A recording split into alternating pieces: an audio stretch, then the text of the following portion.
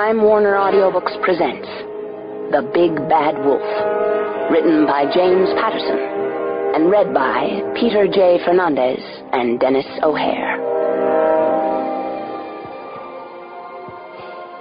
Prologue. The Godfathers. There was an improbable murder story told about the wolf that had made its way into police lore and then spread quickly from Washington to New York to London and to Moscow.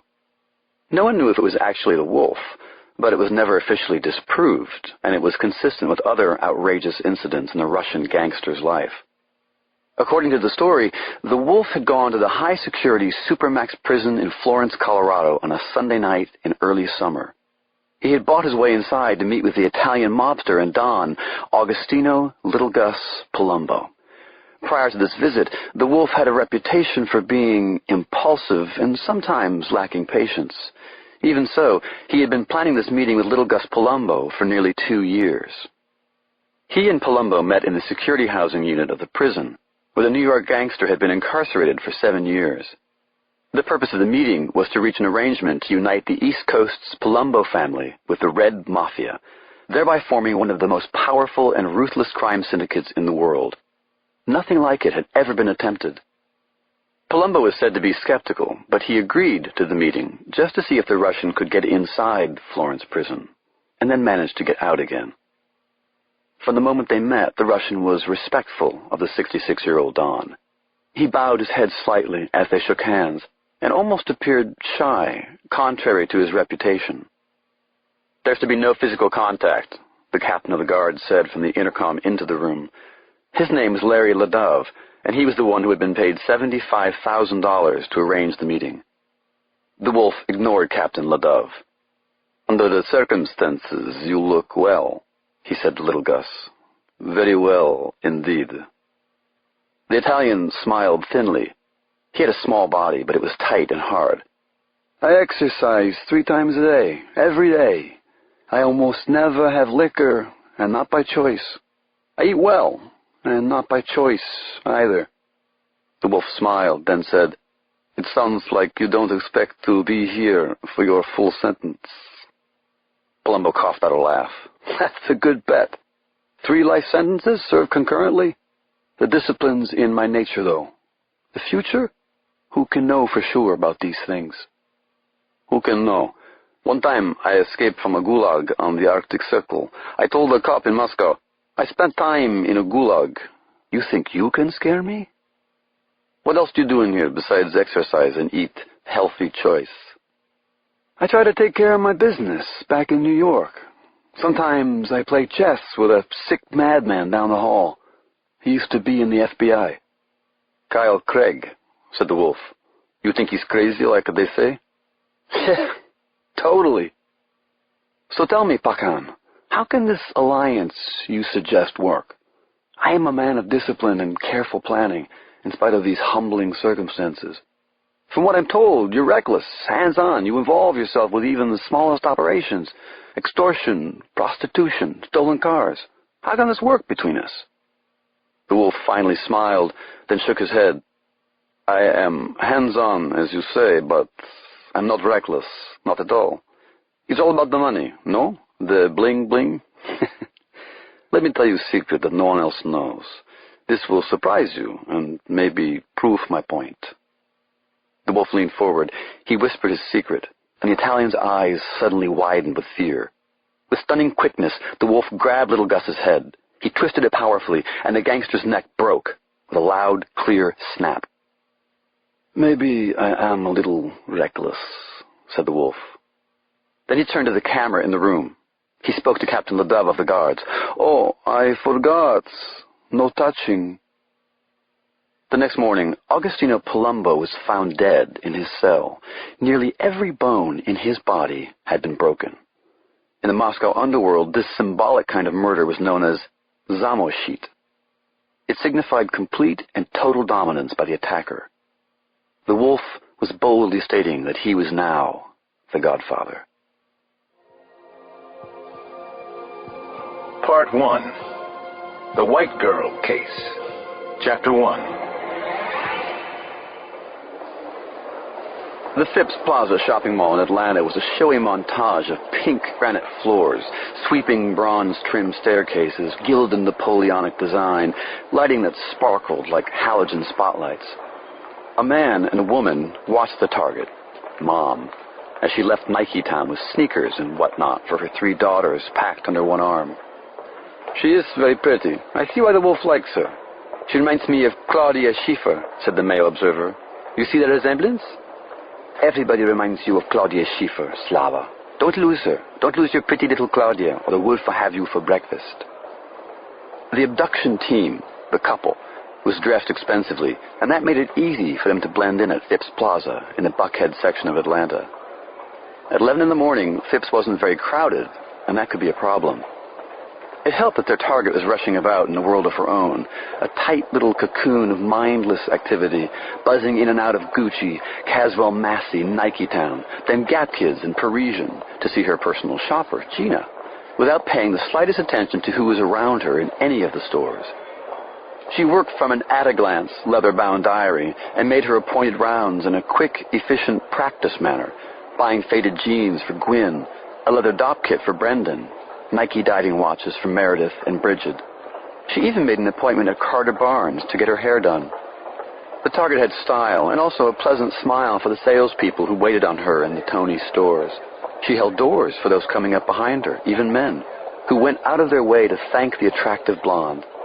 Mom was sexy in the wholesome, clean-cut way of many upscale American suburban women, and she did resemble the supermodel Claudia Schiffer. That was her undoing. According to the job specs, Mrs. Elizabeth Connolly was the mother of 3 girls. She was a graduate of Vassar, class of '87, with what she called a degree in art history that is practically worthless in the real world, whatever that is, but invaluable to me.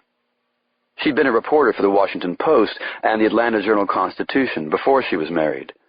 She was 37, though she didn't look much more than 30. She had her hair in a velvet barrette that morning, wore a short-sleeved turtleneck, a crocheted sweater, slim-fitting slacks. She was bright, religious, but sane about it, and tough when she needed to be, at least according to the specs. Well, she would need to be tough soon. Mrs. Elizabeth Connolly was about to be abducted.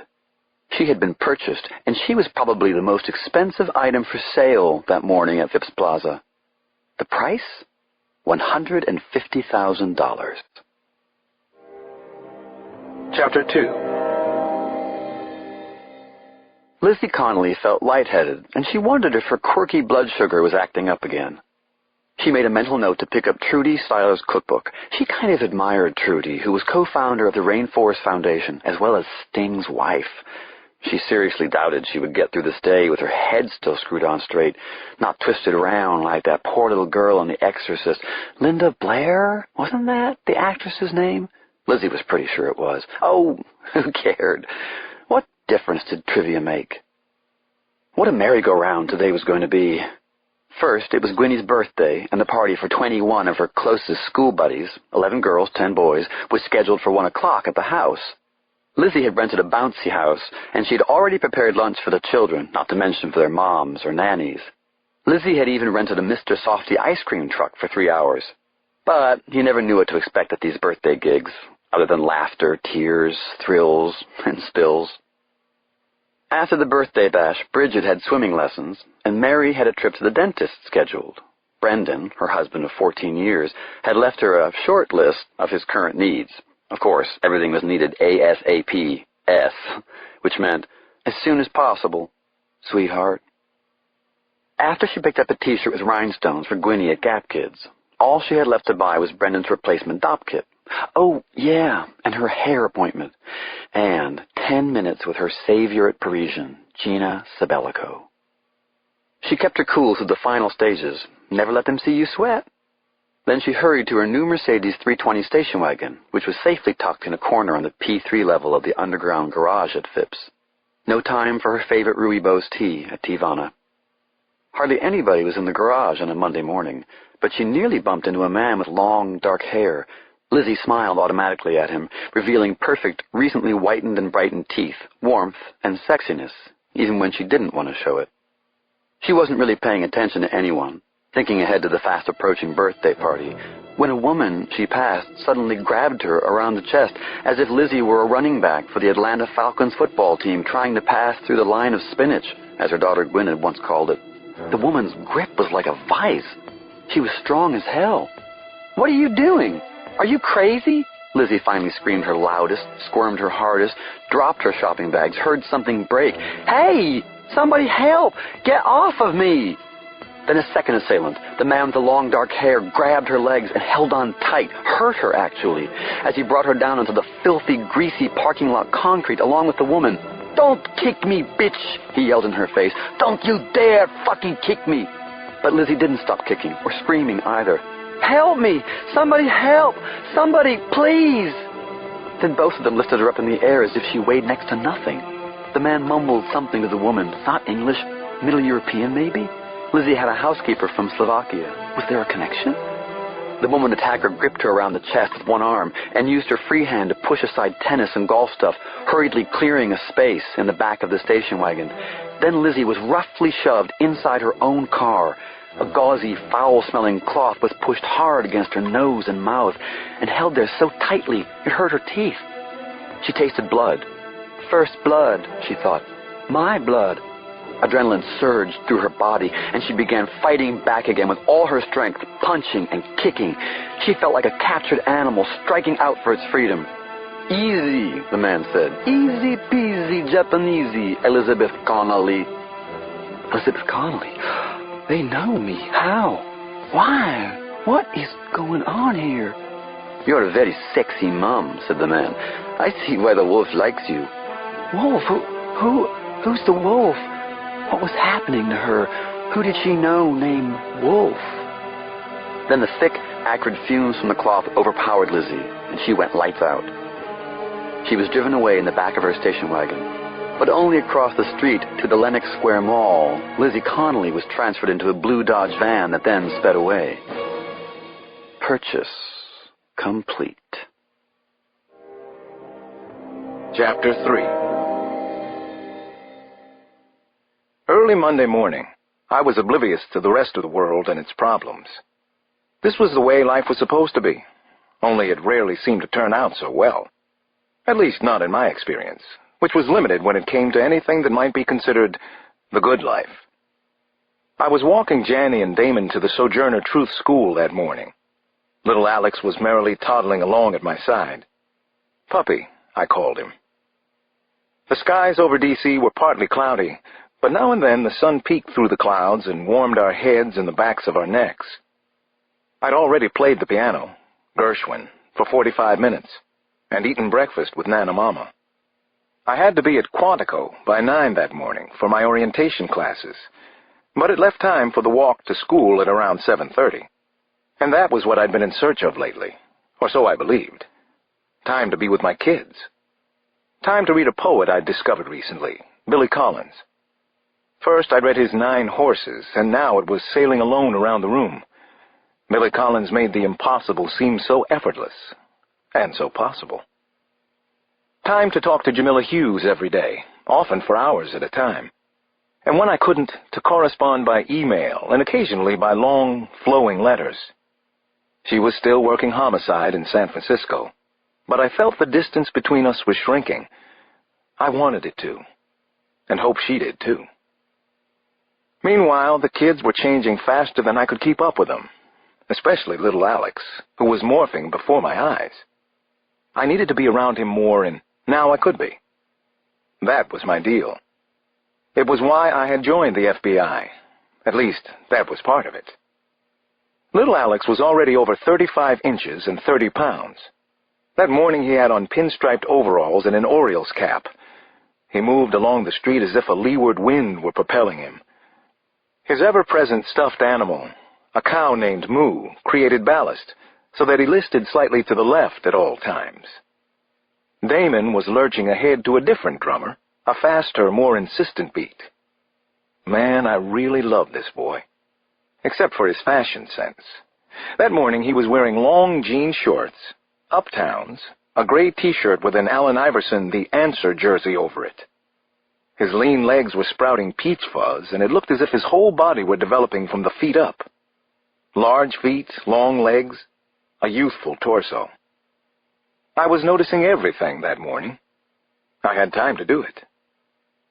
Janny was typically put together in a gray tee with Aero Athletics 1987 printed in bright red letters, sweatpant capris with a red strip down each leg, and white Adidas sneakers with red stripes. As for me, I was feeling good. Every now and again someone would still stop me and say I looked like the young Muhammad Ali. I knew how to shake off the compliment, but I liked to hear it more than I let on. "You're awfully quiet this morning, Papa." Janny laced her arms around my free arm and said, "You having trouble at school? Your orientation? Do you like being an FBI agent so far?" "I like it fine," I said. "There's a probationary period for the next 2 years. Orientation is good, but a lot of it is repetitive for me, especially what they call practicals. Firing range, gun cleaning, exercises in apprehending criminals. That's why I get to go in late some days." "So you're the teacher's pet already," she said, and winked. I laughed. I don't think the teachers are too impressed with me or any other street cops. "How are you and Damon doing so far this year? Aren't you about due for a report card or something?" Damon shrugged. "We're acing everything. Why do you want to change the subject all the time when it's on you?" I nodded. "You're right. Well, my schooling is going fine. 80 is considered a failing grade at Quantico. I expect to ace most of my tests." "Most?" Janny arched an eyebrow and gave me one of Nana Mama's perturbed looks. "What's this most stuff? We expect you to ace all your tests." "I've been out of school for a while." "No excuses." I fed her one of her own lines. "I'm doing the best I can, and that's all you can ask from somebody." She smiled. "Well, all right then, Papa. Just as long as the best you can do puts all A's on your next report." About a block from the school, I gave Janny and Damon their hugs, so as not to embarrass them, God forbid, in front of all their cool-ass friends. They hugged me back and kissed their little brother, and then off they ran. "Bye-bye," said little Alex, and so did Janny and Damon, calling back to their brother, "Bye-bye, bye-bye." I picked up little Alex and we headed home. Then it would be off to work for soon-to-be Agent Cross of the FBI. "Dada," said little Alex as I carried him in my arms. That was right. Dada. Things were falling into place for the Cross family. After all these years, my life was finally close to being in balance. I wondered how long it would last. Hopefully, at least for the rest of the day. Chapter 4. New agent training at the FBI Academy in Quantico, sometimes called Club Fed, was turning out to be a challenging, arduous, and tense program. For the most part, I liked it, and I was making an effort to keep any skepticism down.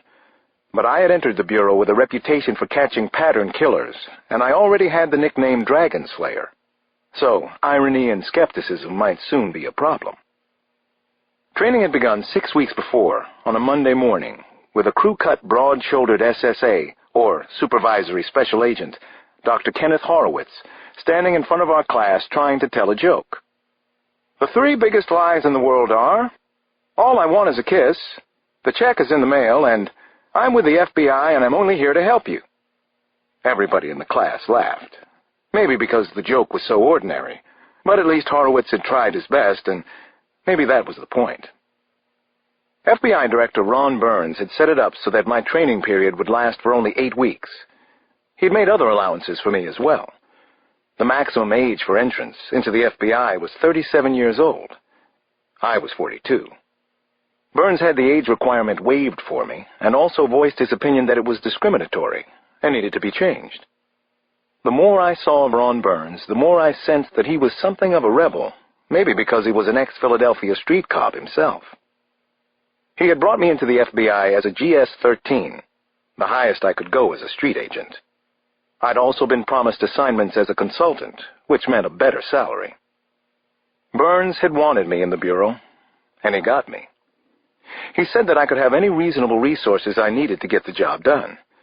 I hadn't discussed it with him yet, but I thought I might want 2 detectives from the Washington PD, John Sampson and Jerome Thurman.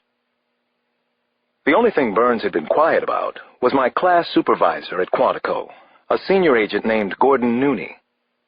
Nooney ran agent training. He had been a profiler before that, and prior to becoming an FBI agent, had been a prison psychologist in New Hampshire. I was finding him to be a bean counter at best.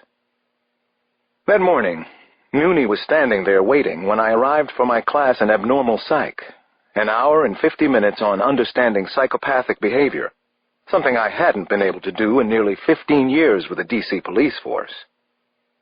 There was gunfire in the air, probably from the nearby Marine base. "How was traffic from D.C.?" Nooney asked.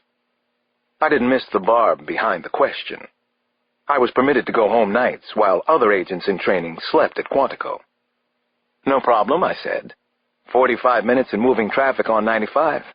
I left plenty of extra time. "The Bureau isn't known for breaking rules for individuals," Nooney said. Then he offered a tight, thin smile that was awfully close to a frown. "Of course, you're Alex Cross." "I appreciate it," I said. I left it at that. "I just hope it's worth the trouble," Nooney mumbled as he walked off in the direction of admin. I shook my head and went into class, which was held in a tiered symposium-style room. Dr. Horowitz's lesson this day was interesting to me. It concentrated on the work of Professor Robert Hare, who'd done original research on psychopaths by using brain scans. According to Hare's studies, when healthy people are shown neutral and emotional words, they respond acutely to emotional words such as cancer or death. Psychopaths register the words equally. A sentence like, "I love you," means nothing more to a psychopath than, "I'll have some coffee," maybe less. According to Hare's analysis of data, attempts to reform psychopaths only make them more manipulative. It certainly was a point of view. Even though I was familiar with some of the material, I found myself jotting down Hare's characteristics of psychopathic personality and behavior. There were 40 of them. As I wrote them down, I found myself agreeing that most rang true. Glibness and superficial charm, need for constant stimulation prone to boredom, lack of any remorse or guilt, shallow emotional response, complete lack of empathy. I was remembering 2 psychopaths in particular, Gary Sinigi and Kyle Craig. I wondered how many of the 40 characteristics the 2 of them shared, and started putting GS and KC next to the appropriate ones. Then I felt a tap on my shoulder. I turned away from Dr. Horowitz. "Senior Agent Nooney needs to see you right now in his office," said an executive assistant, who then walked away with the full confidence that I would be right on his heels. I was. I was in the FBI now. Chapter 5.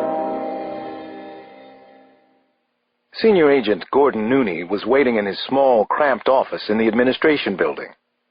He was obviously upset, which had the desired effect.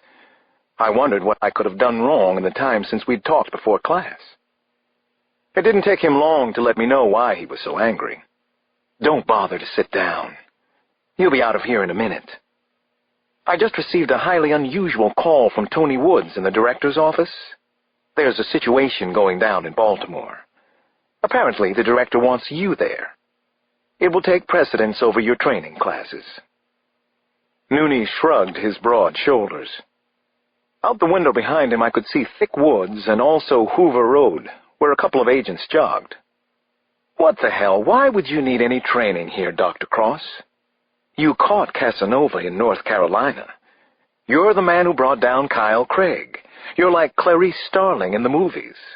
You're already a star." I took a deep breath before responding. "I had nothing to do with this. I won't apologize for catching Casanova or Kyle Craig." Nooney waved a hand my way. "Why should you apologize? You're dismissed from the day's classes. There's a helicopter waiting for you over at HRT. You do know where hostage rescue team is?" "I know where it is." "Class dismissed," I was thinking as I ran to the helipad. I could hear the crack of weapons being fired at the shooting range. Then I was on board the helicopter and strapping in. Less than 20 minutes later, the Bell helicopter touched down in Baltimore. I still hadn't gotten over my meeting with Nooney. Did he understand that I hadn't asked for this assignment? I didn't even know why I was in Baltimore. 2 agents in a dark blue sedan were waiting for me. One of them, Jim Heekin, took charge immediately and also put me in my place. "You must be the FNG," he said as we shook hands. I wasn't familiar with what the letters stood for, so I asked Heekin what they meant as we got into the car. He smiled, and so did his partner. "The fucking new guy," he said. "What we have so far is a bad deal, and it's hot," Heekin said. "City of Baltimore homicide detective is involved. Probably why they wanted you here. He's holed up in his own house. Most of his immediate family's in there with him. We don't know if he's suicidal, homicidal, or both, but he's apparently taken the family hostage. Seems similar to a situation created by a police officer last year in South Jersey. This officer's family was gathered together for his father's birthday party. Some birthday party." "Do we know how many are in the house with him?" I asked. Heekin shook his head. "Best guess, at least a dozen, including a couple of children.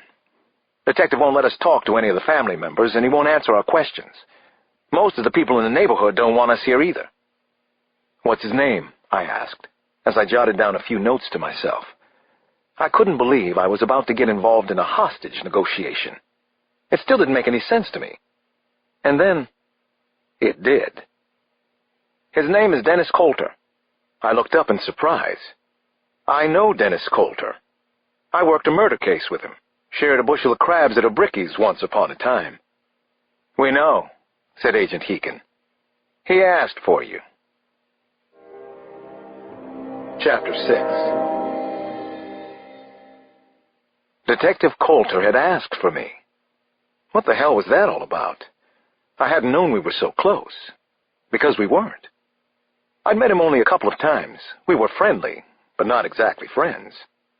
So why did Dennis Coulter want me here? A while back, I had worked with Dennis Coulter on an investigation of drug dealers who were trying to connect and control the trade in D.C. and Baltimore and everywhere in between. I'd found Coulter to be tough, very egotistical, but good at his job. I remembered he was a big U.B. Blake fan, and that Blake was from Baltimore. Coulter and his hostages were huddled somewhere inside the house, a gray wood shingle colonial on Ailsa Avenue in Lauraville, in the northeast part of Baltimore. Venetian blinds were tightly closed in the windows. What was going on behind the front door was anybody's guess.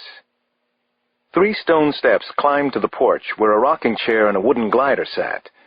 The house had recently been painted, which suggested to me that Coulter probably hadn't been expecting trouble in his life. So what happened?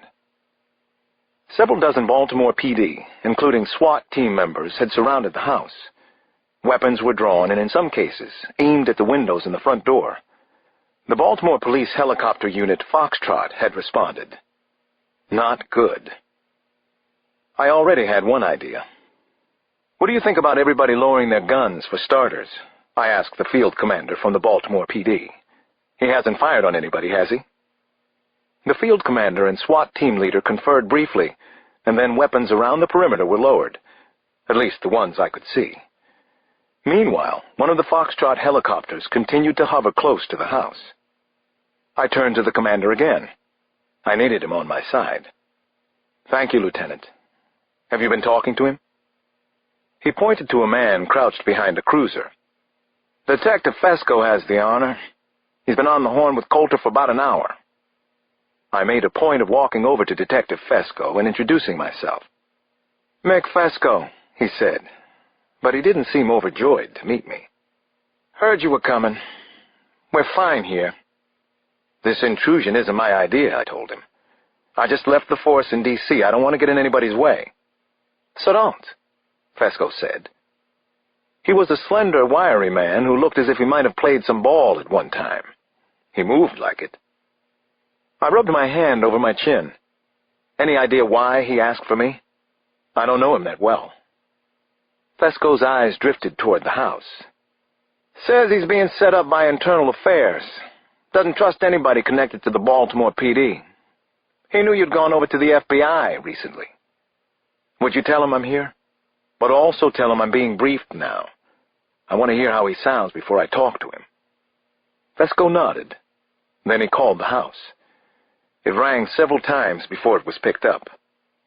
Agent Cross has just arrived, Dennis. He's being briefed now, said Fesco.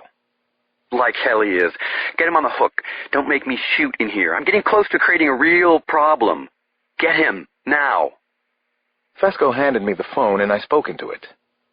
Dennis, this is Alex Cross. I'm here. I did want to be briefed first. This really Alex Cross?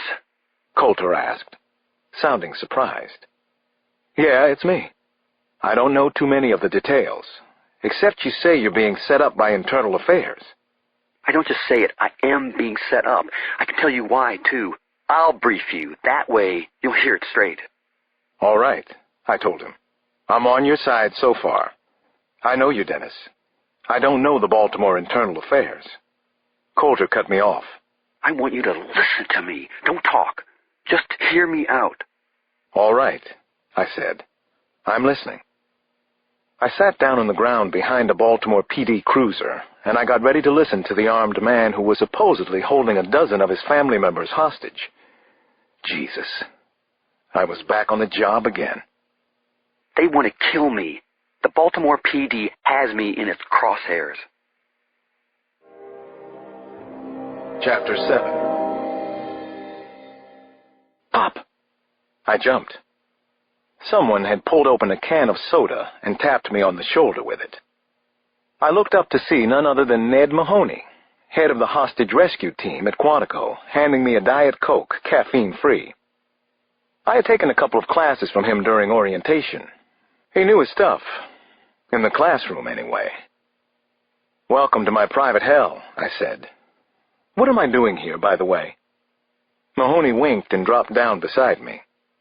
You're a rising star, or maybe a risen star. You know the drill. Get him talking, keep him talking, said Mahoney. We hear you're real good at this. So what are you doing here, I asked. What do you think? Watching, studying your technique. You're the director's boy, right? He thinks you're gifted. I took a sip of soda, then pressed the cold can to my forehead. Hell of an introduction to the FBI for the FNG. Dennis, who wants to kill you? I spoke into the cell phone again. Tell me all you can about what's going on here. I also need to ask about your family. Is everybody all right in there? Coulter bristled. Hey, let's not waste time on a lot of bullshit negotiation crap. I'm about to be executed. That's what this is. Make no mistake. Look around you, man. It's an execution. I couldn't see Coulter, but I remembered him. No more than 5'8", goatee, hip, always cracking a wise-ass joke. Very tough. All in all, a small man complex. He began to tell his story, his side of things, and unfortunately I had no idea what to make of what he was spilling out. According to Coulter, detectives in the Baltimore PD had been involved in large drug payoffs. Even he didn't know how many, but the number was high. He'd blown the whistle. The next thing he knew, his house was surrounded by cops. Then Coulter dropped the bomb. I was getting kickbacks, too. Somebody turned me into Internal Affairs, one of my partners. Why would a partner do that? Because I got greedy. I went for a bigger piece of the pie. Thought I had my partners by the short hairs. They didn't see it that way. How did you have them by the short hairs? I told my partners that I had copies of records. Who had been paid what? A couple of years' worth of records. Now we were getting somewhere. Do you? I asked. Coulter hesitated. Why was that? Either he did or he didn't. I might. They sure think I do. So now they're going to put me down. They were coming for me today. I'm not supposed to leave this house alive. I was trying to listen for other voices or sounds in the house while he kept talking. I didn't hear any. Was anybody else still alive in there?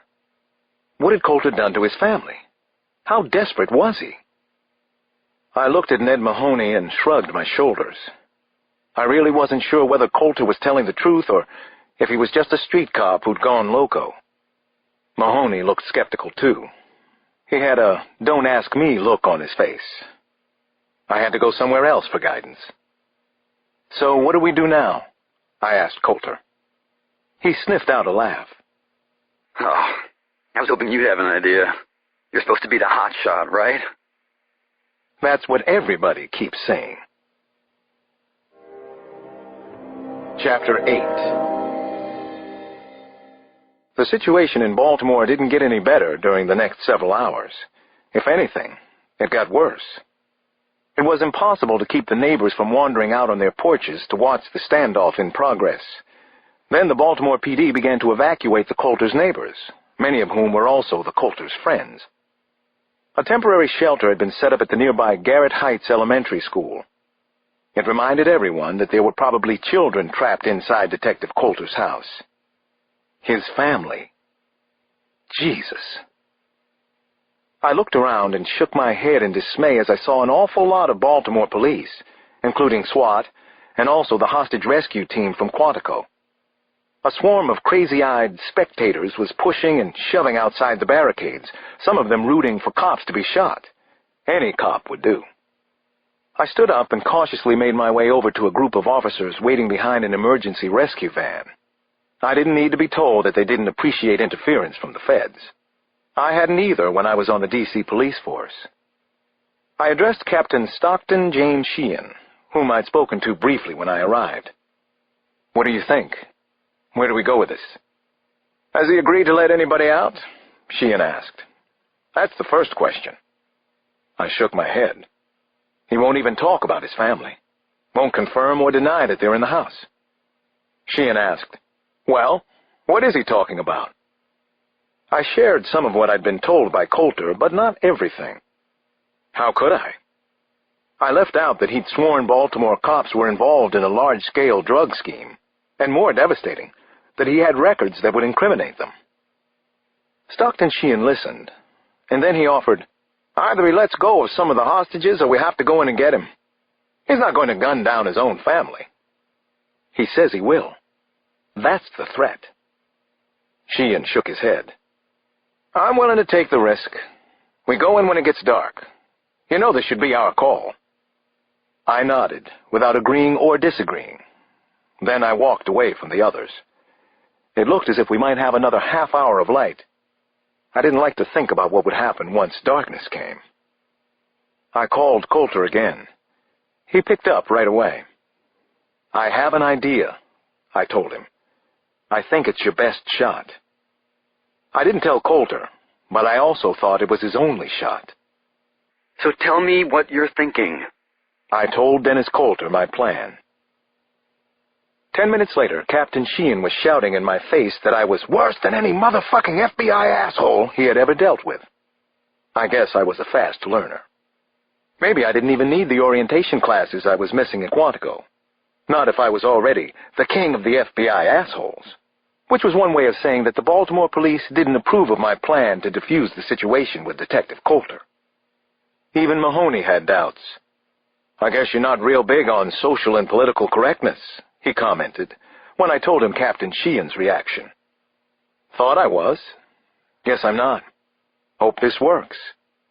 "It better work." "I think they want to kill him, Ned." "Yeah, so do I. I think we're making the right call." "We?" I asked. Mahoney nodded. "I'm in this with you. No guts, no glory. It's a bureau thing." Minutes later, Mahoney and I watched the Baltimore police very reluctantly pull back from the house. I had told Sheehan I didn't want to see a single blue uniform or SWAT coverall anywhere around. The captain had his idea of what constituted acceptable risks, and I had mine. If they rushed the house, somebody would die for sure. If my idea failed, at least nobody would get hurt, or at least nobody but me. I got back on the phone with Coulter. "The Baltimore police are out of sight," I told him. "I want you to come out, Dennis. Do it now, before they get a chance to think about what just happened." He didn't answer at first, then said, "I'm looking around. All it takes is one sniper with a night scope."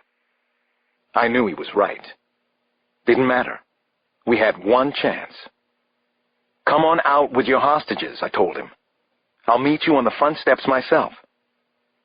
He didn't say anything more, and I was pretty sure I'd lost him. I focused on the front door of the house and tried not to think about people dying here.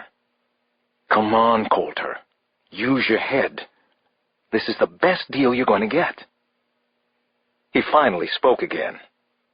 You sure about this? 'Cause I'm not. I think you might be crazy.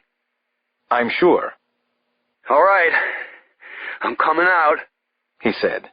Then he added, This is on you. I turned to Mahoney. Let's get a protective vest on him as soon as he hits the porch. Surround him with our guys. No Baltimore PD anywhere near him, no matter what they say. Can we do that? Brass balls. Mahoney grinned. Let's do it. Try anyway. Let me bring you out, Dennis. It's safer that way, I said into the cell.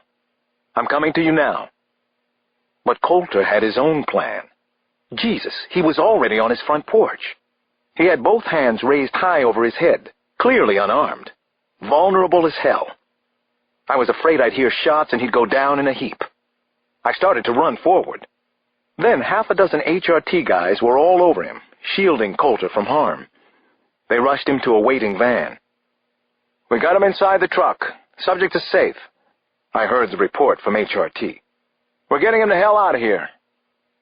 I turned back toward the house. What about the family? Where were they? Had he made up his story? Oh, Christ, what had Dennis Coulter done? Then I saw the family walking single file out of the house.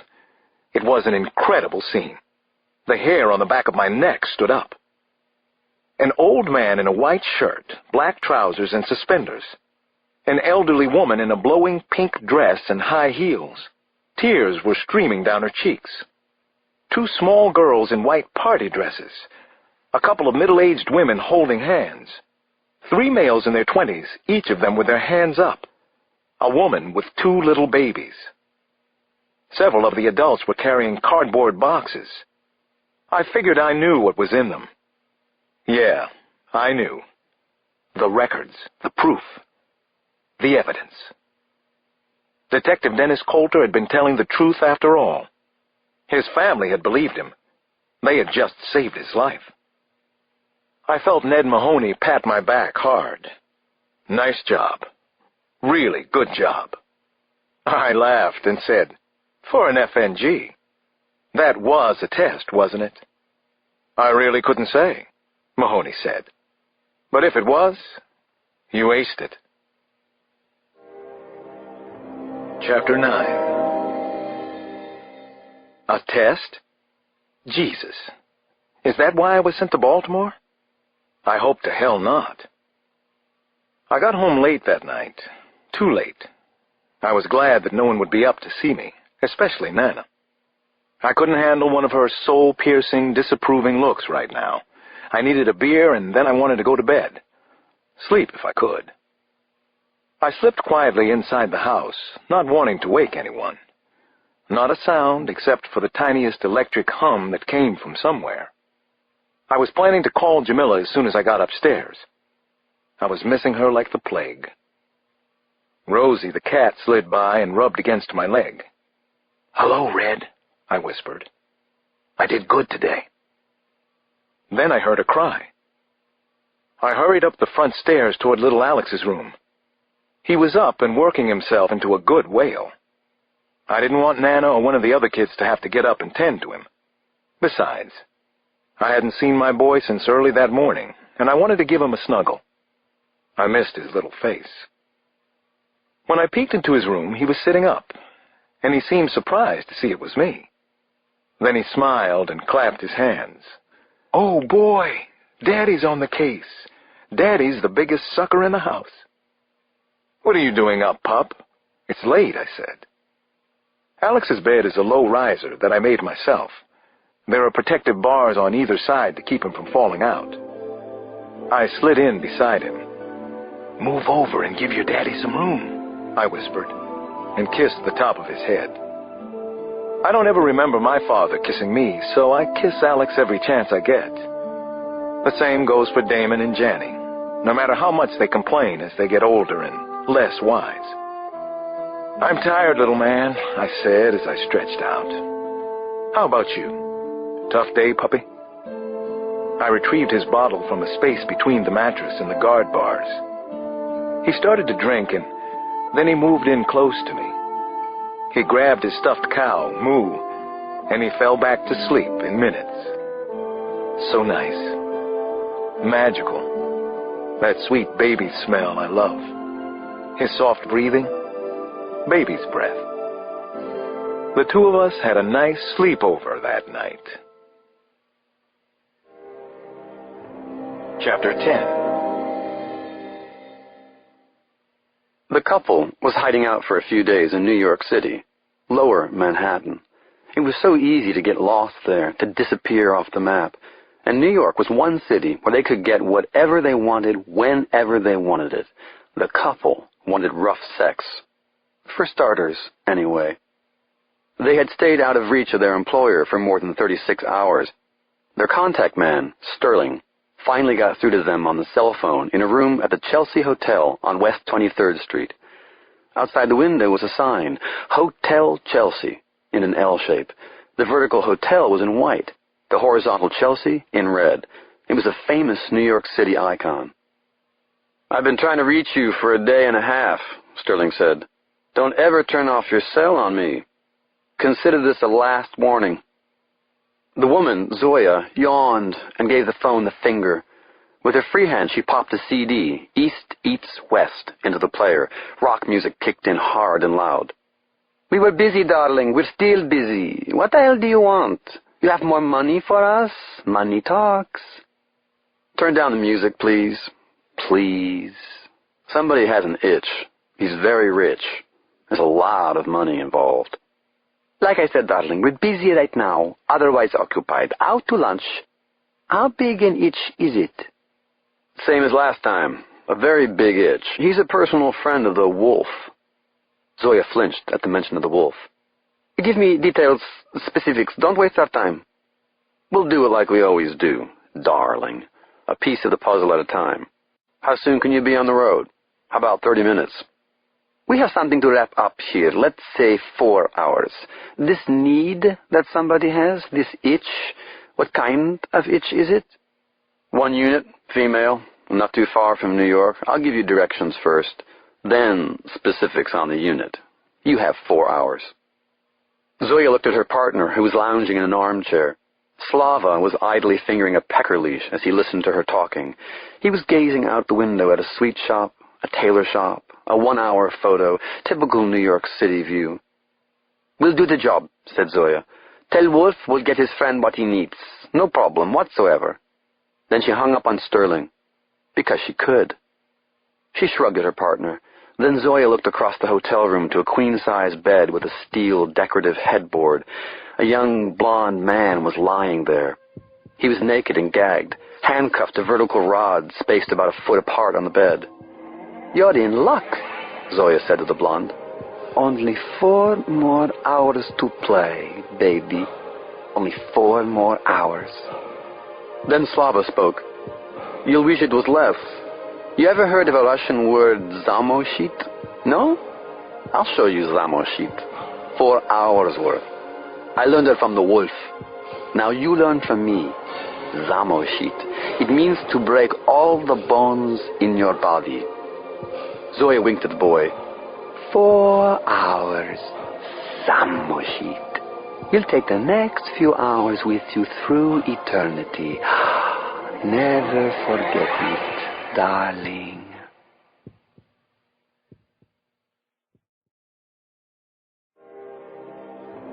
Chapter 11. When I woke in the morning, little Alex was sleeping peacefully beside me, his head on my chest. I couldn't resist sneaking another kiss, and another. Then, as I lay there, next to my boy, I found myself thinking about Detective Dennis Coulter and his family. I had been moved emotionally when they came out of that house together. The family had saved Coulter's life, and I was a sucker for family stuff. I had been asked to stop at the Hoover Building, always referred to as the Bureau, before I drove down to Quantico. The director wanted to see me about what had happened in Baltimore. I had no idea what to expect, but I was anxious about the visit. Maybe I should have skipped Nana's coffee that morning. Almost anybody who has seen it would agree that the Hoover Building is a strange and supernaturally ugly structure. It takes up an entire block between Pennsylvania Avenue, 9th, 10th, and E Streets. The nicest thing I could say about it is that it's fortress-like. Inside, it's even worse. The Bureau is library quiet and warehouse grim. The long halls glow in medicinal white. As soon as I stepped onto the director's floor, I was met by his executive assistant, a very efficient man named Tony Woods, whom I liked quite a bit already. "How is he this morning, Tony?" I asked. "He likes what happened down in Baltimore," Tony answered. "His Highness is in a pretty good mood, for a change." "Was Baltimore a test?" I asked, not sure how far I could go with the assistant. "Oh, it was your final exam. But remember, everything's a test." I was led into the director's relatively small conference room. Burns was already sitting there waiting for me. He raised a glass of orange juice in mock salute. "Here he is," he smiled. "I'm making sure that everybody knows you did a bang-up job in Baltimore. Just the way I wanted to see you start out." "Nobody got shot," I said. "You got the job done, Alex. HRT was very impressed. So was I." I sat down and poured myself coffee. I knew it was help yourself and no formalities with Burns. "You're spreading the word because you have such big plans for me?" I asked. Burns laughed in his usual conspiratorial way. "Absolutely, Alex. I want you to take my job." Now it was my turn to laugh. "No, thank you." I sipped the coffee, which was dark brown, a little bitter, but delicious. Almost as good as Nana Mama's. Well, maybe half as good as the best in Washington. "You care to share any more of your immediate plans with me?" I asked. Burns laughed again. He was in a good mood this morning. "I just want the Bureau to operate simply and effectively, that's all. It's the way it was when I ran the New York office. I'll tell you what I don't believe in. Bureaucrats and cowboys. There are too many of both in the Bureau, especially the former. I want street smarts on the street, Alex. Or maybe I just want smarts. You took a chance yesterday, only you probably didn't see it that way.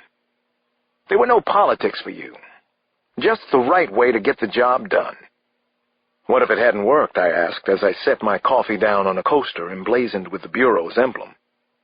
"Well, hell, then you wouldn't be here now and we wouldn't be talking like this. Seriously, though, there's one thing I want to caution you about. It may seem obvious to you, but it's a lot worse than you imagine. You can't always tell the good guys from the bad ones in the Bureau. No one can. I've tried, and it's almost impossible." I thought about what he was implying, part of which was that Burns already knew that one of my weaknesses was to look for the good in people. I understood it was a weakness sometimes, but I wouldn't change, or maybe I couldn't change. "Are you a good guy?" I asked him. "Of course I am," Burns said with a wholesome grin that could have landed him a starring role on The West Wing. "You can trust me, Alex. Always. Absolutely. Just like you trusted Kyle Craig a few years back." Jesus. He was giving me the shivers. Or maybe the director was just trying to get me to see the world his way. Trust no one. Go to the head of the class. Chapter 12.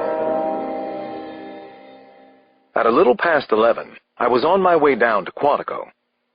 Even after my final in Baltimore, I still had a class on stress management and law enforcement. I already knew the operative statistic.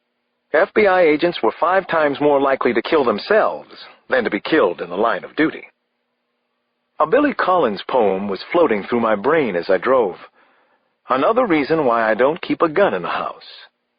Nice concept. Good poem. Bad omen. The cell rang, and I heard the voice of Tony Woods from the director's office.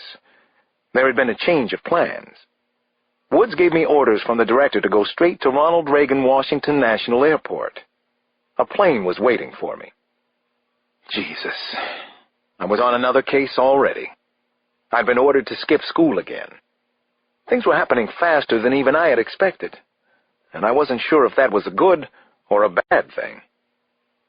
Does Senior Agent Nooney know that I'm the director's one-man flying squad? I asked Woods. Tell me that he does, I thought. I don't need more trouble down at Quantico. We'll let him know post-haste where you're going, Woods promised. I'll take care of it personally. Go to Atlanta and keep us posted on what you find down there. You'll be briefed on the plane. It's a kidnapping case. But that was all Tony Woods would tell me on the phone. For the most part, the Bureau flies out of Reagan Washington National. I boarded a Cessna Citation Ultra, tan, with no identifying markings. The Cessna sat 8, but I was the only passenger. You must be important, the pilot said, before we took off. I'm not important, believe me. I'm nobody. The pilot just laughed. Buckle up then, nobody. It was perfectly clear that a call from the director's office had preceded me. Here I was, being treated like a senior agent, the director's troubleshooter. Another agent jumped aboard just before we took off. He sat down across the aisle from me and introduced himself as Wyatt Walsh from D.C. Was he part of the director's flying team, too? Maybe my partner? What happened in Atlanta? I asked. What's so important or unimportant that it requires our services? Nobody told you? He seemed surprised that I didn't know the details. I got a call from the director's office less than half an hour ago. I was told to come here. They said I'd be briefed on the plane. Walsh slapped 2 volumes of case notes on my lap. There's been a kidnapping in the Buckhead section of Atlanta. Woman in her 30s. White woman, well-to-do. She's the wife of a judge, which makes it federal. More important, she isn't the first. Chapter 13. Everything was suddenly in a hurry-up mode. After we landed, I was driven in a van to the Phipps Plaza shopping center in Buckhead. As we pulled into the lot off Peachtree, it was obvious to me that something was very wrong there. We passed the anchor stores, Saks Fifth Avenue and Lord and Taylor. They were nearly empty. Agent Walsh told me that the victim, Mrs. Elizabeth Connolly, had been abducted in the underground parking lot near another large store called Parisian. The entire parking area was a crime scene, but particularly level 3, where Mrs. Connolly had been grabbed. Each level of the garage was marked with a purple and gold scroll design, but now crime scene tape was draped over the scrolls. The Bureau's evidence response team was there. The incredible amount of activity indicated that the local police agencies were taking this extremely seriously. Walsh's words were floating in my head. She isn't the first. It struck me as a little ironic, but I was more comfortable talking to the local police than to agents from the Bureau's field office. I walked over and spoke to 2 detectives, Petey and Chiaccio, from the Atlanta PD. I'll try to stay out of your way, I said to them, then added, I used to be Washington PD. Sold out, huh? Chiaccio said, and she sniffed out a laugh. It was supposed to be a joke, but it had enough truth in it to sting. Her eyes had a light frost in them. Petey spoke up. He looked about 10 years older than his partner. Both were attractive. Why is the FBI interested in this case? I told them only as much as I thought I should. Not everything. There have been other abductions, or at least disappearances, that resemble this one. White women, suburban locales. We're here checking into possible connections.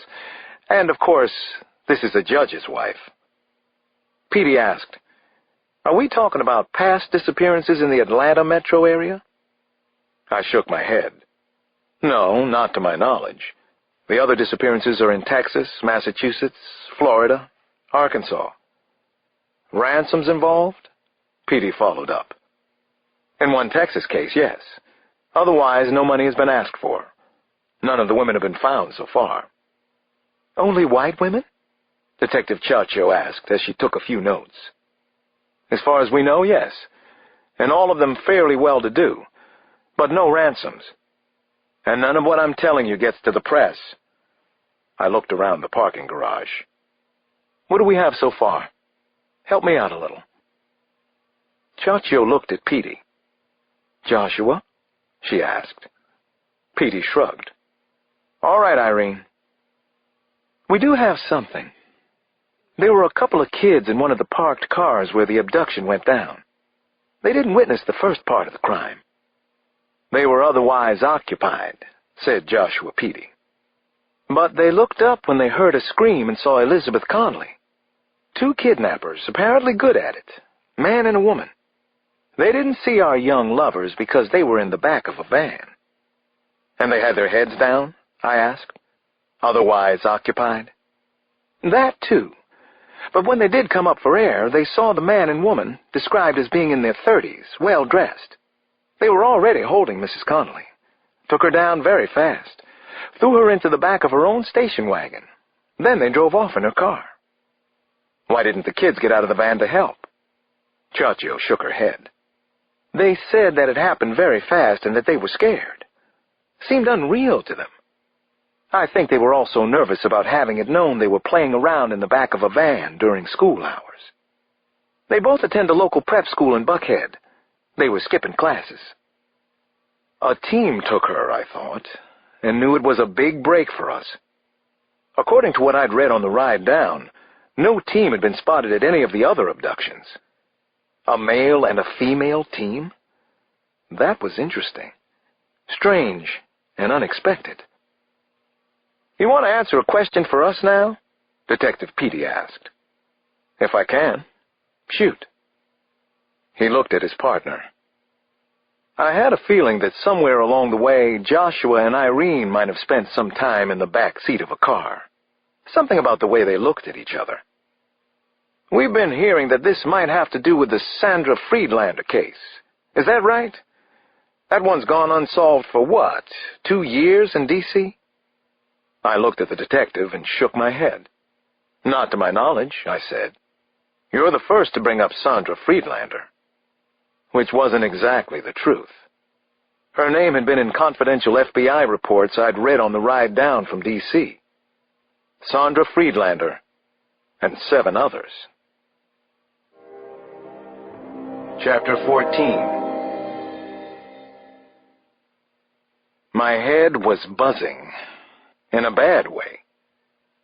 I knew from my hurried reading of the case notes that there were more than 220 women currently listed as missing in the United States, and that at least 7 of the disappearances had been linked by the Bureau to white slave rings. That was the nasty twist. White women in their 20s and 30s were in high demand in certain circles. The prices could get exorbitant if the sales were to the Middle East or to Japan. Atlanta had been the hub of another kind of sex slave scandal just a few years back. It had involved Asian and Mexican women smuggled into the U.S., then forced into prostitution in Georgia and the Carolinas. This case had another possible connection to Juanita, Mexico, where hundreds of women had disappeared in the past couple of years. My mind was flashing through these unpleasantries when I arrived at Judge Brendan Connolly's home in the Tuxedo Park section of Buckhead, near the governor's mansion. The Connolly place replicated an 1840s up-country Georgia plantation home and sat on about 2 acres. A Porsche Boxster was parked in the circular driveway. Everything looked perfect, in its place. The front door was opened by a young girl who was still in her school clothes. The patch on her jumper told me she attended Pace Academy. She introduced herself as Bridget Connolly, and I could see braces on her teeth. I had read about Bridget in the Bureau's notes on the family. The foyer of the house was elegant, with an elaborate chandelier and a highly polished ash hardwood floor. I spotted 2 younger girls, just their heads, peeking out from a doorway off the main entryway, just past a couple of British watercolors. All 3 of the Connolly daughters were pretty. Bridget was 12, Meredith was 11, and Gwyn was 6. According to my crib notes, the younger girls attended the Lovett School. "I'm Alex Cross with the FBI," I said to Bridget, who seemed tremendously self-assured for her age, especially during this crisis. "I think that your father is expecting me." "My dad will be right down, sir," she told me. Then she turned to her younger sisters and scolded. "You heard Daddy. Behave, both of you." "I won't bite anybody," I said to the girls, who were still peeking at me from down the hallway. Meredith turned bright red. "Oh, we're sorry. This isn't about you." "I understand," I said. Finally, they smiled, and I saw that Meredith had braces too. Very cute girls. Sweet. I heard a voice from above. "Agent Cross?" Agent? I wasn't used to the sound of that yet. I looked up the front staircase as Judge Brendan Connolly made his way down. He had on a striped blue dress shirt, dark blue slacks, black driving loafers.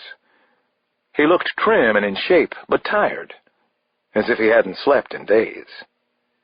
I knew from the FBI workup sheets that he was 44 and had attended Georgia Tech and Vanderbilt Law School. "So, which is it?" he asked, then forced a smile. "Do you bite or not?" I shook his hand. "I only bite people who deserve it," I said. "Alex Cross." Brendan Connolly nodded toward a large library den that I could see was crammed from floor to ceiling with books. There was also room for a baby grand piano. I noticed sheet music for some Billy Joel songs. In the corner of the room was a daybed, unmade. "After Agent Cross and I are done, I'll make dinner," he said to the girls. "I'll try not to poison anybody tonight, but I'll need your help, ladies." "Yes, Daddy," they chorused. They seemed to adore their father. He pulled the sliding oak doors, and the two of us were sealed inside. "This is so damn bad. So hard." He let out a deep breath. "Trying to keep up a front for them. They are the best girls in the world." Judge Connolly gestured around the book-lined room. "This is Lizzie's favorite place in the house. She plays the piano very well. So do the girls. We are both bookaholics, but she especially loved reading in this room." He sat in a club chair covered in rust-tone leather. "I appreciate that you came to Atlanta. I've heard you're very good at difficult cases. How can I help you?" he asked. I sat across from him on a matching rust-tone leather couch. On the wall behind him were photographs of the Parthenon, Chartres, the pyramids, and an honorary plaque from Chastain Horse Park. "There are a lot of people working to find Mrs. Connolly, and they'll go down a lot of avenues. I'm not going to get into too many details about your family. The local detectives can go there." "Thank you," the judge said. "Those questions are devastating to answer right now. To go over and over, you can't imagine." I nodded. "Are you aware of any local men or even women who might have taken an inappropriate interest in your wife? A long-standing crush, a potential obsession? That's the one private area I'd like to go into. Then, any little things that strike you as out of the ordinary. Did you notice anyone watching your wife? Are there any faces you've seen around more than normal lately? Delivery men? Federal Express or other services? Neighbors who are suspicious in any way? Work associates? Even friends who might have fantasized about Mrs. Connolly?" Brendan Connolly nodded. "I see what you're getting at." I looked him in the eye. "Have you and your wife had any fights lately?" I asked. "I need to know if you have. Then we can move on." Wetness suddenly appeared in the corners of Brendan Connolly's eyes.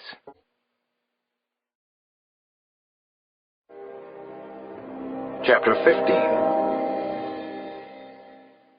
The modern-day Godfather.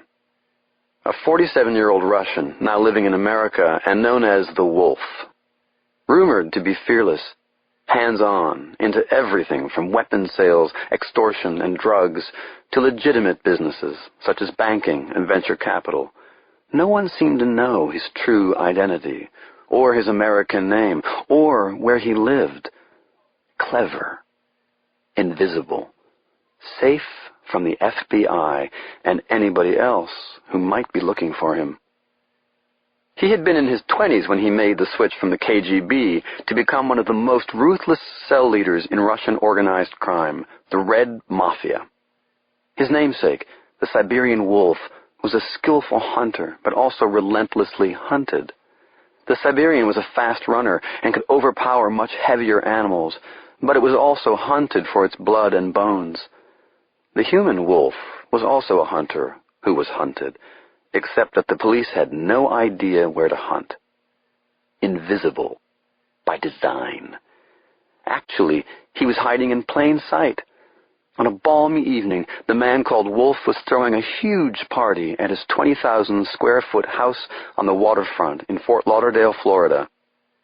The occasion was the launch of his new men's magazine, called Instinct, which would compete with Maxim and Stun. In Lauderdale, the Wolf was known as Ari Manning, a wealthy businessman originally from Tel Aviv. He had other names in other cities. Many names, many cities. He was passing through the den now, where about 20 of his guests were watching a football game on several TVs, including a 61-inch Runco. A couple of football fanatics were bent over a computer with a statistics database. On a nearby table was a bottle of Stolichnaya, encased in a block of ice. The vodka in ice was the only real Russian touch that he allowed. At 6'2", this wolf could carry 240 pounds and still move like a big and very powerful animal. He circulated among his guests, always smiling and joking, knowing that no one in the room understood why he smiled. Not one of these so-called friends or business partners or social acquaintances had any idea who he was. They knew him as Ari, not as Pasha Sorokin, and definitely not as the Wolf.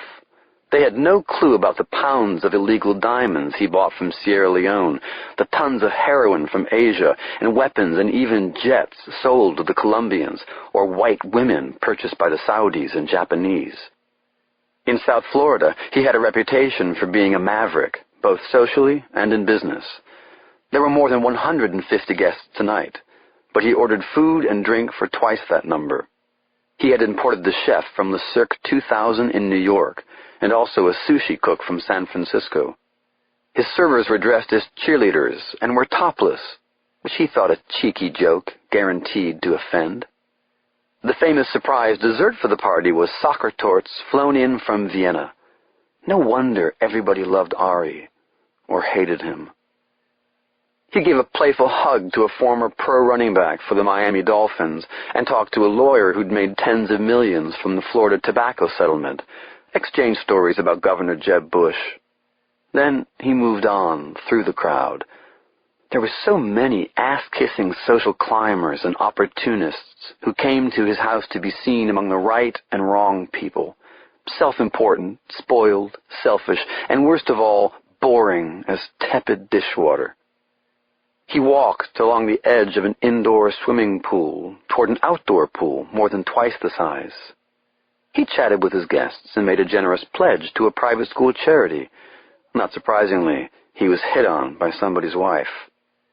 He had serious conversations with the owner of the most important hotel in the state, a Mercedes-dealing mogul, and the head of a conglomerate who was a hunting buddy of his. He despised all of these pretenders, especially the older used-to-bes. None of them had ever taken a real risk in their lives. Still, they had made millions, even billions, and they thought they were such hot shit. And then he thought about Elizabeth Connolly for the first time in an hour or so, his sweet, very sexy Lizzie. She looked like Claudia Schiffer, and he fondly remembered the days when the image of the German model was on hundreds of billboards all over Moscow. He had lusted for Claudia, all Russian men had, and now he had her likeness in his possession. Why? Because he could. It was the philosophy that drove him and everything in his life. For that very reason, he was keeping her right here in his big house in Fort Lauderdale.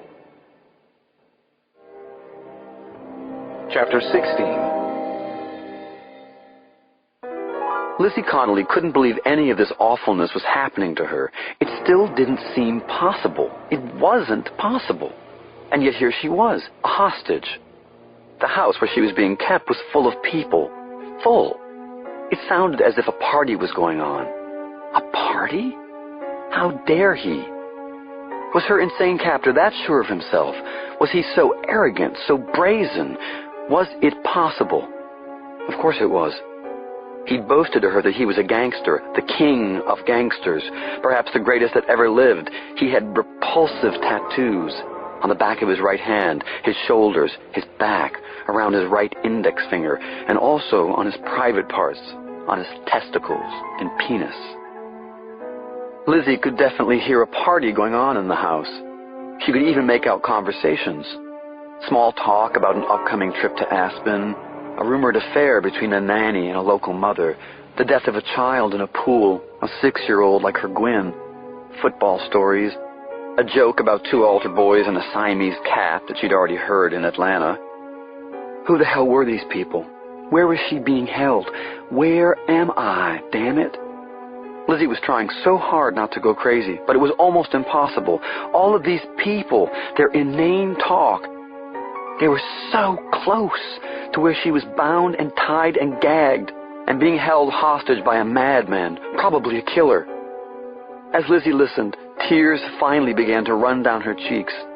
Their voices, their closeness, their laughing, all just a few feet away from her. I'm here. I'm right here. Damn it. Help me. Please help me. I'm right here. She was in darkness. Couldn't see a thing. The people, the party, were on the other side of a thick wooden door. She was locked in a small room that was part closet. She'd been kept there for days. Permitted bathroom breaks, but not much else. Bound tightly by rope. Gagged with tape. So she couldn't call out for help. Lizzie couldn't scream, except inside her head. Please, help me. Somebody, please. I'm here. I'm right here. I don't want to die. Because that was the one thing he told her that was certain. He was going to kill her.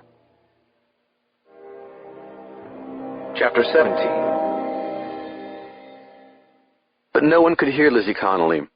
The party went on and got larger, noisier, more extravagant, vulgar. 11 times during the night, stretched limousines dropped off well-heeled guests at the large waterfront house in Fort Lauderdale. Then the limos left. They would not be waiting for their passengers. No one noticed, at least no one let on. And no one paid any attention when these same guests left that night in cars they hadn't arrived in. Very expensive cars, the finest in the world, all of them stolen. An NFL running back departed in a deep maroon Rolls-Royce Corniche convertible worth $363,000, made to order. From the paint to the wood, hide trim, even the position of the intercrossed R's in the cockpit. A white rap star drove off in an aqua blue Aston Martin Vanquish priced at $228,000, capable of 0 to 100 in under 10 seconds. The most expensive of the cars was the American-made Saleen S7 with its gull-wing doors, the look of a shark, and 550 horsepower. All in all, 11 very expensive, very stolen automobiles were delivered to buyers at the house. A silver Pagani Zonda, priced at $370,000. The engine of the Italian-made racer barked, howled, roared. A silver and orange-trimmed Spiker C8 Double 12 with 620 horsepower. A bronze Bentley Azure Mulliner convertible. Yours for $376,000. A Ferrari 575 Maranello, $215,000. A Porsche GT2. 2 Lamborghini Murciélagos, yellow gold, $270,000 apiece, named, like all Lamborghinis, after a famous bull.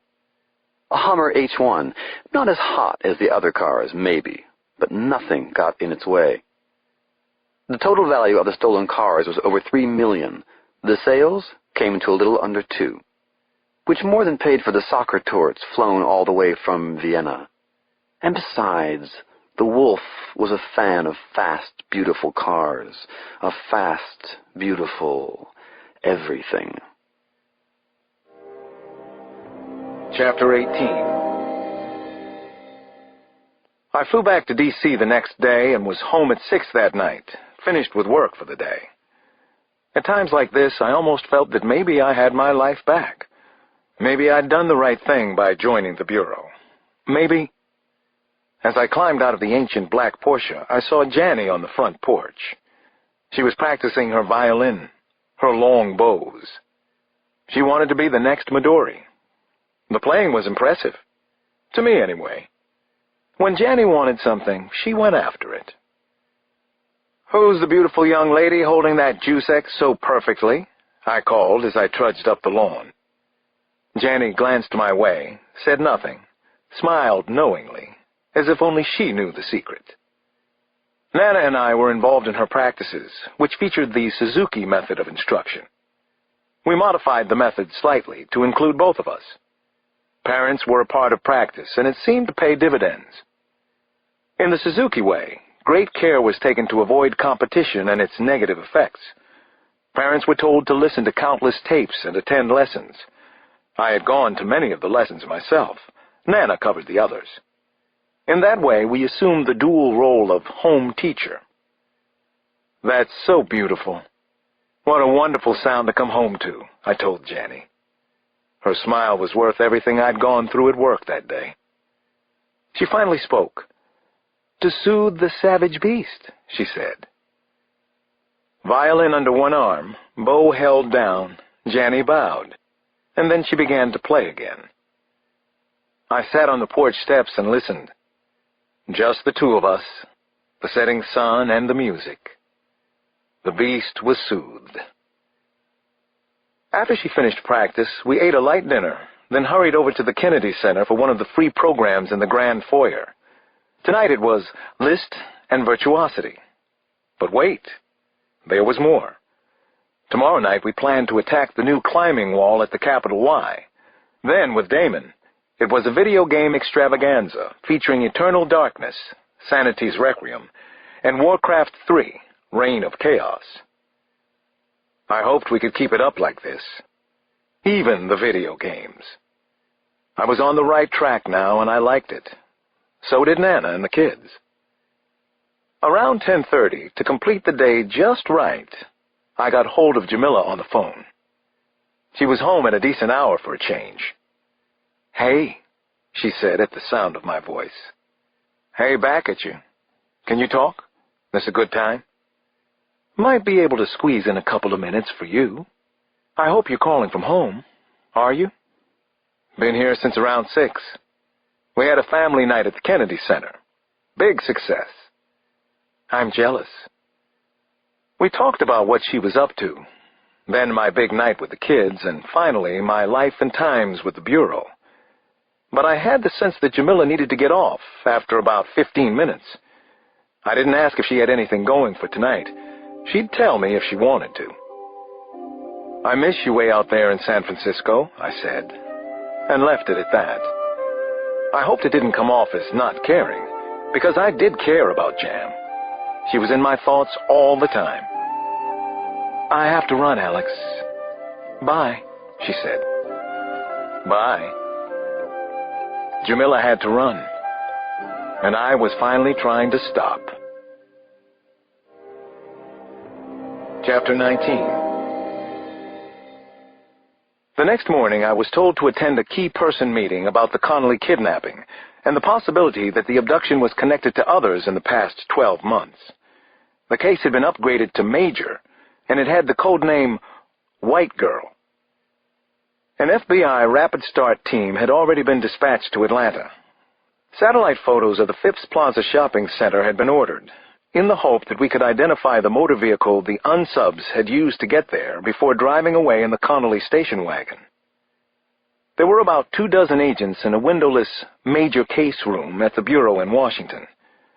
When I arrived, I learned that Washington would be the office of origin for the case, which meant the case was important to Director Burns. The Criminal Investigative Division had already prepared a briefing book for him. The important entry point for the FBI was that a federal judge's wife had disappeared. Ned Mahoney from HRT sat down next to me and seemed not just outgoing, but friendly. He greeted me with a winking, "Hey, Star." A tiny dark-haired woman in a black jumpsuit plopped down on the other side of me. She introduced herself as Monty Donnelly and told me she was the violent crimes analyst attached to the case. She talked extraordinarily fast, lots of energy, almost too much. "Guess we'll be working together," she said, and shook my hand. "I've already heard good things about you. I know your resume. I attended Hopkins for grad school, too. How about that?" "Monty's our best and our brightest," Mahoney interjected, "and that's a gross understatement." "He's so right," Monty Donnelly agreed. "Spread the word. Please, I'm tired of being a secret weapon." I noticed that my supervisor, Gordon Nooney, wasn't in the room of at least 50 agents. Then the meeting began on White Girl. A senior agent named Walter Zelrus stood in the front and started to show slides. He was professional but very dry. I almost felt as if I'd joined IBM or Chase Manhattan Bank instead of the FBI. Monty whispered, "Don't worry, it'll get worse. He's just warming up."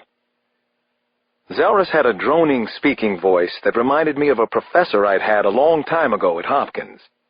Both Zelrus and my former professor gave everything equal weight, never seemed excited or disturbed about the material they were presenting. Zelrus's subject was the connection the Connolly abduction might have had to several others in the past months, so it ought to have been spellbinding. "Gerald Gottlieb," Monty Donnelly whispered again.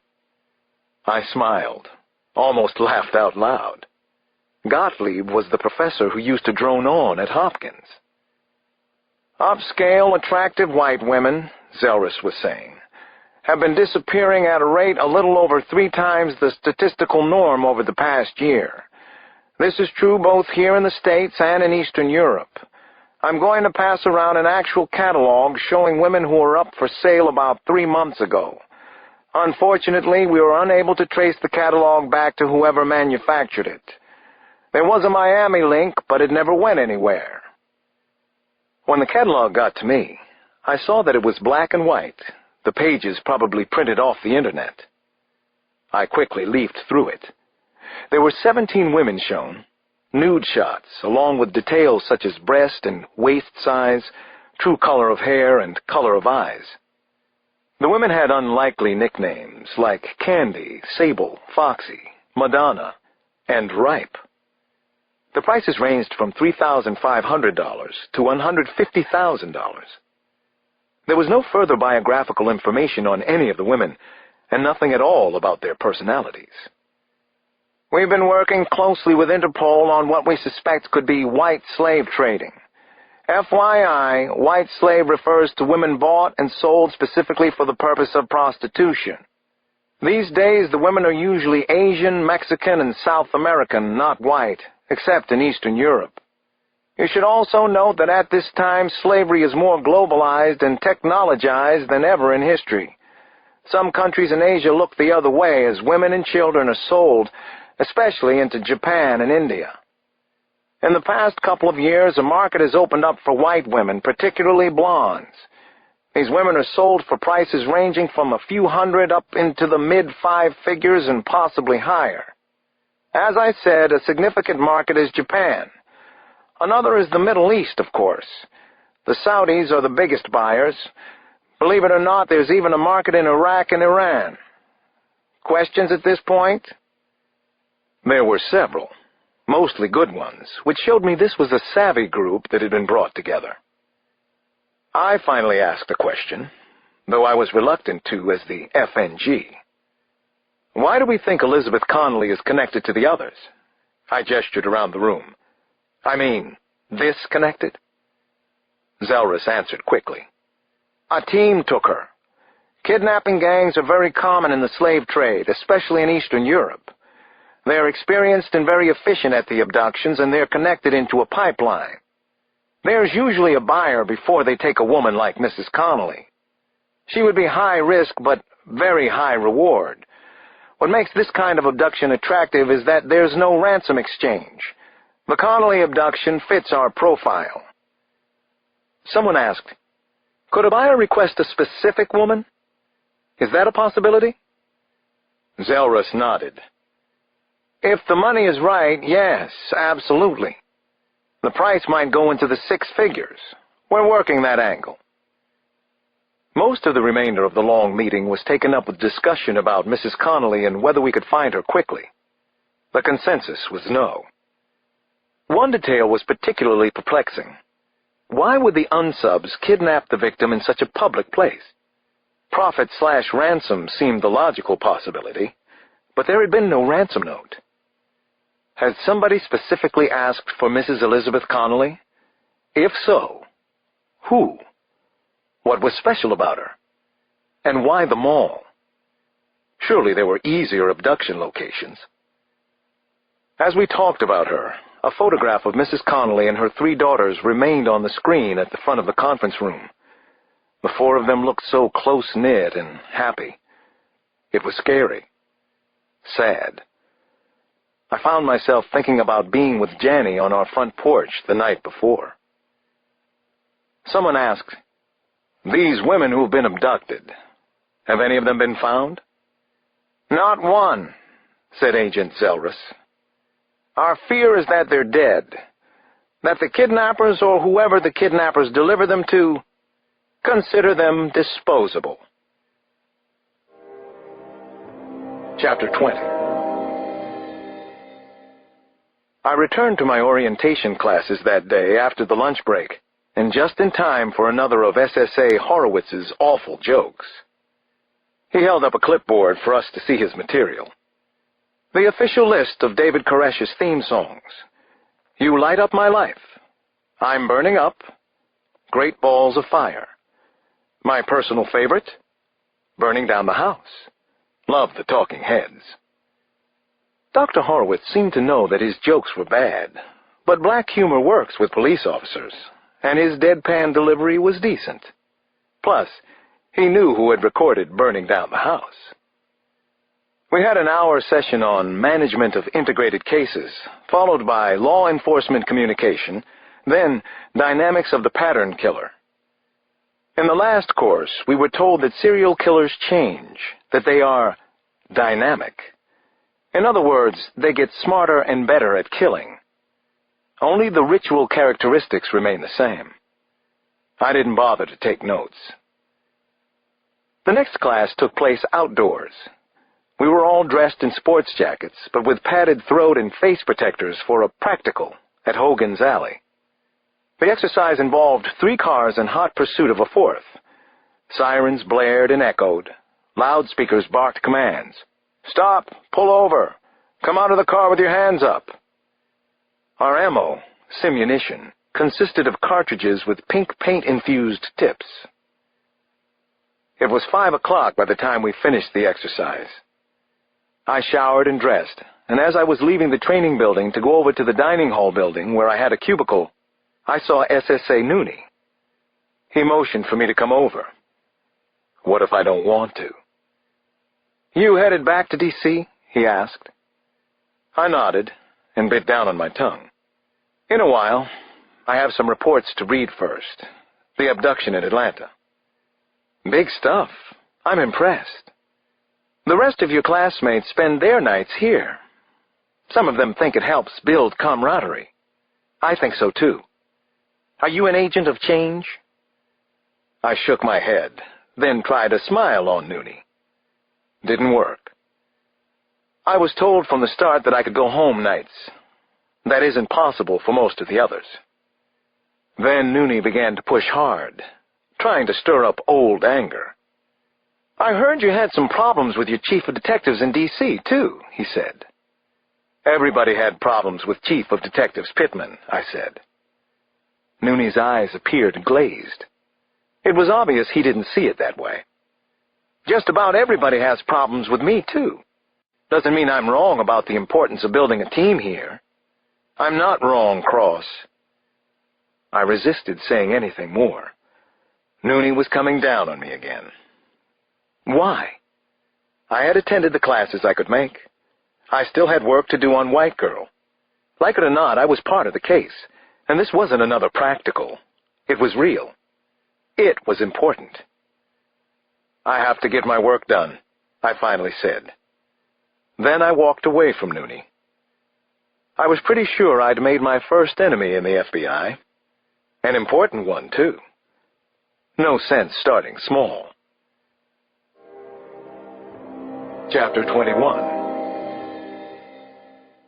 Maybe it was guilt, churned up by my confrontation with Gordon Nooney, that made me work late in my cube on the lower level of the dining hall building where behavioral science had its offices. The low ceilings, bad fluorescent lighting, and cinder block walls kind of made me feel as if I were back at my precinct. But the depth of the back files and research available to FBI agents was astonishing. The Bureau's resources were better than anything I'd ever seen in the D.C. Police Department. It took me a couple of hours to go through less than a quarter of the white slave trade files, and those were just cases in the U.S. One abduction in particular caught my attention. It involved a female D.C. attorney named Ruth Morgenstern. She had last been seen at approximately 9:30 p.m. on August 20th. A friend had dropped her off near her apartment in Foggy Bottom. Ms. Morgenstern was 26 years old, 111 pounds, with blue eyes and shoulder-length blonde hair. On August 28th, one of her identification cards was found near the north gate of the Anacostia Naval Station.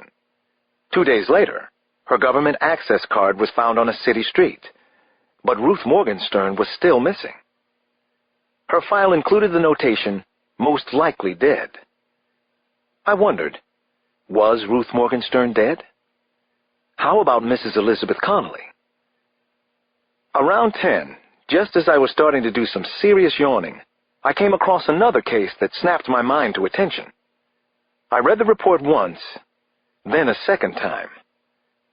It involved the abduction 11 months earlier of a woman named Jilly Lopez in Houston. The kidnapping had occurred at the Houstonian Hotel. A team, 2 males, had been seen loitering near the victim's SUV in the parking garage. Mrs. Lopez was described as very attractive. Minutes later, I was speaking to the officer in Houston who had handled the case. Detective Steve Bowen was curious about my interest in the abduction, but he was cooperative. He said that Mrs. Lopez hadn't been found or heard from since she disappeared. No ransom was ever requested. She was a real good lady. Just about everybody I talked to loved her. I'd heard the same thing about Elizabeth Connolly when I was in Atlanta. I already hated this case, but I couldn't get it out of my skull. White Girl. The women who'd been taken were all lovable, weren't they? It was the thing they had in common. Maybe it was the kidnapper's pattern. Lovable victims. How awful was that?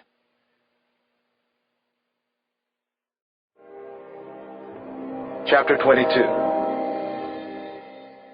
When I got home that night, it was 11:15, but there was a surprise waiting for me. A good one. John Sampson was sitting on the front steps. All 6'9", 250 pounds of him. He looked like the Grim Reaper at first, but then he grinned and looked like the Joyful Reaper. "Look who it is, Detective Sampson," I smiled back. "How's it going, man?" John asked as I walked across the lawn. "You working kind of late again? Same old, same old. You never change, man." "This is the first late night I've had at Quantico," I responded, a little defensively. "Don't start. Did I say anything bad? Did I even cut you with the first of many line that's right there on the tip of my tongue? No, I didn't. I'm being good. For me. But since we're talking, you can't help yourself, can you?" "Want a cold beer?" I asked, and unlocked the front door of the house. "Where's your bride tonight?" Sampson followed me inside, and we got a couple of Heinekens each. We took them out to the sun porch. I sat on the piano bench, and John plopped down in the rocker, which strained under his weight. John is my best friend in the world, and has been since we were 10 years old. We were homicide detectives and partners until I went over to the FBI. He's still a little pissed at me for that. Billy's just fine. She's working the late shift at St. Anthony's tonight and tomorrow. We're doing good. He drained about half of his beer in a gulp. No complaints, partner. Far from it. You're looking at a happy camper. I had to laugh. You seem surprised. Samson laughed too. Guess I didn't think I was the marrying kind. Now all I want to do is hang with Billy most of the time. She makes me laugh, and she even gets my jokes. How about you and Jamila? She good? And how is the new job? How's it feel to be a Phoebe down at Club Fed? I was just going to call Jam, I told him. Samson had met Jamila, liked her, and knew our situation. Jam was a homicide detective too, so she understood what the life was like. I really enjoyed being with her. Unfortunately, she lived in San Francisco, and she loved it out there. She's on another murder case. They kill people in San Francisco, too. Life in the Bureau is good so far. I popped open the second of my beers. I need to get used to the bureaucrats, though. Uh-oh, Samson said. Then he grinned wickedly. Crack in the walls already? The bureaucrats. Authority problems? So why are you working so late? Aren't you still in orientation, whatever they call it? I told Samson about the kidnapping of Elizabeth Connolly, the condensed version, but then we moved back to more pleasant subjects. Billy and Jamila, the allure of romance, the latest George Pelecanos novel, a detective friend of ours who was dating his partner and didn't think anybody was onto them. But we all knew. It was like it always was when Samson and I got together. I missed working with him. Which led to the next thought. I needed to figure out some way to get him into the FBI. The big man cleared his throat. Something else I wanted to tell you, talk to you about. Real reason I came over tonight, he said. I raised an eyebrow. Oh? What's that? His eyes avoided mine. Kinda difficult for me, Alex. I leaned forward. He had me hooked. Then Samson smiled, and I knew it was good, whatever he was about to share. Billy's got herself pregnant, he said, and laughed his deepest, richest laugh. Then Samson jumped up and bear-hugged me half to death.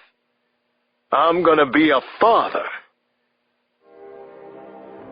Chapter 23. Here we go again, my darling Zoya, said Slava in a conspiratorial whisper. You look very prosperous, by the way. Just perfect for today. The couple looked like all the other suburban types wandering around the crowded King of Prussia Mall, the second largest in America, according to promotional signs at all the entrances. There was good reason for the mall's popularity. Greedy shoppers traveled here from the surrounding states because Pennsylvania had no tax on clothing. These people all look so wealthy. They have their shit together, said Slava. Don't you think? You know the expression I'm using, having your shit together? It's American. Slang. Zoya snorted out a nasty laugh. We'll see how together their shit is in an hour or so, after we've done our business here. Their fear lies about a quarter of an inch below the surface, just like everybody else in this spoiled, rotten country. They're afraid of their own shadows, but especially pain, or even a little discomfort. Can't you see that on their faces, Slava? They're afraid of us. They just don't know it yet. Slava looked around the main plaza, which was dominated by Nordstrom and Neiman Marcus. There were signs up everywhere for Teen People magazine's Rock and Shop tour. Meanwhile, their target had just bought a $50 box of cookies at Neiman's. Amazing.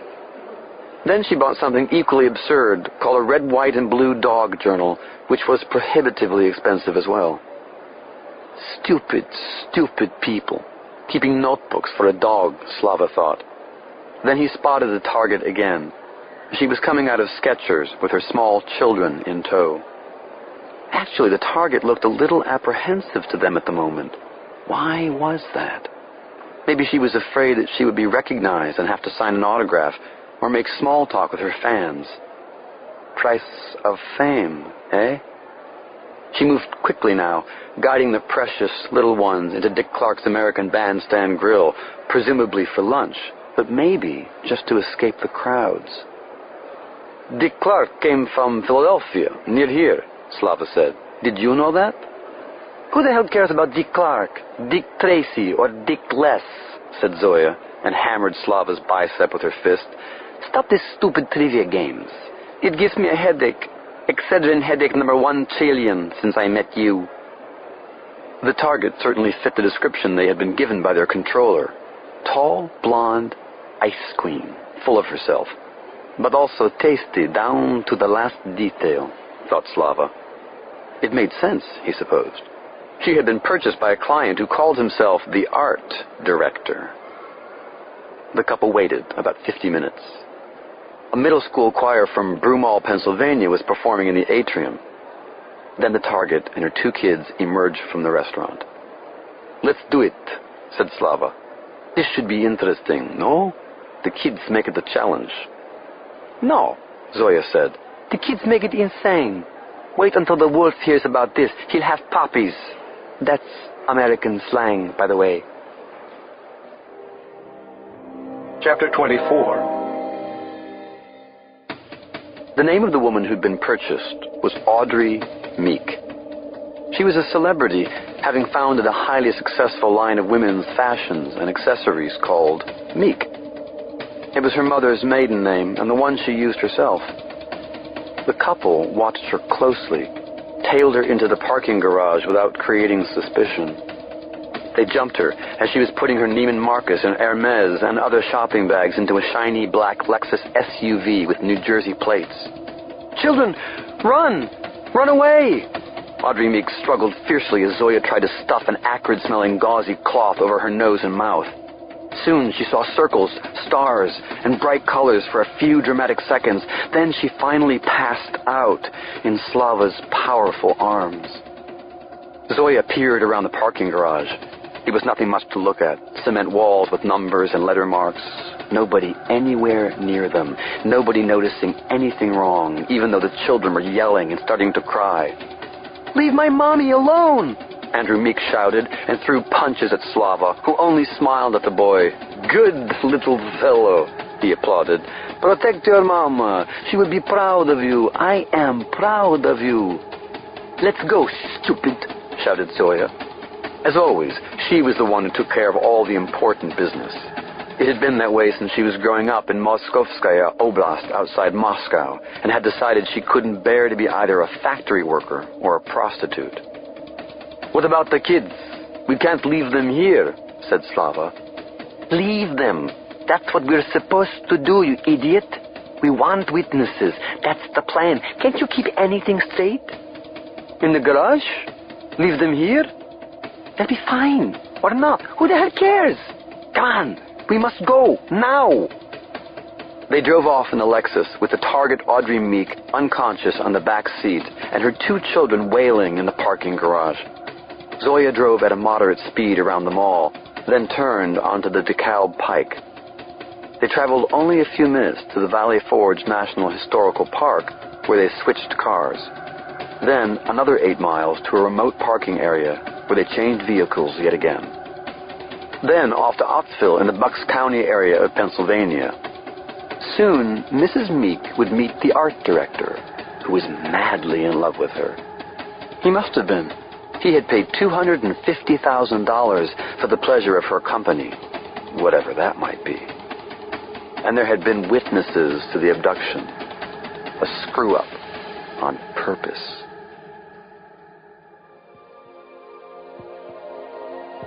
Part 2.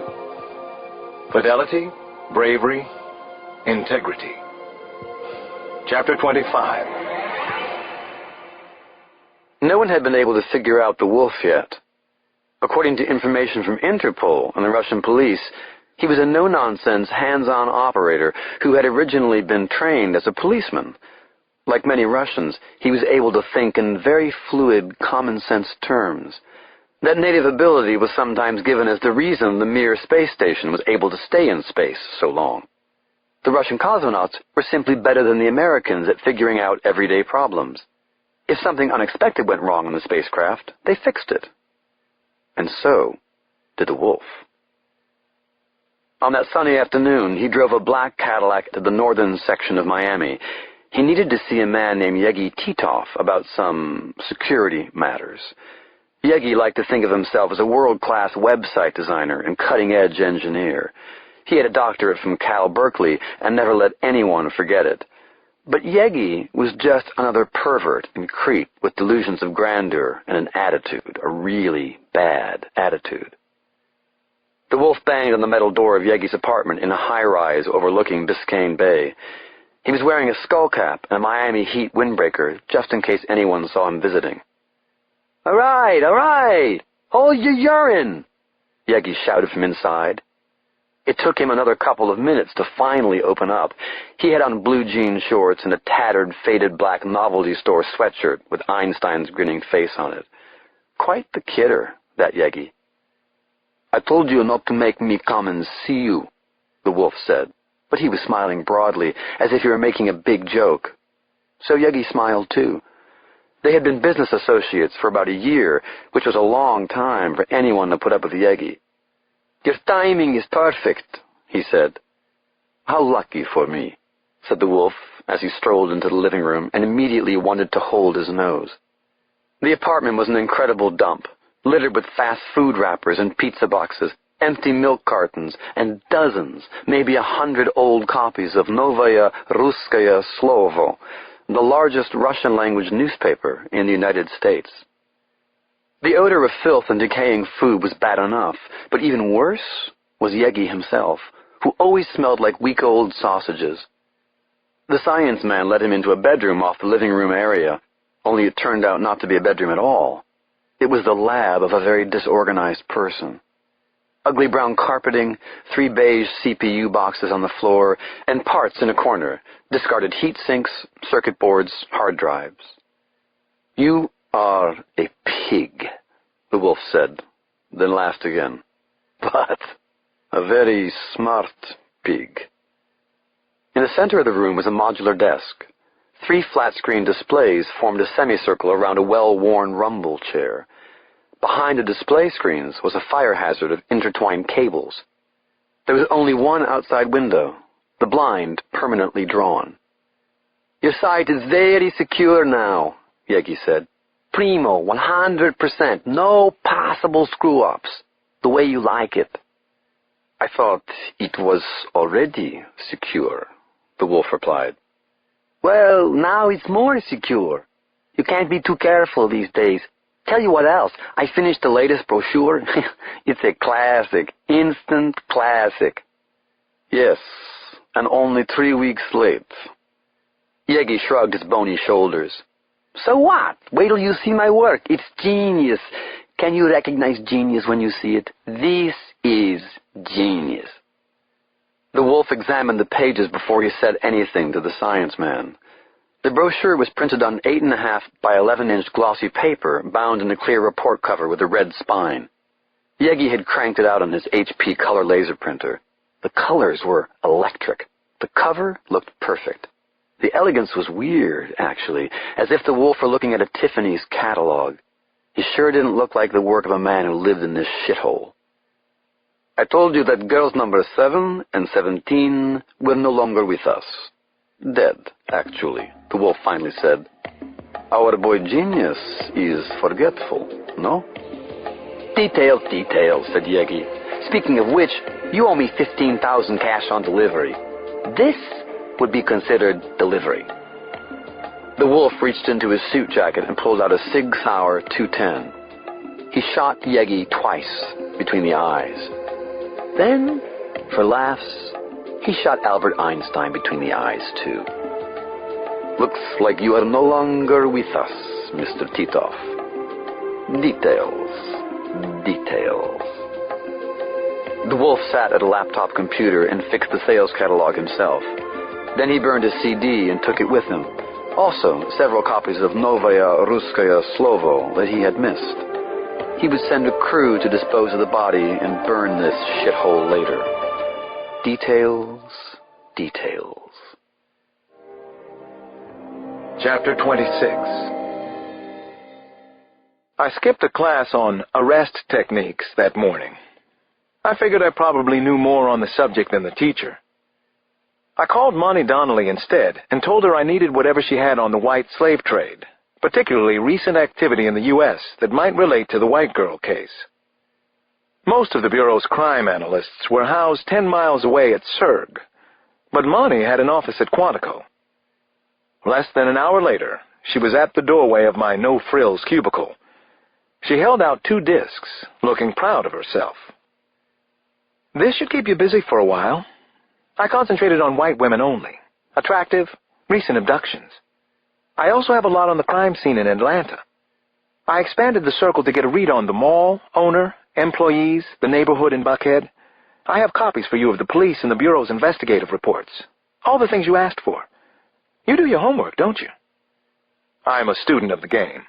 I prepare as best I can. Is that so unusual? Here at Quantico?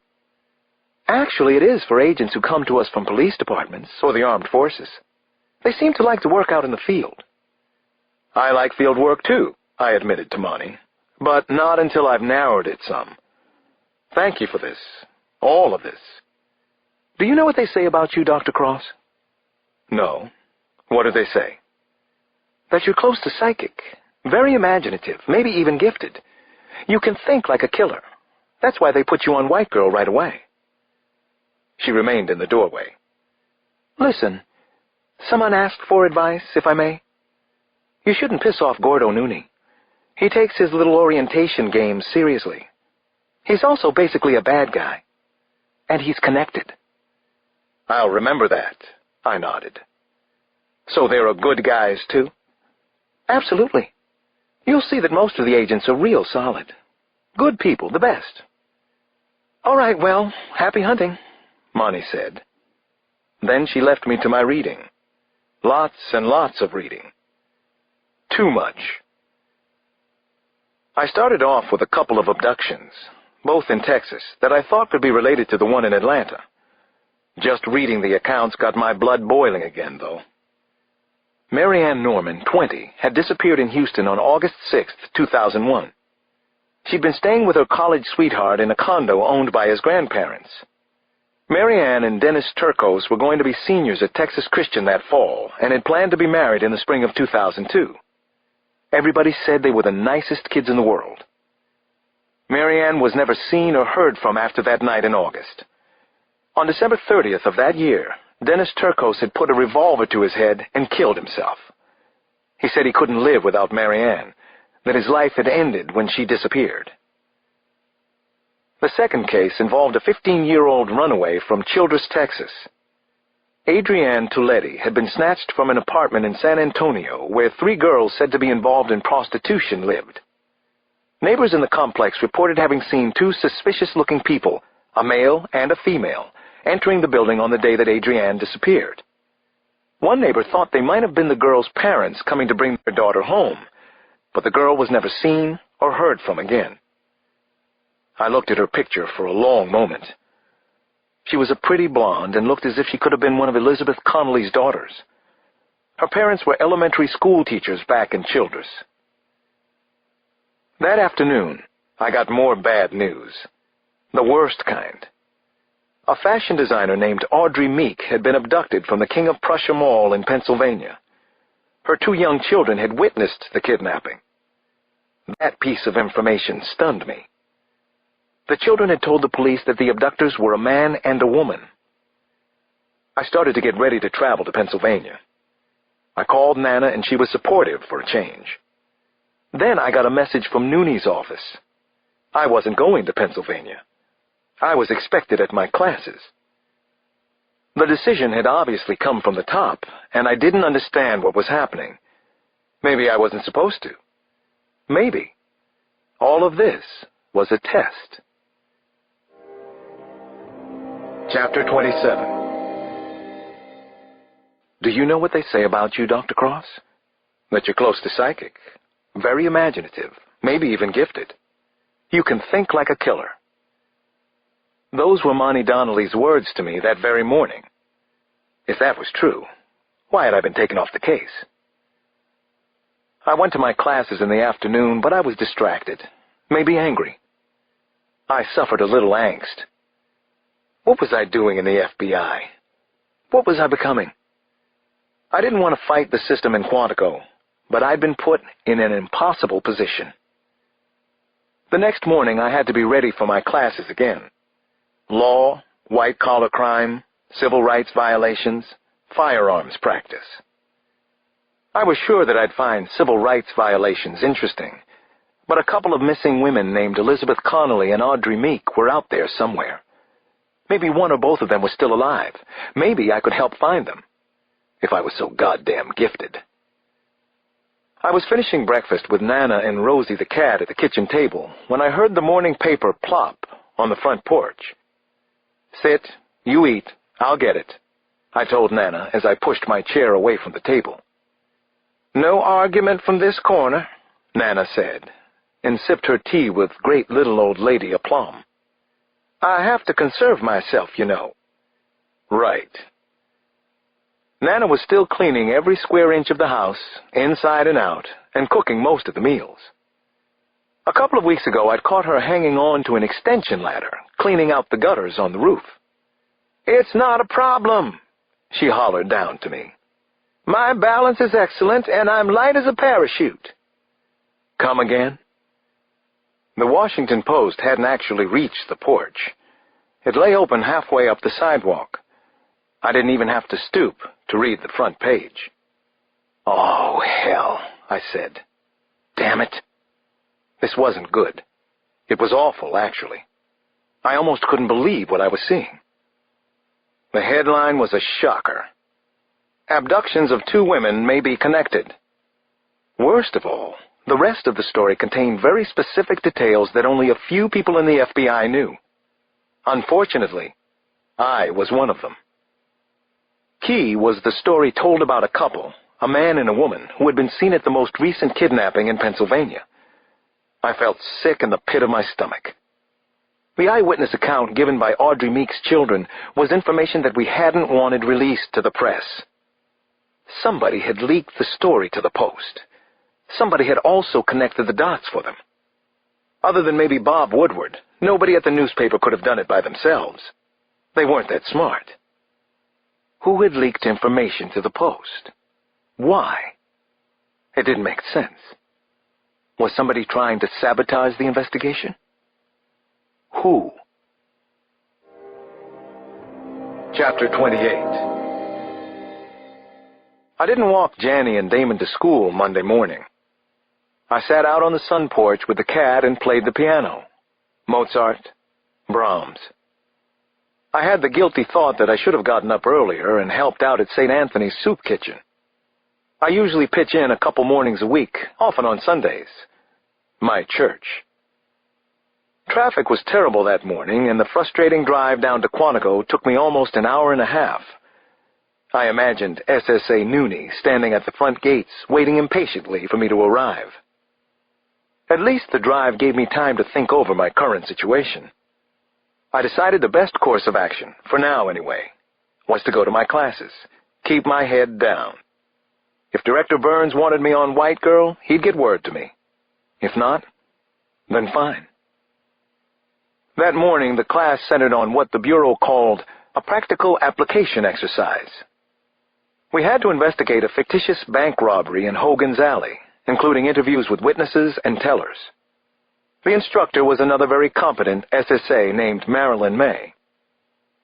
About half an hour into the exercise, Agent May notified the class of a fictitious automobile accident about a mile from the bank. We proceeded as a group to investigate the accident and to see if it had any connection to the bank robbery. I was being conscientious, but I'd been involved in actual investigations like this for the past dozen years, and it was hard for me to take it too seriously, especially since some of my classmates conducted interviews according to the instructional manual. I thought maybe they'd watched cop shows on television too often. Agent May seemed amused at times herself. As I stood around the accident scene with a new buddy who had been a captain in the Army before going into the Bureau, I heard my name spoken. I turned to see Nooney's administrative assistant. "Senior Agent Nooney wants to see you in his office," he said. "Oh, Christ, what now? This guy is nuts," I was thinking as I walked quickly to administration. I hurried upstairs to where Nooney was waiting. "Shut the door, please," he said.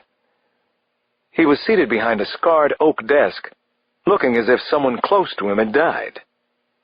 I was getting hot under the collar. "I'm in the middle of an exercise." "I know what you're doing. I wrote the program and the schedule," he said. "I want to talk to you about the front page of today's Washington Post," he went on.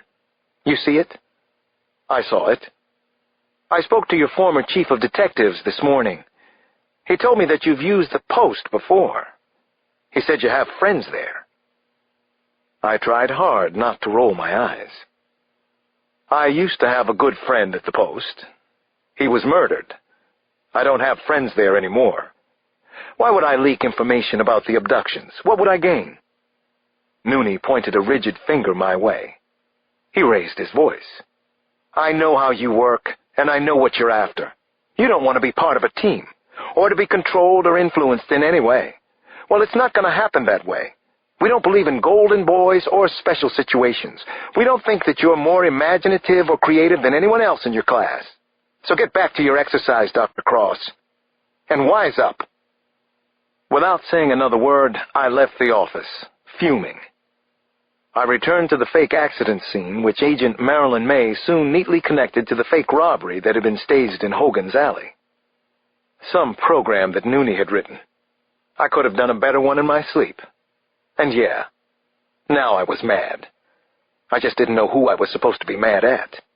I didn't know how to play this game. But I wanted to win. Chapter 29. Another purchase had been made, a large one. On Saturday night, the couple had entered a bar called the Halyard on the water in Newport, Rhode Island.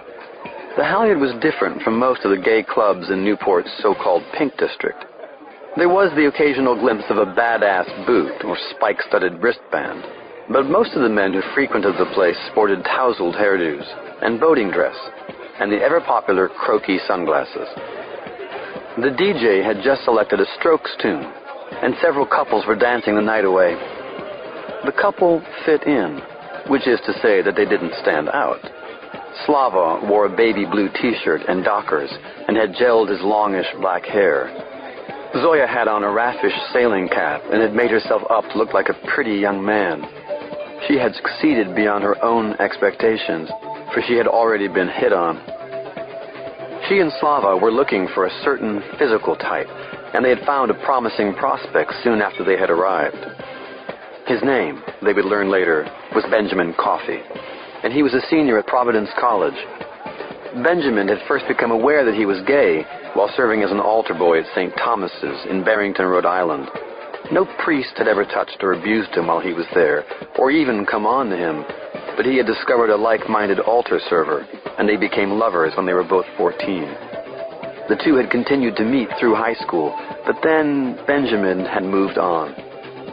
He was still keeping his sex life a secret at Providence College, but he could be himself in the Pink District.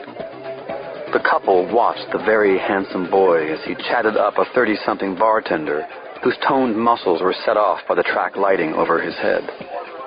"The boy could be on the cover of GQ," said Slava. "He's the one." A strapping man in his 50s approached the bar. Close behind him were 4 younger men and a woman. Everyone in the group was wearing white ducks and blue Lacoste shirts.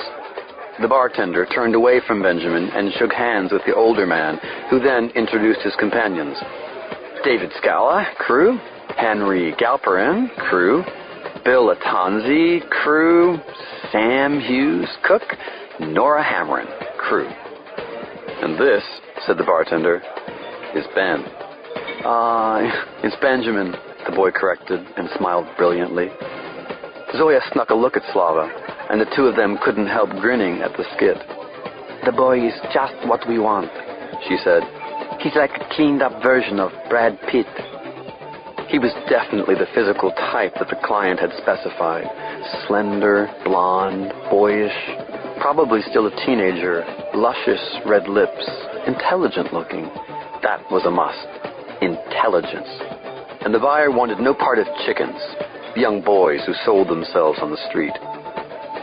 10 minutes or so passed. Then the couple followed Benjamin to the bathroom, which was white on white and sparkling clean. Illustrations of nautical knots had been drawn on the wall. There was a table elaborately set with colognes, mouthwashes, and a teak box filled with amyl nitrite poppers. Benjamin headed into one of the stalls, and the couple pushed in after him. It was a tight squeeze. He turned when he felt a hard shove. "Taken," he said. "I'm in here. Jesus. Are you too stoned? Give me a break." "Arm or leg," said Slava, and laughed at his own joke. They forced him to his knees. "Hey! Hey!" he called out in alarm. "Somebody help me! Somebody!" A gauzy cloth was pressed tightly against his nose and mouth, and he lost consciousness. Then the couple lifted Benjamin up, and supporting him on either side, carried him from the bathroom as if they were buddies helping someone who'd passed out. They took him out a back door to a parking lot filled with convertibles and SUVs. The couple didn't care if they were seen, but they were careful not to hurt the boy. No bruises. He was worth a lot of money. Somebody wanted him badly. Another purchase. Chapter 30. The buyer's name was Mr. Potter. It was the code name he used when he wanted to make a purchase from Sterling, when he and the seller communicated for any reason. Potter was very happy with Benjamin, and he told this to the couple when they dropped the package at his farm in Webster, New Hampshire. Population of a little more than 1,400, a place where no one bothered you. Ever. The farmhouse he owned there was partially restored, with white antique wood shingling, 2 stories, a new roof. About 100 yards behind it sat a red barn, the guest house. This was where Benjamin would be kept, where the others before him had been stored as well. The house and barn were surrounded by more than 60 acres of woods and farmland that had belonged to Potter's family and now were his. He didn't live on the farm, but in Hanover, about 50 miles away, where he toiled as an assistant professor of English at Dartmouth. God, he couldn't take his eyes off Benjamin. Of course, the boy couldn't see him, couldn't speak, not yet. He was blindfolded and gagged, and his hands and legs were bound by police handcuffs. Other than that, Benjamin wore nothing but a sliver of silver thong, which looked precious on him. The sight of the very handsome young man took Potter's breath away for the 3rd or 4th or 10th time since he'd taken possession of him. The maddening thing about teaching at Dartmouth these past 5 years was that you could watch, but you could not touch the boys who went there. It was frustrating beyond belief to be that close to his heart's desire, but now, over the boy's mouth, he actually felt Benjamin's lips underneath, their softness. Then Mr. Potter couldn't stand it for 1 second more. His fingers fumbling, incoherent whispers seeping from his mouth, his body shaking as if he had palsy, he removed the blindfold and looked into Benjamin's eyes. "May I call you Benji?" he whispered. Chapter 31. Another of the captives, Audrey Meek, watched her obscene, deviant, possibly insane captor as he calmly and coolly fixed her breakfast. She was bound by rope, loosely, but she couldn't run. She couldn't believe any of this was happening, had happened, and presumably would continue happening. She was being held in a nicely furnished cabin somewhere, who knew where, and she was still flashing back to the incredible moment when she had been grabbed at the King of Prussia Mall, when they had yanked her away from Sarah and Andrew. Dear God, were the children all right? "My children," Audrey asked again. "I have to know for sure they're all right. I want to talk to them. I won't do anything you ask until I speak to them, not even eat." An uncomfortable, silent moment passed, and then The art director chose to speak. "Your children are just fine. That's all I'll tell you," he said. "You should eat." "How could you know my children are all right?" she sniffed. "You can't." "Audrey, you're in no position to make demands. Not anymore. That life is behind you." He was tall, maybe 6'2", and well-built, with a bushy black beard and flashing blue eyes that seemed intelligent to her. She guessed that he was around 50. He told her to call him art director. No reason for the name, not yet anyway, nor any other explanation for what had happened so far. "I was concerned myself, so I called your house. The children are there with your nanny and husband. I promise. I wouldn't lie to you, Audrey. I'm different from you in that respect." Audrey shook her head. "I'm supposed to trust you? Your word?" "I think it would be a good idea, yes. Why not? Who else can you trust out here? Yourself, of course, and me. That's all there is. You're miles and miles away from anybody else. It's just us two. Please, get used to it." "You like your scrambled eggs a little soft, right? Fluffy? Isn't that the word you use?" "Why are you doing this?"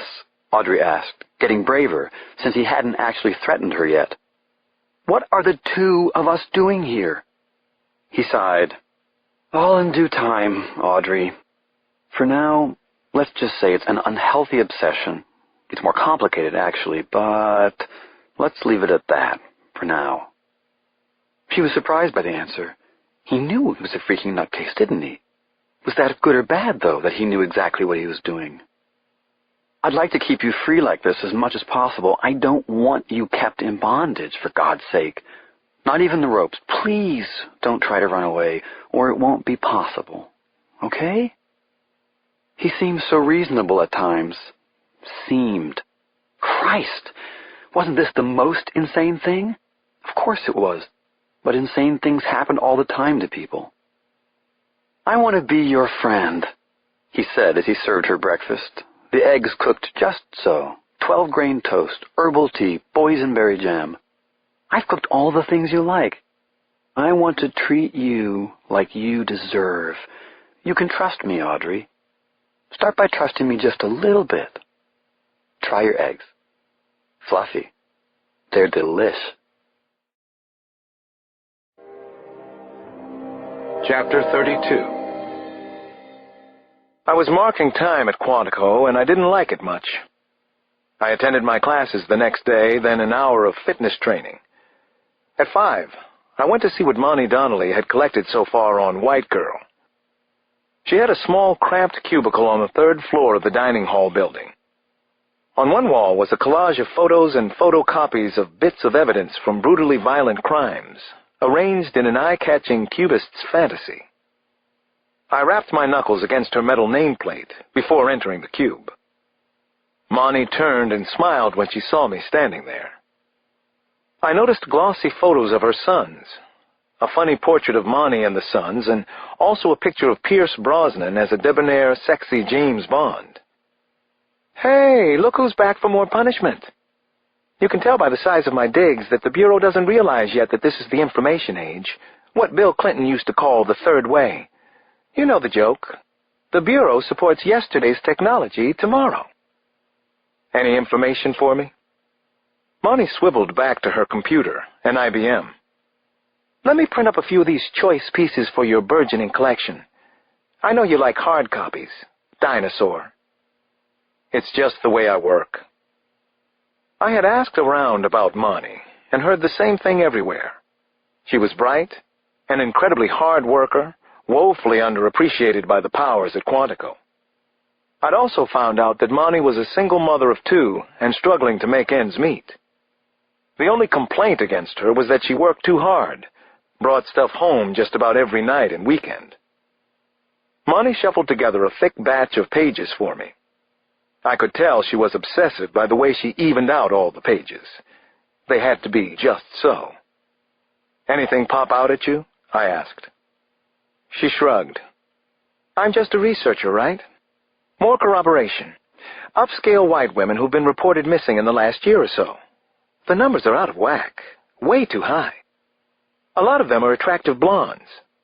Blondes do not have more fun in these instances. No particular regional skew, which I want to look into more. Geographic profiling? Sometimes it can pinpoint the exact locus of criminal activity. No obvious regional differences so far. That's too bad. Anything in terms of the victim's appearances? Any patterns at all? Monty clucked her tongue, shook her head. Nothing sticks out. There are women missing in New England, the South, out west. I'll check into it more. The women are described as very attractive for the most part, and none of them have been found. They go missing, they stay missing. She looked at me for a few uncomfortable seconds. There was sadness in her eyes. I sensed that she wanted out of this cubicle. I reached down for the pages. We're trying. I made a promise to the Connolly family. There was a flicker of humor in her light green eyes. You keep your promises?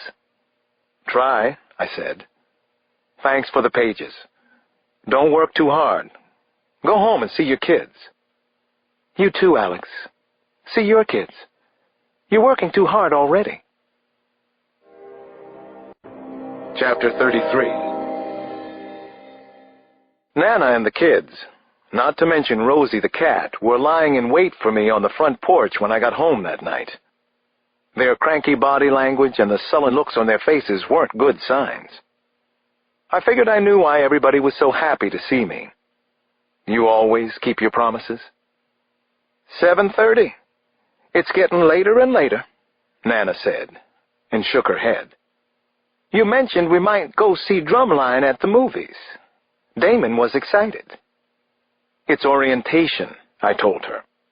Exactly, Nana said, and the frown on her face deepened. Wait until the real stuff starts up. You'll be coming home at midnight again, if at all. You have no life. You have no love life. All those women who like you, Alex, though God knows why, let one of them catch you. Let somebody in, before it's too late. Maybe it's too late already. Wouldn't surprise me. You're tough, I said, and plopped down on the porch steps next to the kids. Your Nana is tough as nails, I said to them. Still light out. Anybody want to play hoops? Damon frowned and shook his head. Not with Janny. No way that's going to happen. Not with the big superstar Damon, Janny smirked. Even though Diana Taurasi could kick his butt at OUT. I got up and headed inside. I'll get the ball. We'll play OUT. When we returned from the park, Nana had already put little Alex to bed. She was back sitting on the porch. I'd brought a pint of pralines and cream and a pint of Oreos and cream. We ate. Then the kids wandered up to their rooms to sleep, or study, or mess around on the internet. You're becoming hopeless, Alex, Nana pronounced, as she sucked the last ice cream off her spoon. That's all I can say to you. You mean consistent and dedicated. That's getting harder to find. You like that Oreos and cream, don't you? She rolled her eyes. Maybe you ought to catch up with the times, son. Duty isn't everything anymore. I'm here for the kids, and even for you, old woman. Never said you weren't. Well, not lately anyway. How's Jamila? We've both been busy. Nana nodded her head up and down, like one of those dolls that people keep on the dashboards of their automobiles. Then she pushed herself up and started to gather the ice cream dishes the kids had left around the porch. I'll get those, I told her. Kids should get them. They know better, too.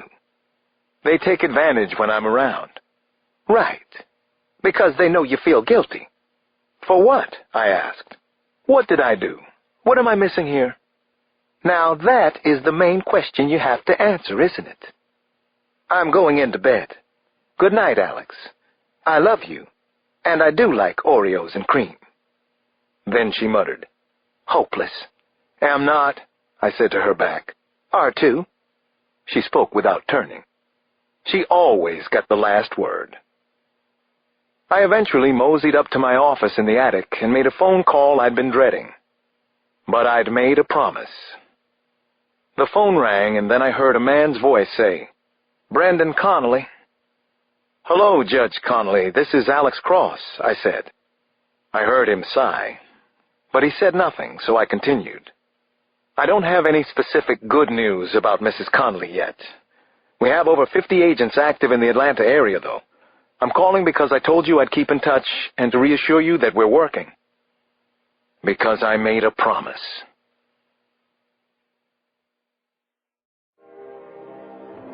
Chapter 34. Something about the abductions wasn't tracking for me. The early kidnappings had been committed carefully. Then suddenly the abductors began to get sloppy. The pattern was inconsistent. Why? What did it mean? What had changed? If I could figure that out, we might have a break. The next morning, I got to Quantico about 5 minutes before the director touched down in a big black Bell helicopter. The news that Burns was on the ground circulated quickly. Maybe Monty Donnelly was right about one thing. This was the information age, even inside the Bureau, even at Quantico. Burns had ordered an emergency meeting, and I was informed that I was to come. Maybe I was back on the case? The director acknowledged a couple of agents when he entered the conference room in the admin building. His eyes never made contact with mine, though, and once again I wondered what he was doing here. Did he have news for us? What kind of news would warrant a visit from him? He sat in the first row as the Behavioral Analysis Unit Chief, Dr. Bill Thompson, walked to the front of the room. It was becoming clear that Burns was here as an observer. But why? What did he want to observe? An administrative assistant to Dr. Thompson passed out stapled documents. At the same time, the first slide of a PowerPoint presentation was projected on a wall screen. "There's been another kidnapping," Thompson announced to the group. "It occurred Saturday night in Newport, Rhode Island. There's been a sea change here. The victim was male. To our knowledge, he's the first male they've taken." Dr. Thompson gave us the details, which were also projected on the wall screen. An honor student at Providence College, Benjamin Coffey, had been abducted from a bar called the Halyard in Newport. It appeared that the abductors were both males. A team. And they had been spotted again. "Anyone?" asked Thompson, once he had given us the basics. "Reactions? Comments? Don't be shy. We need input. We're nowhere on this." "Pattern's definitely different," an analyst volunteered. "Abduction at a bar. Male taken." "How can we be so sure of that at this point?" Burns asked from the front of the room. "What is the pattern here?" Burns's questions were met with silence. Like most chief executives, he had no idea of his own power. He turned and looked around at the group. His eyes finally settled on mine. "Alex, what is the pattern?" he asked. "You have any ideas?" The other agents were watching me. "Are we certain it was 2 males at the bar?" I asked. "That's the first question I have." Burns nodded in agreement. "No, we are not sure, are we? One of them had on a sailor's cap. Could have been the woman from King of Prussia. Do you agree with the opinion voiced about the disconnect between this abduction and the others? Has the pattern been broken?" I considered the question, trying to get in touch with my gut reaction to what I'd heard so far. "No," I finally said. "There doesn't even have to be a behavioral pattern, not if the abduction team is working for money. I'm inclined to think they probably are. I don't see these as crimes of passion. But what bothers me are the mistakes. Why are they making mistakes? That's the key to everything." Chapter 35. Lizzie Connolly had no sense of time anymore, except that it seemed to be moving very slowly, and that she was pretty sure she was going to die soon. She would never see Gwyn, Bridget, Mary, or Brendan again, and that made her incredibly sad. She was definitely going to die. After she was locked away in the small room/closet, she'd spent no time feeling sorry for herself, or worse, feeling panic, letting it rule her for whatever time she had left. Certain things were obvious to her, but the most important was the reality that this horrible monster wasn't going to let her go, ever. So she had spent countless hours plotting her escape. But realistically, she knew that it wasn't likely to happen. She was bound with leather straps, and though she tried every possible maneuver, every twist and turn, she hadn't been able to break loose. Even if she did by some miracle, she could never overpower him. He was probably the strongest man she'd ever seen, twice as powerful as Brendan, who had played football in college. So what could she do? Maybe try something during a bathroom or food break, but he was so attentive and careful. At the very least, Lizzie Connolly wanted to die with dignity. Would the monster let her, or would he want her to suffer? She thought about her past history quite a lot, and took comfort in it. Her growing up years in Potomac, Maryland, spending nearly every spare hour at a nearby stable, college at Vassar in New York, then the Washington Post, her marriage to Brendan, the good times and the bad, the kids, all leading up to that fateful morning at Phipps Plaza. What a cruel joke life had played on her. During the past few hours locked up in the dark, she'd been trying to remember how she had gotten through other terrifying experiences. She thought that she knew, with faith, with humor, and with a clear understanding that knowledge was power. Now, Lizzie tried to remember specific examples, anything that might help. When she was 8 years old, she'd needed surgery to correct a straying eye. Her parents were always too busy, so her grandparents had taken her to the hospital. As she watched them leave, tears had streamed from her eyes. When a nurse came in and saw the tears, Lizzie pretended that she'd bumped her head, and somehow she got past the lonely, terrifying moment. Lizzie survived. Then, when she was 13, there was another terrifying incident. She was returning from a weekend with a friend's family in Virginia and had fallen asleep in the car. When she woke up, she was groggy and confused and completely covered with blood. She remembered staring out into the gloomy darkness and slowly beginning to understand. There'd been an automobile accident while she was asleep. A man from another car involved in the accident lay in the street. He wasn't moving, but Lizzie believed she heard him tell her not to be afraid. He said that she could stay on Earth or leave. It was her decision, no one else's. She had chosen to live. "It's my choice," Lizzie told herself in the blackness of the closet. "It's my choice to live or die, not his, not the wolf's, not anybody else's. I choose to live." Chapter 36. The next morning, just about everybody attached to the White Girl Task Force assembled in the main conference hall at Quantico. We hadn't been told much yet, just that there was breaking news, which was good. There had already been too much bureaucracy and wheel-spinning for me. Senior Agent Ned Mahoney, the head of HRT, arrived when the room was already filled. He walked to the front, turned, and faced us. His intense gray-blue eyes went from row to row, and he seemed more pumped up than usual. "I have an announcement. Good news for a change," Mahoney said. "There's been a significant break. Word just came down from Washington." Mahoney paused. Then he continued. "Since Monday, agents from our office in Newark have been monitoring a suspect named Rafe Farley. The suspect is a repeat sex offender. He did 4 years in Rahway Prison for breaking into a woman's apartment, beating and raping her. At the time, Farley claimed that the victim was a girlfriend from where he worked. What alerted us to Farley is that he went into an internet chat room and had a lot to say about Mrs. Audrey Meek. Too much. He knew details about Mrs. Meek, including facts about her family in the Princeton area, her house there, even the physical layout inside. The suspect also knew precisely how and when Mrs. Meek was abducted at the King of Prussia Mall. He knew that her car was used, what kind of car it was, and that the children were left behind.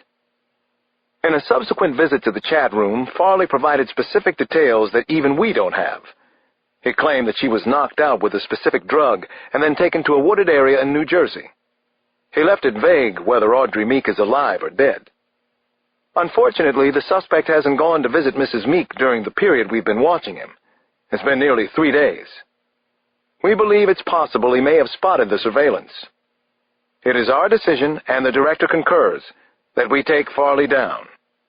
HRT is already on the scene in North Vineland, New Jersey, assisting the local field office and the police. We're going in this morning, probably within the hour. Score one for the good guys, said Mahoney. Congratulations to everyone involved at this end. I sat in my seat and applauded with the others, but I had a funny feeling, too. I hadn't been involved or even known about Farley, or the surveillance on him. I was out of the loop, and I hadn't felt like this for over a dozen years, not since I started with the police department in D.C. Chapter 37. A phrase from the briefing kept playing in my head. The director concurs. I wondered how long Director Burns had known about the suspect in Jersey and why he had decided not to tell me. I tried not to be disappointed or paranoid, but still, I wasn't feeling good as the meeting broke up to huzzas from the group of agents. The trouble was, something felt wrong to me, and I had no idea what it was. I just didn't like something about this bust. I was leaving the room with the others when Mahoney came ambling up to me. The director asked that you go to New Jersey, he said, then grinned. Come with me to the helipad. I want you there, too, he added. If we don't break Farley down immediately, I don't think we'll get Mrs. Meek back alive. A little less than 55 minutes later, a Bell helicopter set down at Big Sky Aviation in Millville, New Jersey. 2 black SUVs were waiting, and Mahoney and I were rushed to North Vineland, about 10 miles to the north. We parked in the lot of an IHOP restaurant. Farley's house was 1.2 miles away. We're ready to roll on him, Mahoney told his group. I have a pretty good feeling about this one. I accompanied Mahoney in one of the SUVs. We wouldn't be part of the 6-man HRT team that would go into the house first, but we'd have immediate access to Ray Farley. Hopefully, we'd find Audrey Meek alive in the house. In spite of my misgivings, I was starting to get pumped about the takedown. Mahoney's enthusiasm was contagious, and any kind of action beats sitting around. At least we were doing something. Maybe we'd get Audrey Meek back. Just then, we passed by an unpainted bungalow. I saw broken porch boards and a rusty car and a camping stove in the small front yard. That's it, said Mahoney. Home sweet home. Let's pull over up there. We stopped about 100 yards up the road, near a stand of red oaks and pines. I knew that a couple of surveillance agents in ghillie camouflage suits were already nestled in close to the bungalow. These agents did nothing but surveillance, and wouldn't be involved in the actual bust. There was also a closed-circuit camera aimed at the bungalow and the unsub's car, a red Dodge Polaris. We think he's sleeping inside, Mahoney informed me as we jogged through the woods until we had the ramshackle house in view. It's almost noon, I said. Farley works a late-night shift. He got home at 6 this a.m. His girlfriend's in there, too. I didn't say anything. What? What are you thinking? Mahoney asked, as we watched the house from a thick stand of woods less than 50 yards away. You said he has a girlfriend in the house? That doesn't sound right, does it? I don't know, Alex. According to surveillance, the girlfriend's been there all night. I guess they could be the couple. We're here. My job is to take Ray Farley down. Let's do it. This is HRT-1. I have control. Ready. 5, 4, 3, 2, 1. Go. Go. Chapter 38. Mahoney and I watched as the breach team moved quickly on the small, inconsequential-looking house. The 6 agents were outfitted in black-on-black flight suits and body armor. The side yard was littered with 2 more junked vehicles, a small car and a Dodge truck, and a lot of spare parts for appliances like refrigerators and air conditioners. There was a standing urinal out back that looked as if it had come from a tavern. The house windows were dark, even though it was midday. Was Audrey Meek in there? Was she alive? I hoped that she was. It was a huge break if we got her back now, especially since everybody thought she was probably dead. But something about the raid bothered me. Not that it mattered now. There is no knock-and-announce protocol when HRT is involved. No talking, no negotiating, no political correctness. I watched 2 agents breach the front door. They started to go inside the suspect's house. Suddenly, a muffled boom. The agents at the front door went down. One of them didn't get up. The other got up and stumbled away from the house. It was awful to witness. A complete shock. "Bomb," said Mahoney in surprise and anger. He must have booby-trapped the door. By then, the 4 other agents were inside the house. They had gone in through the back and side doors. There were no more explosions, so the other doors hadn't been booby-trapped. 2 HRT agents approached the wounded pair at the front of the house. They pulled away the agent who hadn't moved since the blast. Mahoney and I ran as fast as we could toward the house. He kept repeating, "Fuck," over and over. There were no gunshots coming from inside. I was suddenly afraid Farley wasn't even in the house. I prayed that Audrey Meek wasn't already dead in there. Everything was feeling so wrong to me. This wasn't how I would have done the raid. The FBI. I had always hated and distrusted these bastards, and now I was one of them. Then I heard, "Secure, secure," and "We have a suspect. We've got him. It's Farley. There's a woman here, too." What woman? Mahoney and I barged in through the side door. I saw thick smoke everywhere. The house reeked of the explosive, but also of marijuana and greasy cooking. We made our way back to a bedroom off a small living room. A naked man and woman were spread-eagled on the bare wooden floor of the bedroom. The woman on the floor wasn't Audrey Meek. She was heavy, at least 40 or 50 pounds overweight. Ray Farley looked to be close to 300 pounds, and had hideous clumps of red hair not only on his head, but all over his body. An old poster for the movie Cool Hand Luke was taped over a king-size bed that had no sheets or covers. Nothing else caught my eye. Farley was screaming at us, his face deep crimson. "I have rights! I have goddamn legal rights! You bastards are in real trouble!" I had a feeling that he might be right, and that if this screaming man had kidnapped Mrs. Meek, she was already dead. "You're the one in trouble, fat boy," an HRT agent barked in the suspect's face. "You too, girlfriend." Could this possibly be the couple who had taken Audrey Meek and Elizabeth Connolly? I didn't see how. So who in the hell were they? Chapter 39. Ned Mahoney and I were stuck in a close, dark pigsty of a bedroom with the suspect, Ray Farley. The woman, who assured us she was his girlfriend, had put on a filthy bathrobe and been taken into the kitchen to be questioned. We were all angry about what had happened outside. 2 agents had been wounded by a booby trap. Ray Farley was the closest thing we had to a break in the case, or a suspect. Things kept getting weirder. For starters, Farley spit at Mahoney and me until his mouth went dry. It was so strange and crazy that at one point, Ned and I just looked at each other and started to laugh. "Think this is fucking funny?" Farley rasped from the edge of the bed, where he was lodged like a beached whale. We'd made him put on clothes, blue jeans and a work shirt, mostly because we couldn't stand the sight of his flaccid rolls of fat and his tattoos of naked women and a purple dragon eating a child. "You're going down on kidnap and murder charges," Mahoney snarled at him. "You injured 2 of my men. One might lose an eye." "You had no right coming in my house while I'm sleeping. I have enemies," Farley yelled and spit at Mahoney again. "You barge in here 'cause I sell some weed, or I screw a married broad who likes me more than she likes her old man?"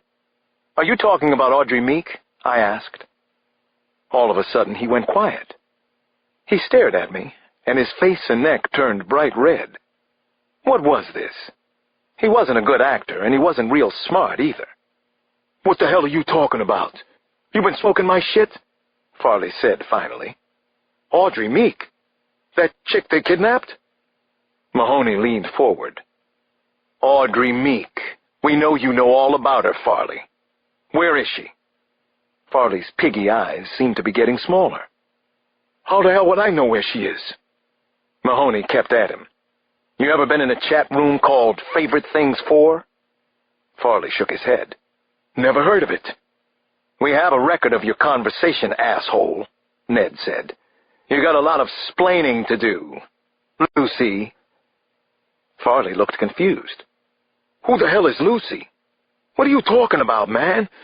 You mean like, I love Lucy? Mahoney was good at keeping Farley off guard. I thought we were working okay together. You got her in the woods somewhere in Jersey, Mahoney yelled, then stamped his foot hard. Did you hurt her? Is she all right? Where is Audrey Meek? I picked up. Take us to her, Farley. You're going back to prison. This time you don't get out again, I shouted in his face. It was as if Farley were finally waking up. He squinted his eyes and stared hard at us. Lord, he smelled, especially now that he was scared. Wait a fucking minute. Now I get it. That internet place? I was just showing off. What's that supposed to mean? Farley slumped down into himself as if we'd been beating him. Favorite 4 is for freaks to talk. Everybody makes shit up, man. But you didn't make up the stuff about Audrey Meek. You know things about her. You got it all right, I said. The bitch turns me on. She's a fox. Hell, I collect catalogs for Meek, always have. All those skinny-ass models look like they need a good You knew things about the abduction, Farley, I said. I read the newspapers, watch CNN. Who doesn't? I told you, Audrey Meek turns me on. I wish I abducted her. You think I'd be sleeping with Cindy if Audrey Meek was around here? I jabbed an index finger at Farley. You knew things that weren't in the newspapers. He shook his huge head from side to side. Then he said, got a scanner. Listen in on police radios and such. Shit, I didn't kidnap Audrey Meek. I wouldn't have the balls. I wouldn't. I'm all talk, man. Mahoney cut in. You had the balls to rape Carly Hope, he said. Farley seemed to be shrinking inside himself again. No. It's like I said in court. Carly was a girlfriend. I didn't rape her none. I don't have the balls. I didn't do nothing to Audrey Meek. I'm nobody. I'm nothing. Ray Farley stared at us for a long moment. His eyes were bloodshot. Everything about him was pathetic. I didn't want to, but I was starting to believe him. I'm nobody. I'm nothing. That was Ray Farley, all right. Chapter 40.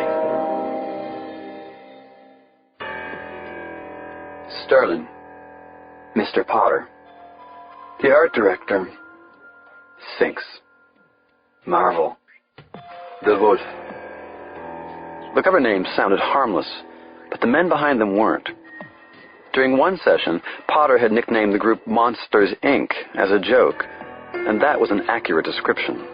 They were monsters, all of them. They were freaks. They were deviants and worse. And then there was the Wolf, who was in a whole other class. They met on a secure website that was inaccessible to outsiders. All messages were encrypted and required a pair of keys. One key garbled the information. The second key was needed to recover it. More important, a hand scan was necessary to get onto the site. They were considering using a retinal scan or possibly an anal probe. The subject under discussion was the couple and what to do about them. What the hell does that mean? What to do about them? Asked the art director, who was jokingly called Mr. Softy because he could get very emotional, the only one of them who ever did. It means just what it sounds like, answered Sterling. There's been a serious breach of security. Now we have to decide what to do about it. There's been sloppiness, stupidity, and maybe worse than that. They were seen. It puts us all in danger. What are our options? Art director continued. I'm almost afraid to ask. Sterling responded instantly. Have you read the newspapers lately? Do you have a TV? A team of 2 took a woman in a mall in Atlanta, Georgia. They were spotted. A team of 2 abducted a woman in Pennsylvania, and they were seen. Our options? Do absolutely nothing, or do something extreme. An object lesson is needed for the other teams. So, what are we doing about the problem? Asked Marvel, who was usually spookily quiet but could be nasty when he was aroused. Well, for one thing, I've shut down all deliveries for the moment, said Sterling. Nobody told me about that, Sphinx erupted. I'm expecting a delivery. As you all know, I paid a price for it. Why wasn't I informed before now? No one said anything to Sphinx for several seconds. No one liked him. Besides, each of them was a sadist. They enjoyed torturing Sphinx, or anyone else in the group who showed weakness. I expect my delivery, Sphinx insisted. I deserve it, you bastard! Fuck you all! Then he went offline in a huff, typical Sphinx. Laughable, really, except none of them was laughing right now. The Sphinxter has left the building, Potter finally said. Then Wolf took over. I think that's enough idle chat for tonight. Enough fun and games. I'm concerned about the news stories. We need to deal with the couple in some decisive manner that satisfies me. What I propose is that we have another team pay them a visit. Is there any disagreement? There was none, which wasn't unusual when the Wolf had the floor. All of them were petrified of the Russian. There is some good news, though, Potter said then. This fuss and attention, it is exciting, isn't it? Gets the blood boiling. It's a hoot, right? You're crazy, Potter. You're mad. Don't you just love it? The well-protected chat room was not protected enough. Suddenly, the Wolf said, "Don't say another word. Not a word. I think someone else is on with us. Wait. They're off now. Someone broke into the den, and now they're gone. Who could have gotten in here? Who let them in? Whoever it is, they're dead." Chapter 41. Lily Olson was 14 and a half years old, going on 24, and she honestly believed she'd heard everything until she hacked into the Wolf's den. The sick bastards in the well-protected but not protected enough chat room were all older men, and they were gross and despicable. They liked to talk incessantly about women's private parts and having vile sex with anyone and everything that moved. Any age, any gender, human or animal. The men were beyond disgusting. They made her want to puke. Only then it got a lot worse. And Lily wished she had never even heard of the Wolf's Den, never hacked into the highly protected chat room. They might be murderers. And then the leader, Wolf, actually discovered Lily was on the site with them, listening to everything they'd said. So now Lily knew about the murders and the kidnappings, everything they fantasized about and possibly did, only she didn't know if any of what she heard was real or not. Was it real? Or maybe they were making it all up. Maybe they were just nasty, sicko bullshitters. Lily almost didn't want to know the truth, and she didn't know what to do about the stuff she'd already overheard. She hacked onto their site, and that was illegal. If she went to the police, she'd be turning herself in, so she couldn't do that. Could she? Especially if the stuff on the site was just fantasies. So she sat in her room and pondered the unthinkable, then pondered it again. She felt so bad, so sick to her stomach, so sad, but she was also afraid. They knew she'd hacked into the Wolf's Den, but did they also know how to find her? If she were them, she'd know how. So were they already on their way to her house? Lily knew she should go to the police, maybe the FBI, but she couldn't bring herself to do it. She sat frozen. It was as if she were paralyzed. When the doorbell rang, she just about jumped out of her skin. Holy shit! Holy mother, it's them! Lily took a deep breath. Then she scurried downstairs to the front door. She looked through the peephole. She could hear her own heart thundering. Domino's Pizza. Jesus. She'd forgotten all about it. It was pizza delivery, not killers at the front door. And suddenly Lily was giggling to herself. She wasn't going to die, after all. She opened the front door. Chapter 42. The Wolf had seldom been angrier, and someone had to pay. The Russian had a long-standing hatred for New York City and the smug and overrated metropolitan area. He found it filthy, foul beyond imagining, the people rude and uncivilized, even worse than in Moscow. But he had to be there today. It was where the couple lived, and he had business with them. The wolf also wanted to play some chess, one of his passions. Long Island was the general address he had for Slava and Zoya. Huntington was the specific one. He arrived in the town just past 3 in the afternoon. He remembered the one other time he'd been here, 2 years after he had arrived in New York from Russia. Cousins of his owned a house here and had helped him set up in America. He had committed 4 murders out on the island, as the locals called it. Well, at least Huntington was close to Kennedy Airport. He'd be out of New York as soon as possible. The couple lived in a typical suburban ranch house. The wolf banged on the front door, and a goateed bull of a man by the name of Lukhanov opened it. Lukhanov was part of another team, one that worked successfully in California, Oregon, and Washington State. Lukhanov had once been a major in the KGB. "Where are the stupid fucks?" the wolf asked, once he was inside the front door. The bull, Lukhanov, jerked a thumb toward a semi-darkened hallway behind him, and Wolf trudged down it. His right knee was aching today, and he remembered a time in the 80s when members of a rival gang had broken it. In Moscow, that kind of thing was considered a warning. The wolf wasn't much for warnings himself. He had found the 3 men who tried to cripple him and broken every bone in their bodies, one by one. In Russia, this gruesome practice was called zamoshit, but the wolf and other gangsters also called it mushing. He entered a small, sloppily kept bedroom and immediately saw Slava and Zoya, his ex-wife's cousins. The pair had grown up about 30 miles from Moscow. They had been in the army until the summer of '98. Then they emigrated to America. They'd been working for him for less than 8 months, so he was just getting to know them. "You live in a garbage dump," he said. "I know you have plenty of money. What do you do with it?" "We have family at home," said Zoya. "Your relatives are there too." The wolf tilted his head. "Oh, so touching. I had no idea you had such a big heart of gold, Zoya." He motioned for the bull to leave and said, "Shut the door. I'll be out when I'm finished here. It might be a while." The couple was tied up together on the floor. Both were in their underwear. Slava had on shorts patterned with little ducks. Zoya wore a black bra with a matching bikini thong. The wolf finally smiled. "What am I going to do with you two, huh?"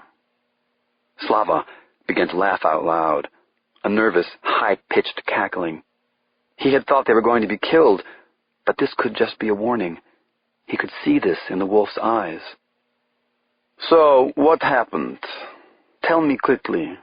You knew the rules of the game," he said. "Maybe it was getting too easy. We wanted a little more of a challenge. It's our mistake, Pasha. We got sloppy." "Never lie to me," the wolf said. "I have my sources. They are everywhere." He sat on the arm of an easy chair that looked as if it had been in this hideous bedroom for 100 years. Dust puffed from the old chair as it took his weight. "You like him?" he asked Zoya. "My wife's cousin?"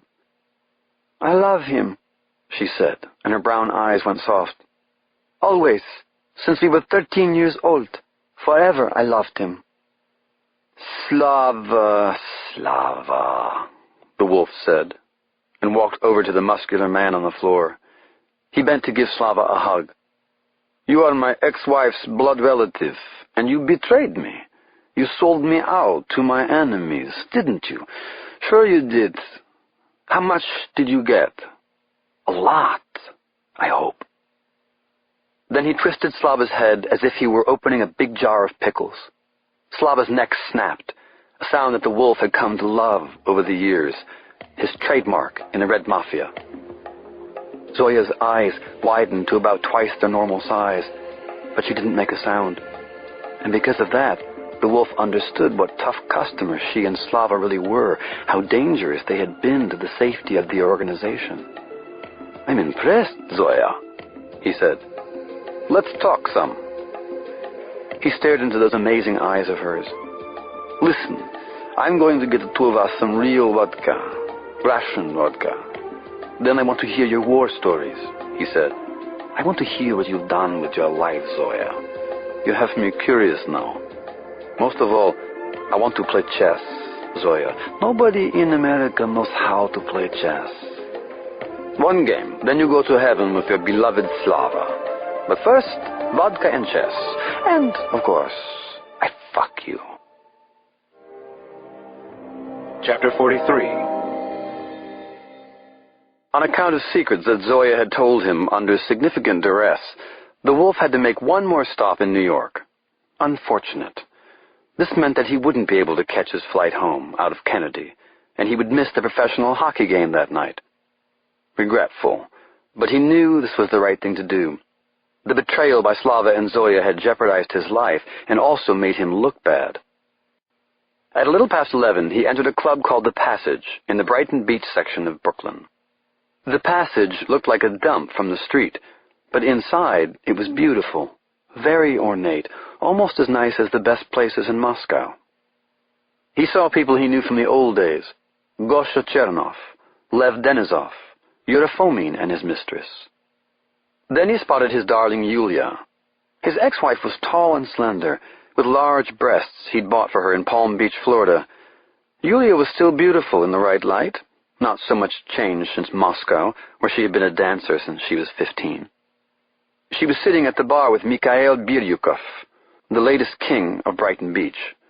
They were directly in front of a mural of St. Petersburg, which was very cinematic, thought the wolf, a typical Hollywood visual cliché. Yulia saw him coming, and she tapped Biryukov. The local pecan turned to look, and the wolf closed in on him fast. He slammed the black king down on the table. "Checkmate," he roared, then laughed and hugged Yulia.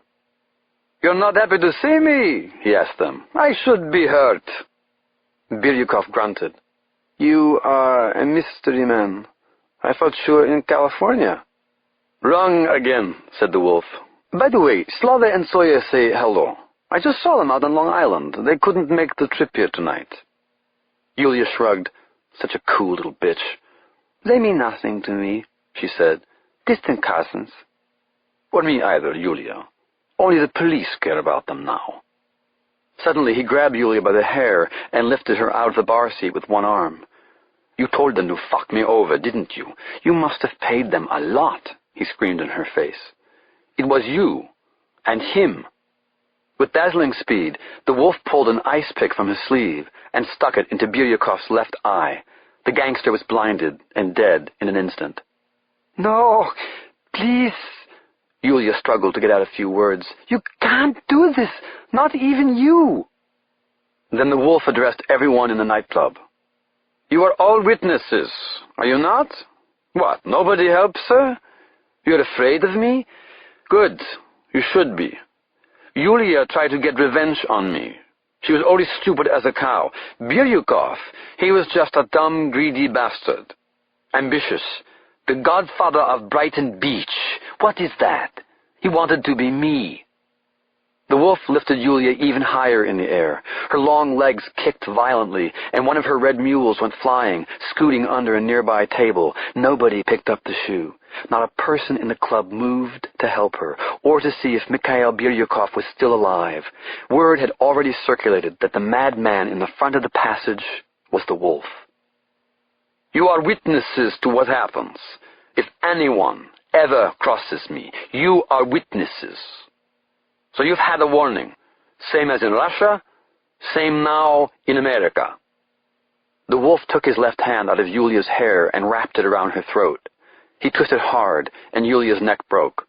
"You are witnesses," he screamed in Russian. "I killed my ex-wife, and this rat, Biryukov. You saw me do it, so go to hell." And then the wolf stomped out of the nightclub. No one did a thing to stop him. And no one talked to the New York police when they came. Same as in Russia, same now in America. Chapter 44. Benjamin Coffey was being held in a dark root cellar under the barn where he'd been brought. What was it now, 3? maybe 4 days ago? Benjamin couldn't remember exactly, couldn't keep track of the days. The Providence College student had nearly lost his mind until he made an amazing discovery in the solitary confinement of the cellar. He found God, or maybe God found him. The first and most startling thing Benjamin felt was God's presence. God accepted him, and maybe it was time for him to accept God. He learned that God understood him. But why couldn't he understand the first thing about God?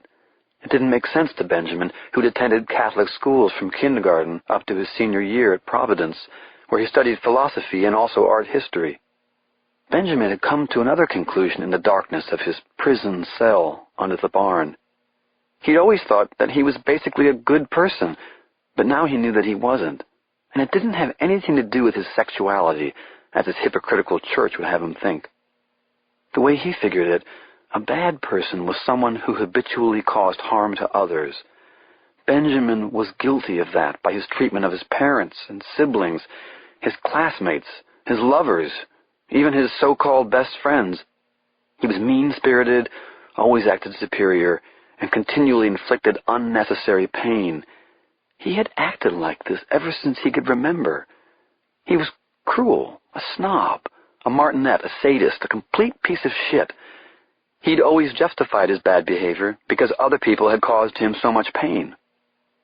So was that why things had turned out like this? Maybe. But what was truly astonishing to Benjamin was the realization that if he ever got out of this alive, he probably wouldn't change. In fact, he believed he would use this experience as an excuse to continue being a miserable bastard for the rest of his life. Cold. Cold. I'm so cold, he thought. But God loves me unconditionally. That never changes either.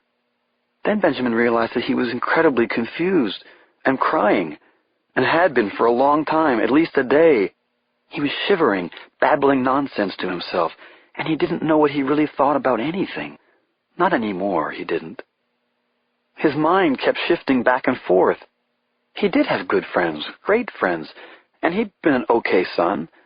So why were all these terrible thoughts shuttling through his head? Because he was in hell? Was that it? Hell was this foul-smelling, claustrophobic root cellar under a decaying barn somewhere in New England, probably New Hampshire or Vermont. Was that right? Maybe he was supposed to repent and couldn't be set free until he did. Or maybe this was it. For eternity. He remembered something from Catholic grade school in Great Barrington, Rhode Island. A parish priest had tried to explain an eternity in hell to Benjamin's 6th grade class. Picture a river with a mountain on the other side, the priest had said. Now imagine that every 1,000 years, the tiniest sparrow transports what it can carry in its beak across the river from the mountain. When that tiny sparrow has transported the entire mountain to this side of the river, that, boys and girls, would just be the beginning of eternity. But Benjamin didn't really believe the priest's little fable, did he? Fire and brimstone forever? Somebody would find him soon. Somebody would guide him out. Unfortunately, he didn't completely believe that either. How could anyone find him here? They wouldn't. God, the police had lucked out finding the Washington sniper. Malvo and Muhammad weren't very smart. Mr. Potter was. He had to stop crying soon because Potter was angry with him already. He'd threatened to kill him if he didn't stop, and oh, God, that was why he was crying so hard now. He didn't want to die, not when he was just 21 and had his whole life ahead of him. An hour later, 2 hours, 3, he heard a loud noise above him and began to cry again. Now Benjamin couldn't stop sobbing, shaking all over. He was sniveling, too. He'd sniffed and sniveled since preschool. Stop sniveling, Benjamin. Stop it. Stop it. But he couldn't stop. Then the trap door opened. Someone was coming down. Stop the crying. Stop the crying. Stop it. Stop it this instant. Potter will kill you. Then the most unbelievable thing happened. A turn of events that Benjamin would never have expected. he heard a deep voice, not Potter's. "Benjamin Coffey? Benjamin? This is the FBI. Mr. Coffey, are you down there? This is the FBI." He was shaking worse now and sobbing so hard he thought he might choke behind the gag. Because of the gag, he couldn't call out, couldn't let the FBI somehow know that he was down here. "The FBI found me. It's a miracle. I have to signal them, but how? Don't leave. I'm down here. I'm right here." A flashlight illuminated his face. He could see a person behind the light, a silhouette. Then the full face peered out of the shadows. Mr. Potter was frowning down at him from the trap door. Then he stuck out his tongue. "I told you what was going to happen. Didn't I tell you, Benjamin? You did this to yourself. And you're so beautiful. God, you're perfect in every other way." His tormentor came down the stairs. He saw a battered sledgehammer in Potter's hand, a heavy farm tool. Waves of fear washed over Benjamin. "I'm a lot stronger than I look," Potter said. "And you've been a very bad boy."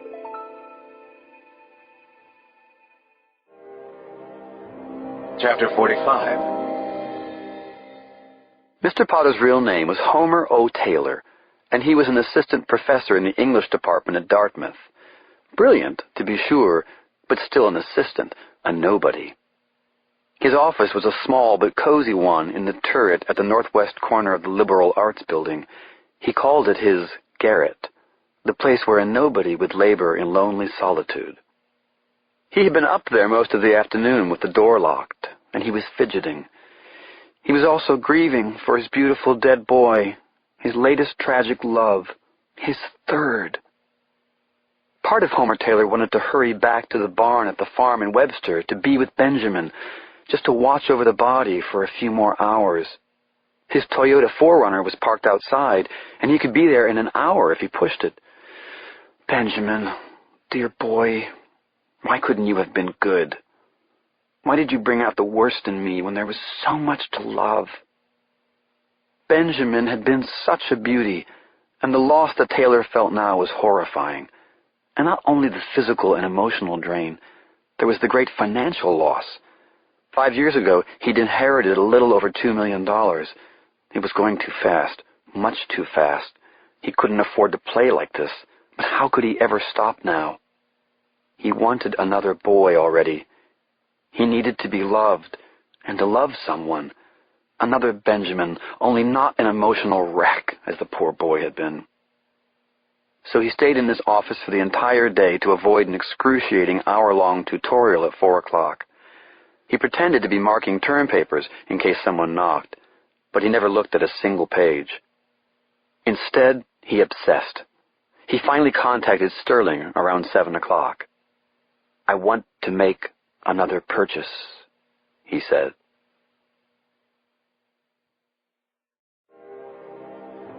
Chapter 46.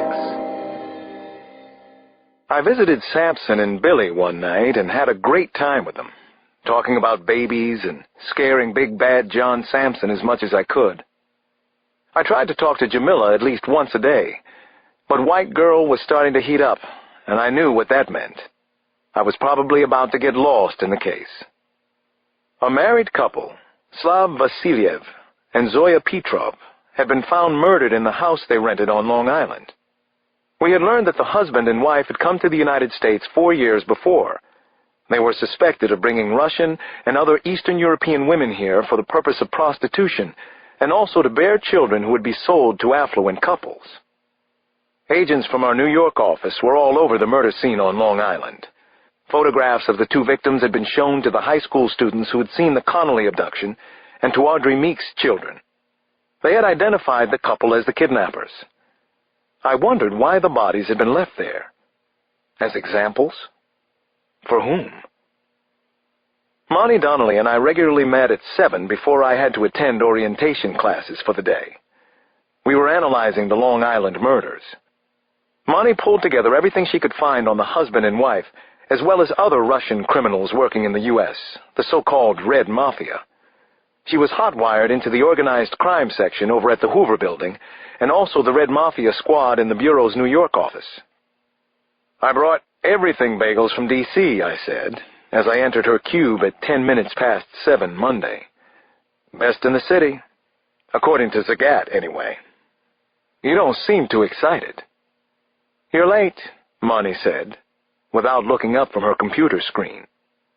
She'd mastered the droll deadpan delivery style favored by hackers. "These bagels are worth it," I said. "Trust me." "I don't trust anybody," Monty replied. She finally glanced up at me and smiled. Nice smile. Worth the wait. "You know that I'm kidding, right? It's just a tough girl act, Alex. Give her the bagels." I laughed. I'm used to cop humor. "Oh, I'm honored," she muttered, deadpan again, as she looked back at the glowing computer screen. "He thinks I'm a cop, not just a desk jockey. You know they started me in fingerprinting? The absolute bottom." I liked Monty, but I had the sense that she needed a lot of support. I knew she'd been divorced for about 2 years. She'd majored in criminology at Maryland for undergrad, where she had also pursued another interesting passion, studio arts. Monty still took classes in drawing and painting, and of course there was the mural in her cube. She yawned. "Sorry. I watched Alias with the boys last night. That will be Grandma's problem when she has to get them up this morning." Monty's home life was another thing we had in common. She was a single parent with 2 young kids and a doting grandmother who lived less than a block away. The grandmother was her ex-husband's mother, which told the story of the marriage. Jack Donnelly had played basketball at Maryland, where he and Monty met. He was a big drinker in college, and it got worse once he graduated. Monty said he'd never recovered from being all everything in high school and then just another guard for the Maryland Terrapins. Monty was 5 foot even, and joked that she hadn't played any kind of ball at Maryland. She told me her nickname in high school was Spaz. "I've been reading all about women being traded and sold from Tokyo to Riyadh," she said. "Breaks my heart, and it pisses me off. Alex, we're talking some of the worst slavery in history. What's with you, man?" I looked at her. "I don't buy and sell women, Monty. Neither do any of my friends." "Sorry. I'm carrying around a little extra baggage because of Jack the Rat and a few other husbands I know." She looked at her computer screen. "Here's a choice quote for today. Know what the Thai premier said about the thousands of women from his country sold into prostitution? Thai girls are just so pretty. And here's the premier on 10-year-old girls being sold. Come on. Don't you like young girls, too?" "I swear to God he said that." I sat down next to Monty and peered at her computer screen. So now somebody's opened a lucrative market for suburban white women. Who? And where are they working out of? Europe? Asia? The U.S.? The murdered couple could be a break for us. Russians. What do you think? She asked. Could be a ring operating out of New York, Brighton Beach, or maybe they're headquartered in Europe. The Russian mob is set up just about everywhere these days. It's not the Russians are coming anymore. They're here. Monty started to spit out information. The Solntseva gang is the largest crime syndicate in the world right now. Did you know that? They're big here, too. Both coasts. The Red Mafia has basically collapsed in their country. They smuggled close to $100 billion out of Russia, and a lot of it came here. You know, we've got major task forces working in L.A., San Francisco, Chicago, New York, D.C., Miami. The Reds bought banks in the Caribbean and Cyprus. Believe it or not, they've taken over prostitution, gambling, and money laundering in Israel. In Israel. I finally got a few words in. I spent a couple of hours last night reading the files from Anti-Slavery International. The Red Mafia comes up there, too. I'll tell you one other thing. She looked at me. That kid who was grabbed in Newport. I know it's a different pattern. I get it. But I do believe he's part of this. What do you think? I nodded. So did I. And I also thought that Monty had great street smarts for somebody who rarely left the office. So far, she was the best person I'd met at the Bureau. And here we were in her tiny cube, trying to solve White Girl. Chapter 47. I had never really stopped being a student since my days at Johns Hopkins, and it had served me well in the Washington PD, even given me a certain mystique. I hoped it would be the same in the Bureau, though it hadn't been so far. I set myself up with a supply of black coffee and started in on the Russian mob research. I needed to know everything about them, and Monty Donnelly was a willing accomplice. I made notes along the way, though I usually remember most of what is important enough and don't need to write it down. According to the FBI files, the Russian mob was now more diverse and powerful in America than La Cosa Nostra. Unlike the Italian mafia, the Russians were organized into loose networks that cooperated with but weren't dependent on one another. At least not so far. A major benefit was that the loose style of organization avoided RICO prosecutions by the government. No conspiracies could be proved. There were two distinctly different types of Russian mobsters. The knuckle-draggers were into extortion, prostitution, and racketeering, and their particular crime group was called the Solntseva. The second type of Russian mobster operated at a more sophisticated level, often securities fraud and money laundering. These were the neo-capitalist criminals, called the Izmailova. For the moment, I decided to concentrate on the first group, the lowlifes, especially the brigades involved with prostitution. According to the Bureau's OC section report, the prostitute business operated a lot like Major League Baseball.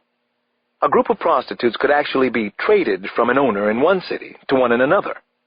As a footnote, a survey conducted among 7th-grade girls in Russia listed prostitution among the top 5 career choices of the girls when they grew up. Several historical anecdotes had been inserted in the file to represent the Russian criminal mentality. Smart and ruthless. According to one story, Ivan the Terrible had commissioned St. Basil's Cathedral to rival, even surpass, the great churches of Europe. He was pleased with the result and invited the architect to the Kremlin. When the artist arrived, his blueprints were burned and his eyes poked out, thus ensuring that he could never create a finer cathedral for anyone else. There were several more contemporary examples in the report, but that was how the Red Mafia worked. It was what we were up against if the Russians were behind White Girl. Chapter 48. Something incredible was about to happen. It was a gorgeous afternoon in eastern Pennsylvania. The art director found himself lost in the dazzling blue of the sky, and the reflections of the white clouds sliding across his windshield were mesmerizing. Am I doing the right thing now? He had asked himself several times during the ride. He thought that he was. You have to admit that it's beautiful, he said to the bound passenger in his Mercedes G-Class SUV. It is, said Audrey Meek. She was thinking that she believed she would never see the outdoors again, never smell fresh grass and flowers. So where was this madman taking her with her hands tied? They were driving away from his cabin. Going where? What did it mean? She was terrified, but trying not to show it. Small talk, she told herself. Keep him talking. You like this G-Class? She asked, and immediately knew it was an insane question. Just insane. His tight smile, but especially his eyes, told her that he thought so too, and yet he answered politely. I do, actually. At first I thought it was the final proof that rich people are incredibly stupid. I mean, it's kind of like putting a Mercedes logo on a wheelbarrow and then paying triple for it. But I do like the oddness of the vehicle, the rigid lines of the design, the gizmos like lockable differentials. Of course, I'll have to get rid of this one now, won't I? Oh, God. She was afraid to ask why, but maybe she knew already. She'd seen the car he drove. Maybe someone else had too. But she'd also seen his face, so he wasn't really making sense. Or was he? Suddenly, Audrey found that she couldn't talk at all. No words would come out of her mouth, which was very dry. This self-professed nice guy who said he wanted to be her friend, but who had raped her 6 times, was going to kill her very soon. And then what? Bury her out here in the beautiful woods? Dump her body in a gorgeous lake with a heavy weight attached to it?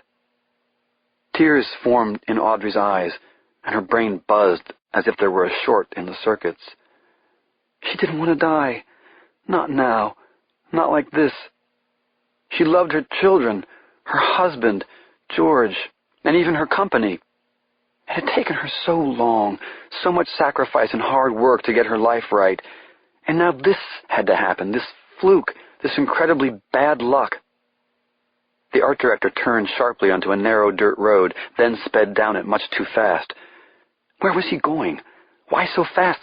What was at the end of the road? But apparently they weren't going all the way to the end. He was braking.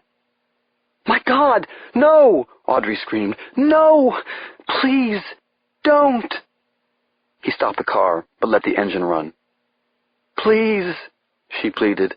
"Oh, please, don't do this. Please, please, please, you don't have to kill me." The art director merely smiled. "Give us a hug, Audrey. Then get out of the car before I change my mind. You're free. I'm not going to hurt you. You see, I love you too much." Chapter 49. There was a break in White Girl. One of the women had been found. Alive. I was rushed to Bucks County, Pennsylvania, in one of the 2 Bell helicopters kept at Quantico for emergencies.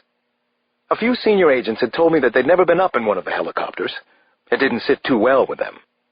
Now here I was becoming a regular during my orientation period. There were benefits to being on the director's fast track. The sleek black Bell set down in a small field in Norristown, Pennsylvania. During the flight, I found myself thinking of a recent orientation class.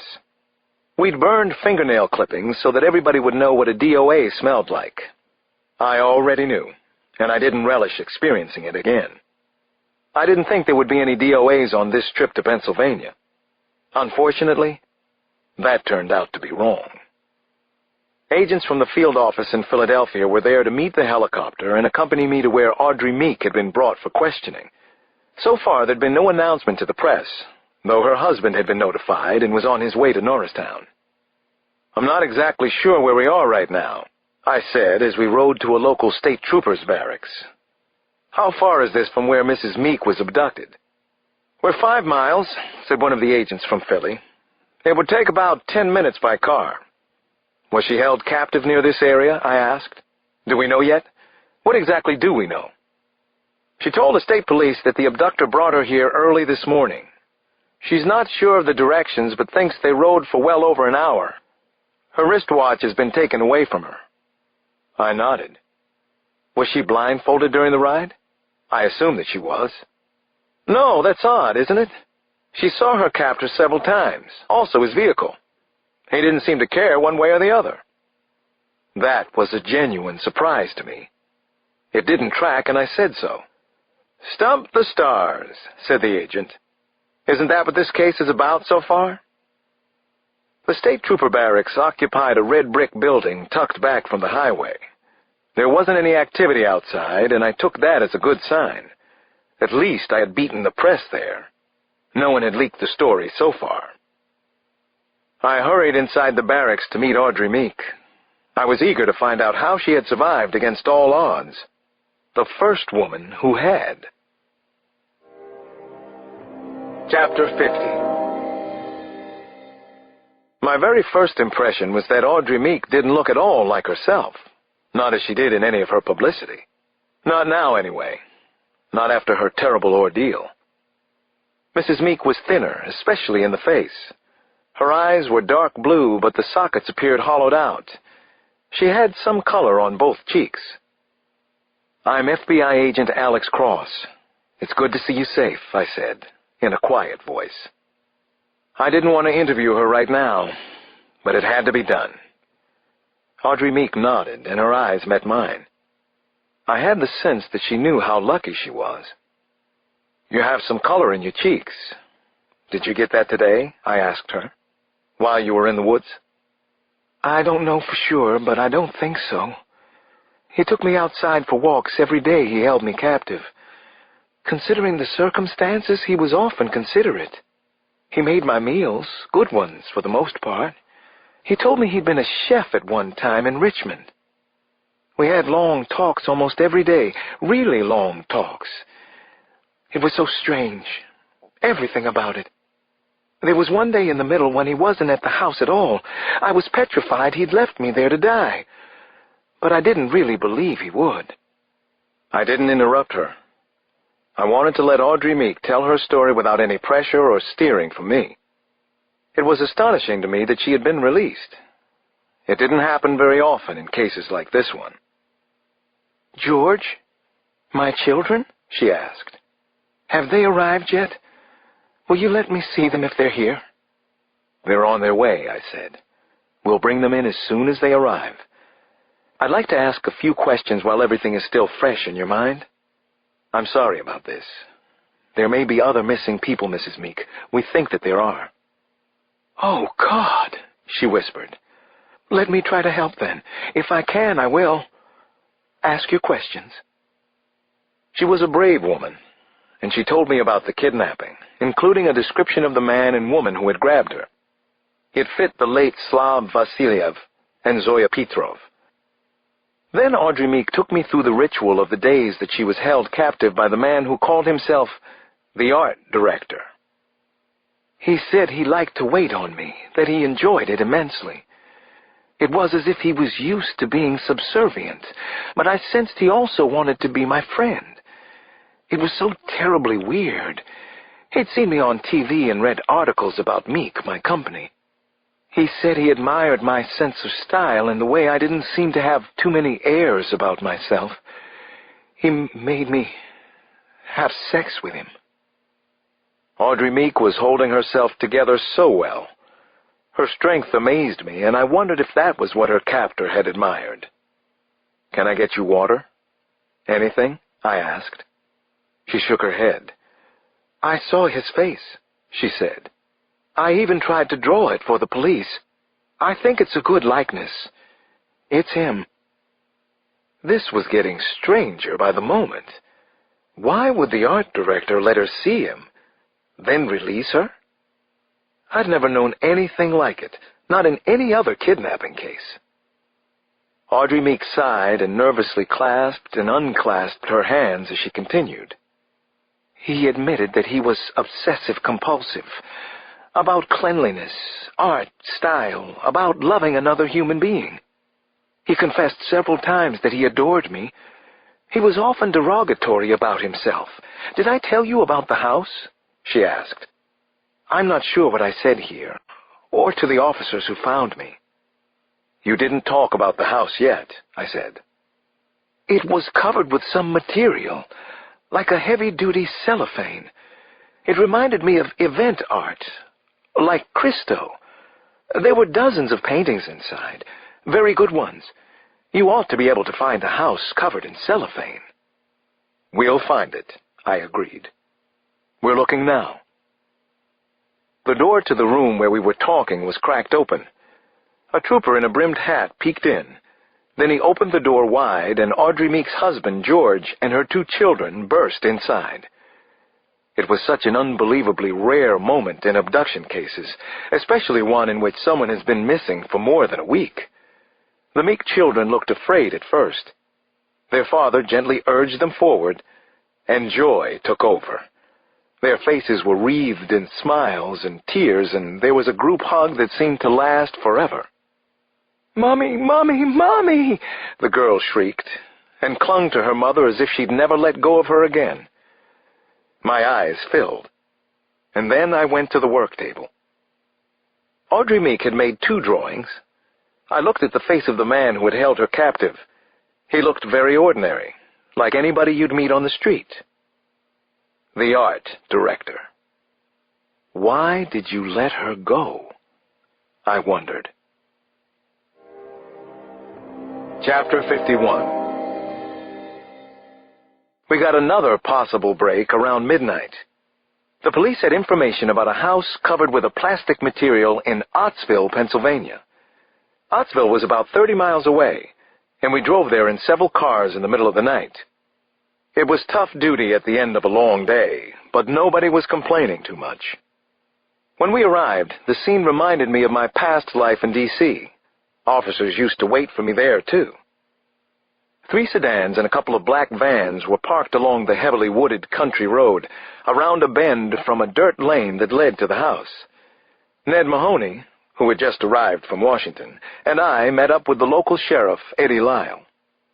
"Lights are all out in the house," Mahoney observed as we approached what was actually a renovated log cabin. The only access to the secluded property was the dirt road. His HRT teams were waiting on his command to go. "It's past 1, I said. "He might be waiting on us, though. I think there's something desperate about this guy." "Why's that?" Mahoney wanted to know. "I need to hear." He let her go. She saw his face and the house, the car, too. He must have known we'd find him here. "My people know what they're doing," the sheriff interrupted, sounding offended that he was being ignored. I didn't much care what he thought. I had seen a local, inexperienced rookie cop blown away in Virginia one time. "I know what I'm doing, too," the sheriff added. I stopped talking to Mahoney and stared at Lyle. "Hold it right here. We don't know what's waiting for us inside the house, but we do know this. He knew we'd find this place and come for him. Now you tell your men to stand down. FBI HRT goes in first. You're backup for us. Do you have a problem with that?" The sheriff's face reddened, and he thrust out his chin. "I sure as hell do, but it doesn't mean fuck all, does it?" "No, it doesn't matter at all. So tell your men to stand down. You stand down, too. I don't care how good you think you are." I started walking forward again with Mahoney, who was grinning and not trying to hide it. "You're a hot ticket, man," he said. A couple of his snipers were watching the cabin from less than 50 yards away. I could see that it had a gabled roof with a dormer on the loft level. Everything was dark inside. "This is HRT-1. Anything going on in there, Kilbert?" Mahoney said into his mic to one of the snipers. "Not that I can see, sir. What's the take on the unsub?" Mahoney looked at me. My eyes moved slowly across the cabin and the front and side yards. Everything looked neat, well maintained, and seemed to be in good repair. Power lines led to the roof. "He wanted us to come here, Ned. That can't be good." "Booby trap?" he asked. "That's how we plan to proceed." I nodded. That's how I would go. If we're wrong, it'll give the locals some yucks. "Fuck the local yokels," said Mahoney. I agree with that, now that I'm not a local anymore. "Hotel and Charlie teams, this is HRT-1, Mahoney said into his mic. "This is Control. On the ready. 5, 4, 3, 2, 1, go!" 2 HRT teams of 7 rose up from phase line yellow, which is the final position for cover and concealment. They passed phase line green on the way to the house. After that, there was no turning back. HRT's motto for this kind of action was speed, surprise, and violence of action. They were very good at it, better than anything the Washington PD had to offer. Within a matter of seconds, the hotel and Charlie teams were inside the cottage where Audrey Meek had been kept captive for over a week. Then Mahoney and I burst through the back door and into the kitchen. I saw stove, refrigerator, cabinets, table. No art director. No resistance of any kind. Not yet. Mahoney and I moved ahead cautiously. The living room area had a wood-burning stove, a striped contemporary-style couch in beige and brown, several club chairs, a big chest covered by a dark green Afghan. Everything was tasteful and organized. No art director. Canvases were everywhere. Most had been finished. Whoever had done the paintings was talented. "Secure," I heard. Then a shout, "In here!" Mahoney and I raced down a long hallway.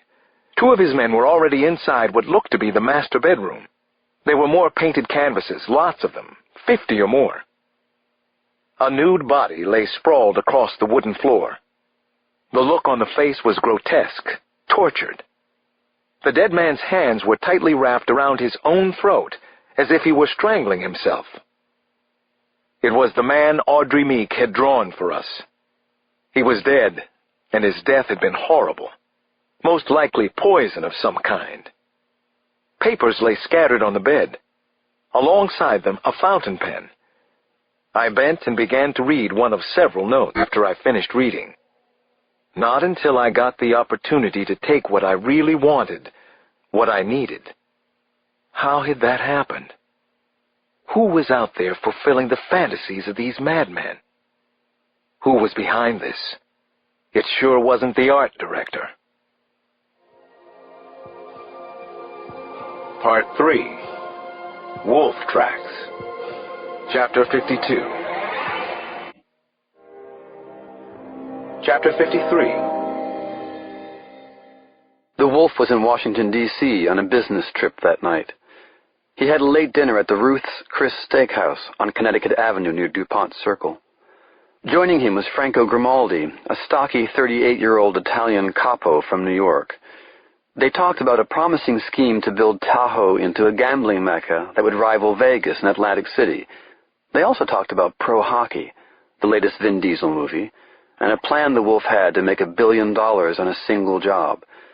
Then the wolf said he had to leave.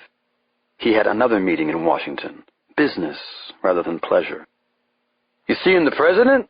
Grimaldi asked. The Russian laughed. "No, he can't get anything done. He's all stronzati. Why should I see him? He should see me about Bin Laden and the terrorists. I get things done." "Tell me something," Grimaldi asked before the wolf left. "The story about Palumbo out in the max security prison in Colorado. You did that?" The wolf shook his head. "A complete fairy tale. I am a businessman, not a lowlife, not some butcher. Don't believe everything you hear about me." The mafia had watched the unpredictable Russian leave the steakhouse, and he was almost certain the man had killed Palumbo, and also that the president ought to contact the wolf about Al-Qaeda. Around midnight, the wolf got out of a black Dodge Viper in Potomac Park. He could see the outline of an SUV across Ohio Drive. The roof light blinked on, and a single passenger got out. "Come to me, pigeon," he whispered. The man who approached him in Potomac Park was FBI and worked in the Hoover Building. His carriage was stiff and herky-jerky, like that of so many government functionaries. There was no confident G-man swagger. The wolf had been warned that he couldn't buy a useful agent and that he couldn't trust the information if he did, but he hadn't believed that.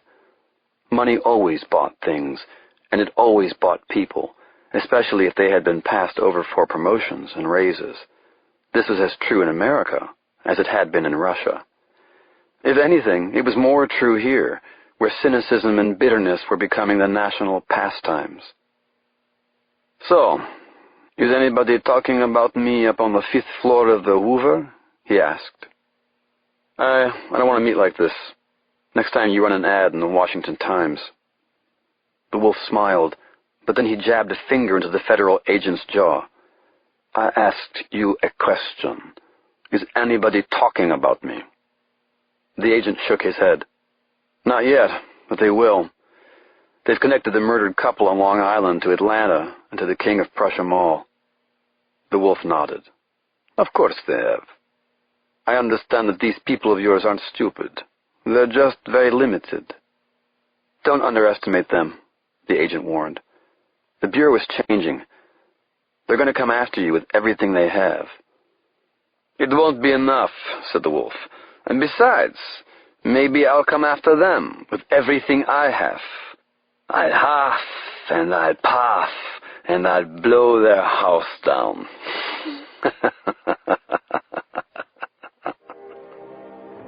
Chapter 54. The next night I got home before 6 o'clock. I had a sit-down dinner with Nana and the kids, who were surprised but clearly thrilled that I was home so early. The telephone rang toward the end of the meal. I didn't want to answer it. Maybe somebody else had been grabbed, but I didn't want to deal with it.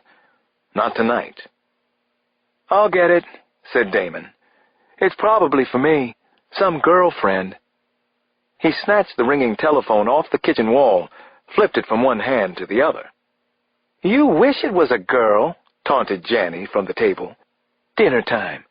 It's probably somebody selling MCI or a bank loan. They always call it dinner." Then Damon was pointing at me, and he wasn't smiling.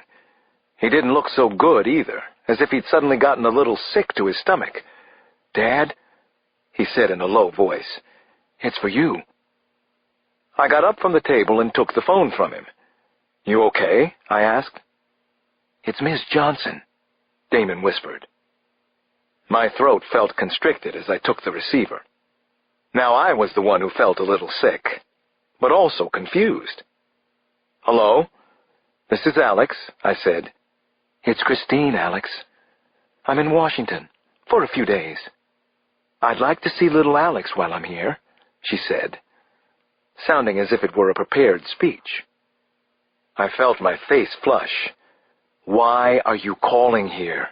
Why now?" I wanted to say, but didn't.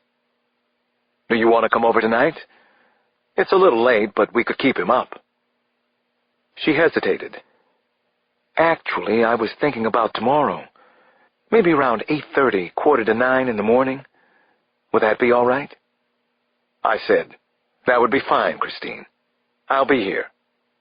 "Oh," she said, then fumbled for words a little. "You don't have to stay home for me. I heard you were working for the FBI." My stomach clenched. Christine Johnson and I had split up over a year ago, mainly because of the nature of the murder cases I worked. She had actually been abducted because of my work. We finally found her in a shack in a remote area of Jamaica. Alex was born there. I hadn't known Christine was pregnant at the time. We were never the same after that. I felt it was my fault. Then she'd moved to Seattle. It had been Christine's idea that Alex stay with me. She'd been seeing a psychiatrist and said she wasn't emotionally fit to be a mother. Now she was in D.C. for a few days. "What brings you back to Washington?" I finally asked. "I wanted to see our son," she said, her voice going very soft. "And some friends of mine." I remembered how much I had loved her, and probably still did on some level, but I was resigned to the fact that we wouldn't be together. Christine couldn't stand my life as a cop, and I couldn't seem to give it up. "All right, well, I'll be over at around 8:30 tomorrow," she said. "I'll be here," I said. Chapter 55. 8:30 on the button. A shiny silver Taurus, a rental car from Hertz, pulled up in front of our house on 5th Street. Christine Johnson got out, and though she looked a little severe with her hair pulled back in a tight bun, I had to admit that she was a beautiful woman. Tall and slender, with distinct sculpted features that I couldn't make myself forget. Seeing her again made my heart catch in spite of what had happened between us. I was edgy, but also tired. Why was that? I wondered how much energy I'd lost in the past year and a half. A doctor friend from Johns Hopkins has a serious theory that our lifelines are written on the palms of our hands. He swears he can chart stress, illnesses, general health. I visited him a few weeks ago, and Bernie Stringer said I was in excellent physical shape, but that my lifelines had taken a beating in the last year. That was partly because of Christine, our relationship, and the breakup. I was standing behind the protective screen of the front door with Alex in my arms. I stepped outside as Christine approached the house. She was wearing heels and a dark blue suit. "Say hi," I said to Alex, and waved one of his arms at his mother. It was so strange, so completely unnerving to see Christine like this again. We had such a complicated history. Much of it was good, but what was bad was very bad. Her husband had been killed in her house during a case I was working on. I had nearly been responsible for her death. Now we were living thousands of miles apart. Why was she in D.C. again? To see little Alex, of course. But what else had brought her? "Hello, Alex," she said, and smiled. And for a dizzying instant it was as if nothing had changed between us. I remembered the first time I had seen her, when she was still the principal at the Sojourner Truth School. She'd taken my breath away. Unfortunately, I guess, she still did. Christine knelt at the foot of the stairs and spread her arms. "Hi, you handsome guy," she said to little Alex. I set him down and let him decide what to do next. He looked up at me and laughed. Then he chose Christine's beckoning smile, chose her warmth and charm, and went right into her arms. "Hello, baby," she whispered. "I missed you so much. You've grown so big." Christine hadn't brought a gift, no bribes, and I liked that. It was just her, no tricks or gimmicks. But that was enough. In seconds, Alex was laughing and talking up a storm. They looked good together, mother and son. "I'll be inside," I said, after I watched them for a moment. "Come in when you want. There's fresh coffee. Nana's. Breakfast if you haven't eaten." Christine looked up at me and she smiled again. She looked so happy holding the boy, our small son. "We're fine for the moment," she said. "Thank you. I'll come in for coffee. Of course I will." Of course. Christine had always been so sure about everything, and she hadn't lost any of her confidence. I stepped back inside and nearly bumped into Nana, who was watching from just beyond the screen door. "Oh, Alex," she whispered, and she didn't have to say any more than that. I felt as if a knife had been plunged into my heart. It was the first twist, and just the first of many. I shut the front door and left them to have their private time. Christine brought the baby inside after a while, and we all sat in the kitchen and drank coffee, and she watched Alex with his bottle of apple juice. She talked about her life out in Seattle, mostly about work at a school out there, nothing too personal or revealing. I knew she had to be nervous and stressed, but I never saw it. Then Christine showed the kind of warmth that could melt a heart. She was looking at little Alex. "What a sweetheart he is," she said. "What a sweet, darling little boy. Oh, Alex, my little Alex, how I missed you. You have no idea." Chapter 56. Christine Johnson in D.C. again. Why had she come back now? What did she want with us? The questions throbbed in my head and also deep inside my heart. They made me afraid, even before I had a clear idea what to fear. Of course I had a suspicion. Christine had changed her mind about little Alex. That was it, had to be. Why else would she be here? She certainly hadn't come back to see me. Or had she?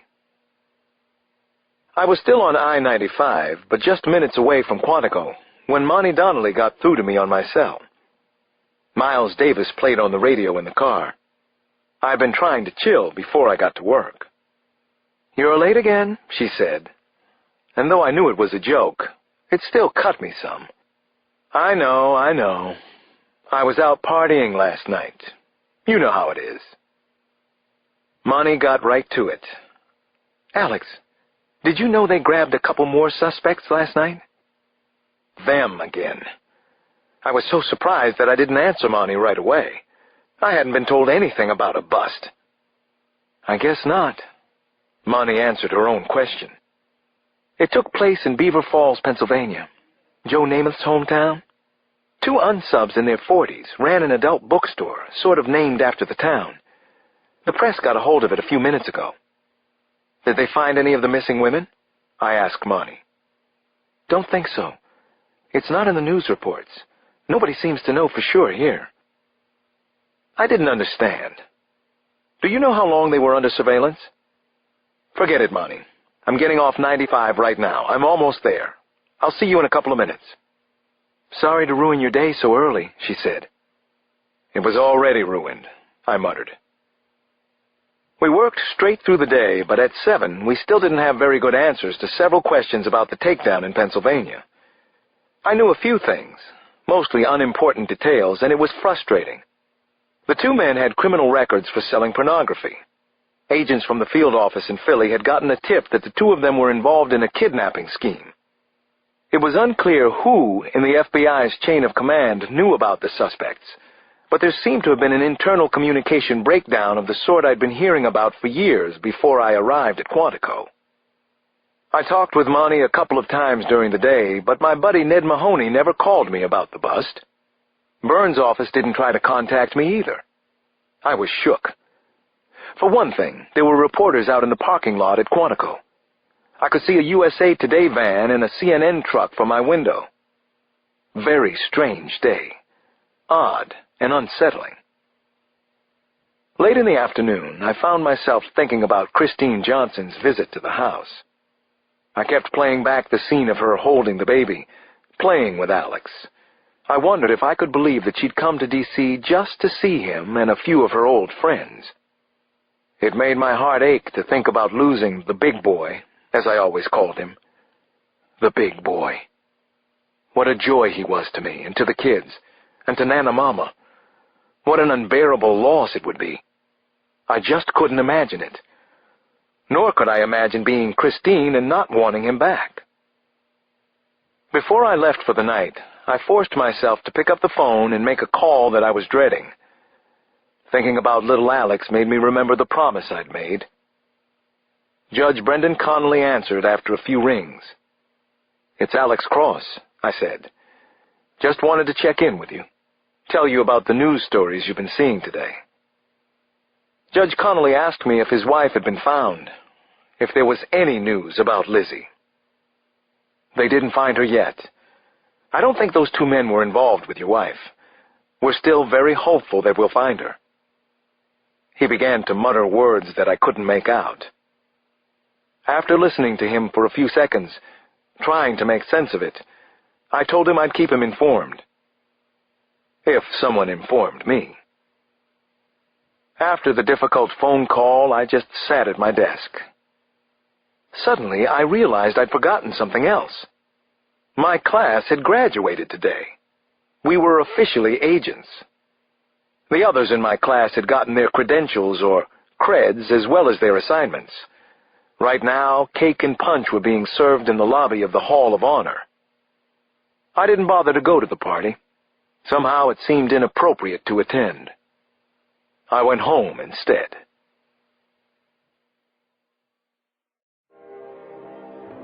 Chapter 57.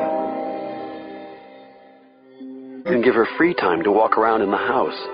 Tied up, of course, on a kind of chain leash that he would hold in his hands. It was so demeaning. He told her that he knew she'd be thinking that he was getting kinder and gentler, but not to get any stupid ideas. Well, what the hell else could she do except get ideas?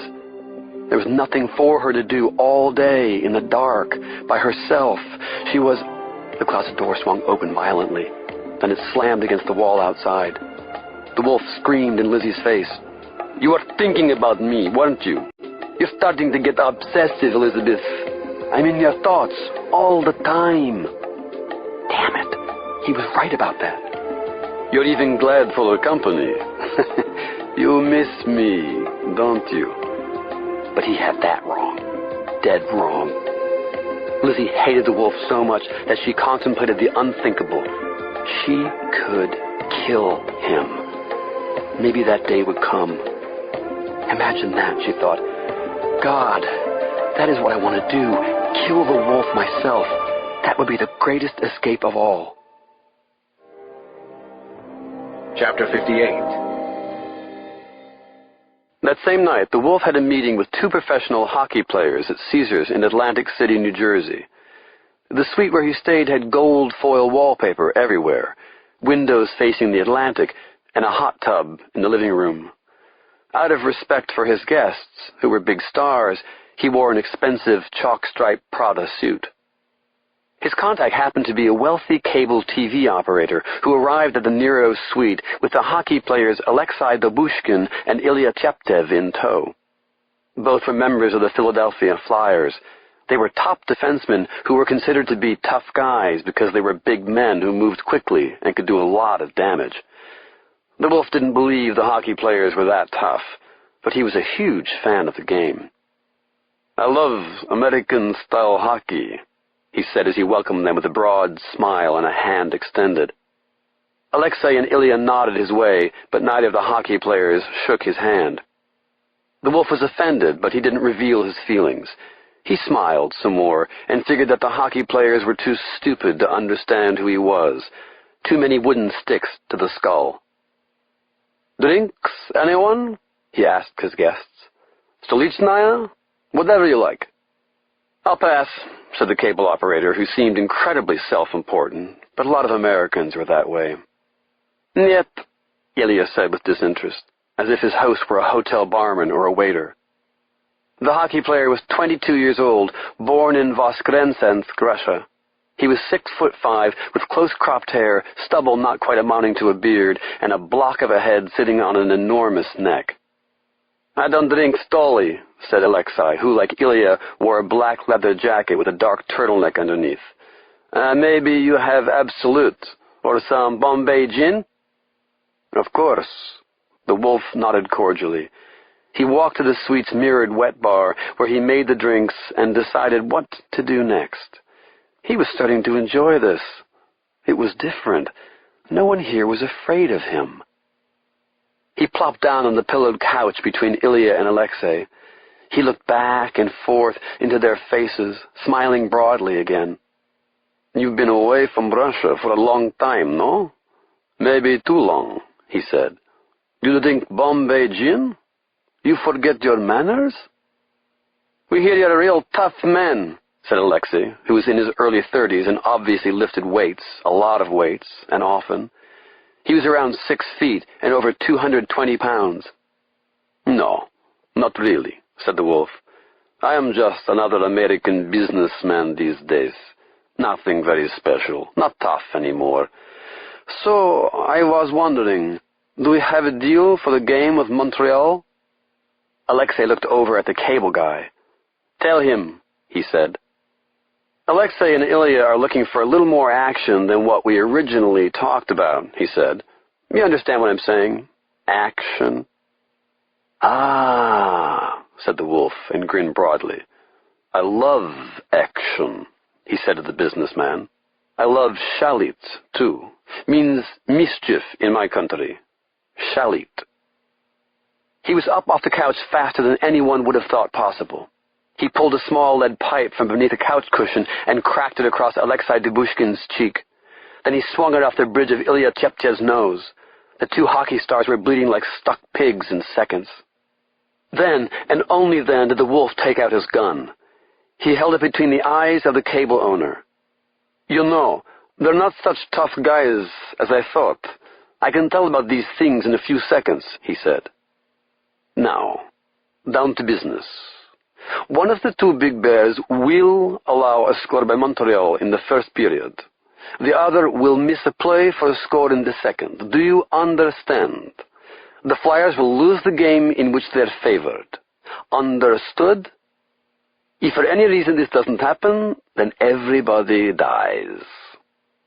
Now let yourselves out. I look forward to the game. As I said, I love American-style hockey."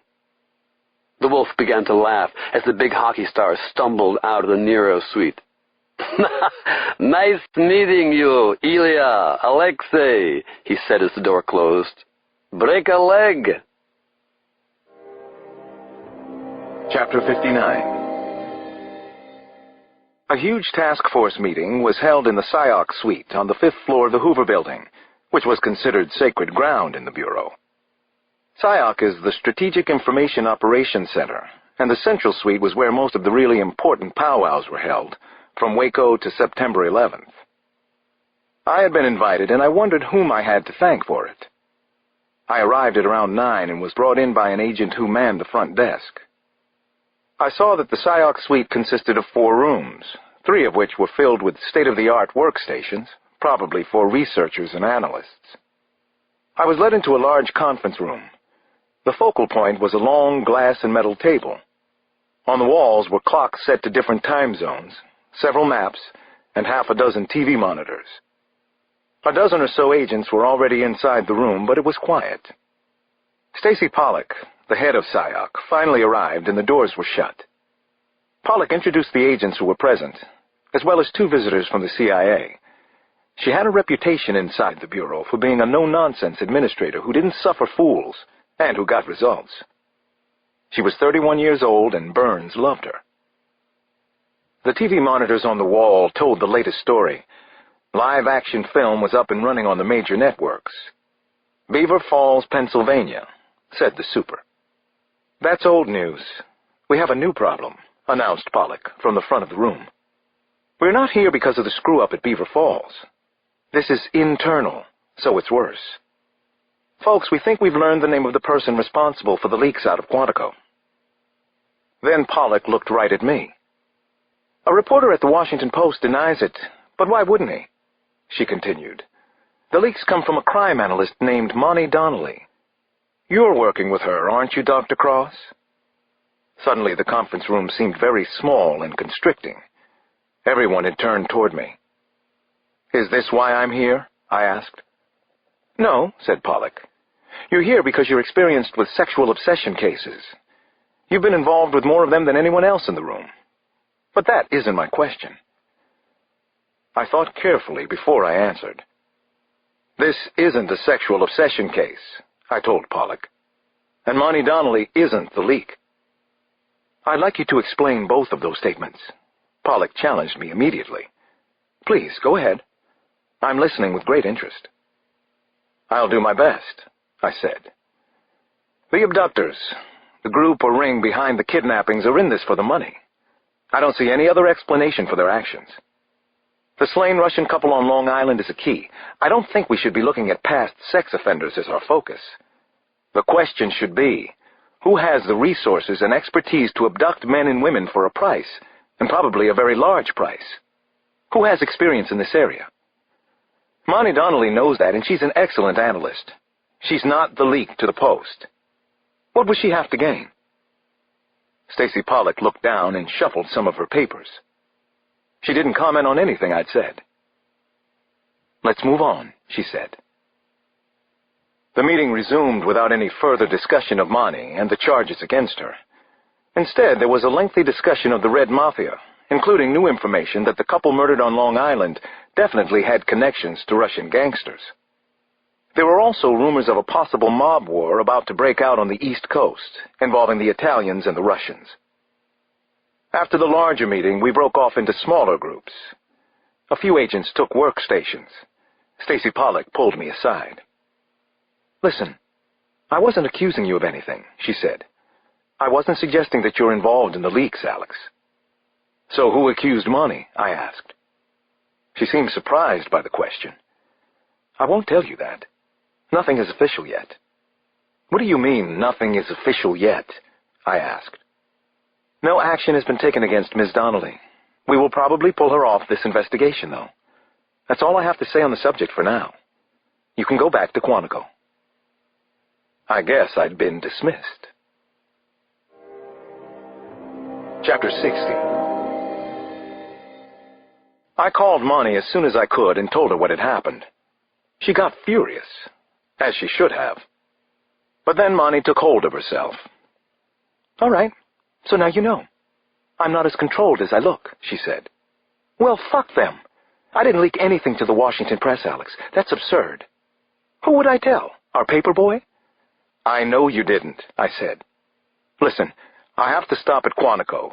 Then how about I take you and the boys for a quick meal tonight? Cheap, I added, and she managed to sniffle out a laugh. All right. I know a place. It's called the Command Post Pub. We'll meet you. The boys like it there a lot. You'll see why. Monty told me how to get to the pub, which was close to Quantico on Potomac Avenue. After I made a stop at my temporary office at Club Fed, I drove over to meet her and her two boys. Matt and Will were just 11 and 12. They were big dogs, though, like their father. Both were already close to 6 feet. Mom says you're okay, said Matt, as he shook hands with me. She said the same about you and Will, I told him. Everybody at the table laughed. Then we ordered guilty pleasures, burgers, chicken wings, cheese fries, which Monty figured she deserved after her ordeal. Her sons were well-mannered and easy to be with, and that told me a lot about Monty. The pub was an interesting choice. It was cluttered with Marine Corps memorabilia, including officers' flags, photos, and a couple of tables with machine gun rounds in them. Monty said that Tom Clancy had mentioned the bar in Patriot Games, but in the novel he said there was a picture of George Patton on the wall, which upset the bar's regulars, especially since Clancy had made a career out of being in the know. The command post was a Marines bar, not Army. When we were leaving, Monty took me aside. A few Marines were going in and out. They gawked a little at us. "Thank you. Thank you, Alex. This means a lot to me," she said.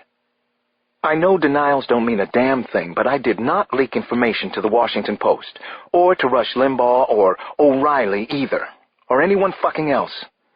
Never happened, never will. I'm true blue to the end, which apparently could be near." "That's what I told them at the Hoover Building," I said. "The true blue part." Monty rose on her toes and kissed me on the cheek. "I owe you big time, mister. You should also know you're impressing the hell out of me. Even Matt and Will seemed neutral to positive, and you're one of the enemy to them. Grown-ups." "Keep working the case," I told her. "You have exactly the right attitude." Monty looked puzzled, but then she got it. "Oh, yeah, I do, don't I? Fuck them." "It's the Russians," I said, before I left her at the door of the command post. "It has to be. We've got that much right." Chapter 61. Two people very much in love. Often a beautiful thing to watch, but not in this case, not on this starry night in the hills of central Massachusetts. The devoted lovers' names were Vince Petrillo and Frances Deegan, and they were juniors at Holy Cross College in Worcester, where they had been inseparable since their first week as freshmen. They'd met in the Mulledy dorm on Easy Street and had rarely been apart since. They'd even worked at the same fish restaurant the past 2 summers in Provincetown. When they graduated, they planned to be married, then do the grand tour through Europe. Holy Cross was a Jesuit school that, justly or unjustly, had some reputation for being homophobic. Offending students could be suspended or even expelled under the breach of peace rule, which forbade conduct which is lewd or indecent. The Catholic Church did not actually condemn temptation toward members of the same sex, but homosexual acts were often considered intrinsically perverted and seen as constituting a grave moral disorder. Because the Jesuits could be hard on homosexual relationships, among the students anyway, Vince and Frances kept theirs as private and secret as they could. In recent months, though, they had started to figure their relationship probably wasn't a very big deal, especially given the scandals among the Catholic clergy. The campus arboretum at Holy Cross had long been a hangout for students who wanted to be alone and those who had romantic intentions.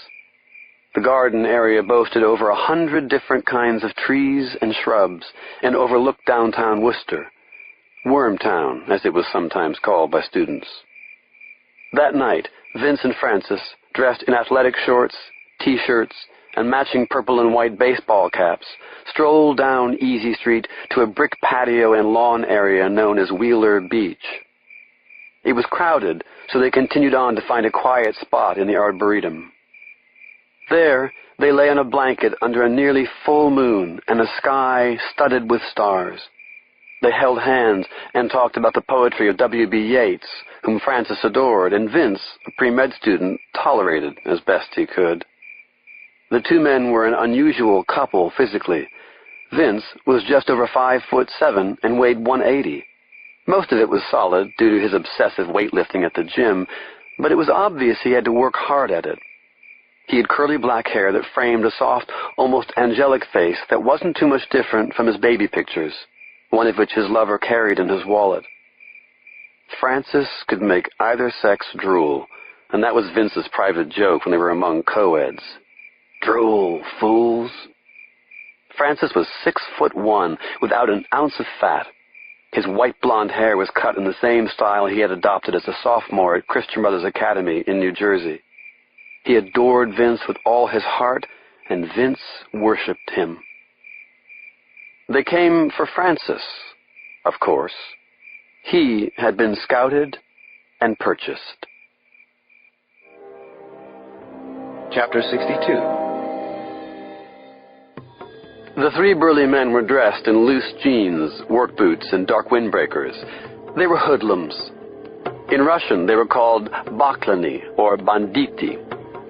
Scary demons wherever you met up with them. Monsters from Moscow let loose in America by the wolf. They parked a black Pontiac Grand Prix on the street, then climbed the hills of the main campus at Holy Cross. One of them was short of breath and complained in Russian about the steepness of the hill. "Quiet, asshole," said group leader Maxime, who liked to call himself a personal friend of the wolf's, though of course he wasn't. No Pakan had real friends, but especially not the wolf. He had only enemies and almost never met those who worked for him. Even in Russia, he had been known as an invisible or mystery man. Here in the U.S., virtually no one knew him by sight. The three thugs watched the college students on the blanket as they held hands, then kissed and fondled. "Kissed like girls," said one of the Russian men with a nasty laugh. "Not like any girls I ever kiss." The three of them laughed and shook their heads in disgust. Then the hulking leader of the team strode forward, moving very fast given his weight and size. He silently pointed at Francis, and the two other men pulled the boy away from Vince. "Hey, what the hell is this?" Francis started to yell. He was stopped by a wide strip of electrical tape pressed over his mouth, cutting off all sound. "Now you can scream," said one of the smirking hoods. "Scream like a girl, but nobody hears you anymore." They worked together quickly. While one thug wrapped more black tape around Francis's ankles, the other bound his wrists tightly behind his back. Then he was stuffed inside a large duffel bag, the sort used to carry athletic equipment such as baseball bats or basketballs. The leader, meanwhile, took out a thin, very sharp stiletto knife. He slit the heavy-set boy's throat, just as he used to kill pigs and goats back in his home country. Vince hadn't been purchased, and he had seen the abduction team. Unlike the couple, these men would never play their own little games, or betray the wolf, or disappoint him. There would be no more mistakes. The wolf had been explicit on that, clear in a dangerous way that only he could be. "Take the pretty boy, quickly," said the leader of the team as they hurried back to their car. They tossed the bulging bag into the trunk of the Pontiac and got out of town. The job was perfect. Chapter 63. Here was the deal as Francis saw it now, as he tried to be calm and logical about it. Nothing that had happened to him could possibly have happened. He couldn't have been abducted a few hours ago from the campus of Holy Cross by three absolutely terrifying men. It just couldn't have happened. Nor could he have been transported in the trunk of a car for 4, maybe 5 hours to God only knew where. Most important, Vince couldn't be dead. That cruel and heartless piece of shit couldn't have slit Vince's throat back at the college. It hadn't happened. So all this had to be an impossibly bad dream. A nightmare of the sort that Francis Deegan hadn't experienced since he was maybe 3 or 4 years old. And this man standing before him now, this absurd caricature with curly tufts of white blonde hair around the side of his balding head, dressed in a tight black leather bodysuit, well, he couldn't be real either. No way. "I'm very angry at you. I'm good and pissed," Mr. Potter yelled right in Francis's face. "Why did you leave me?" he screeched. "Why? Tell me why. You must never leave me again. I get very scared without you, and you know that. You know how I am. That was thoughtless of you, Ronald." Francis had already tried reasoning with the madman. Potter, he called himself. And no, not Harry. Mr. Potter. But reasoning didn't work. He told the raving lunatic several times that he had never seen him before. He wasn't Ronald, didn't know any Ronalds. That had earned him a series of full-handed slaps across the face, one so hard that it bloodied his nose. The dweeby, Billy Idol-looking freak was a lot stronger than he looked.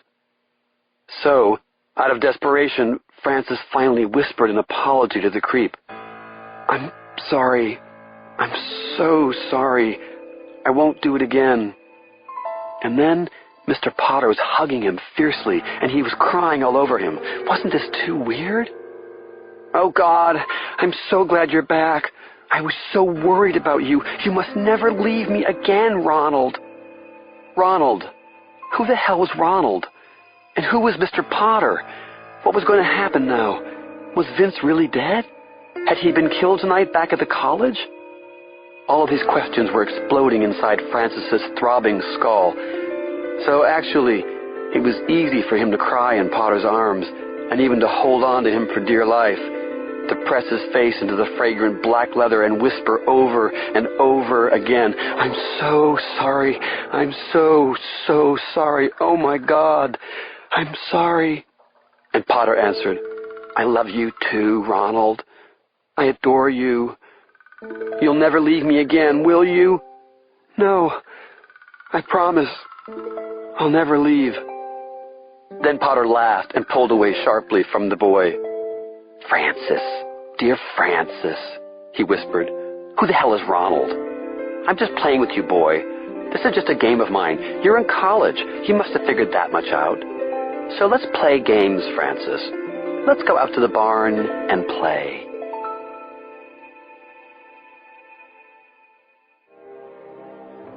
Chapter 64.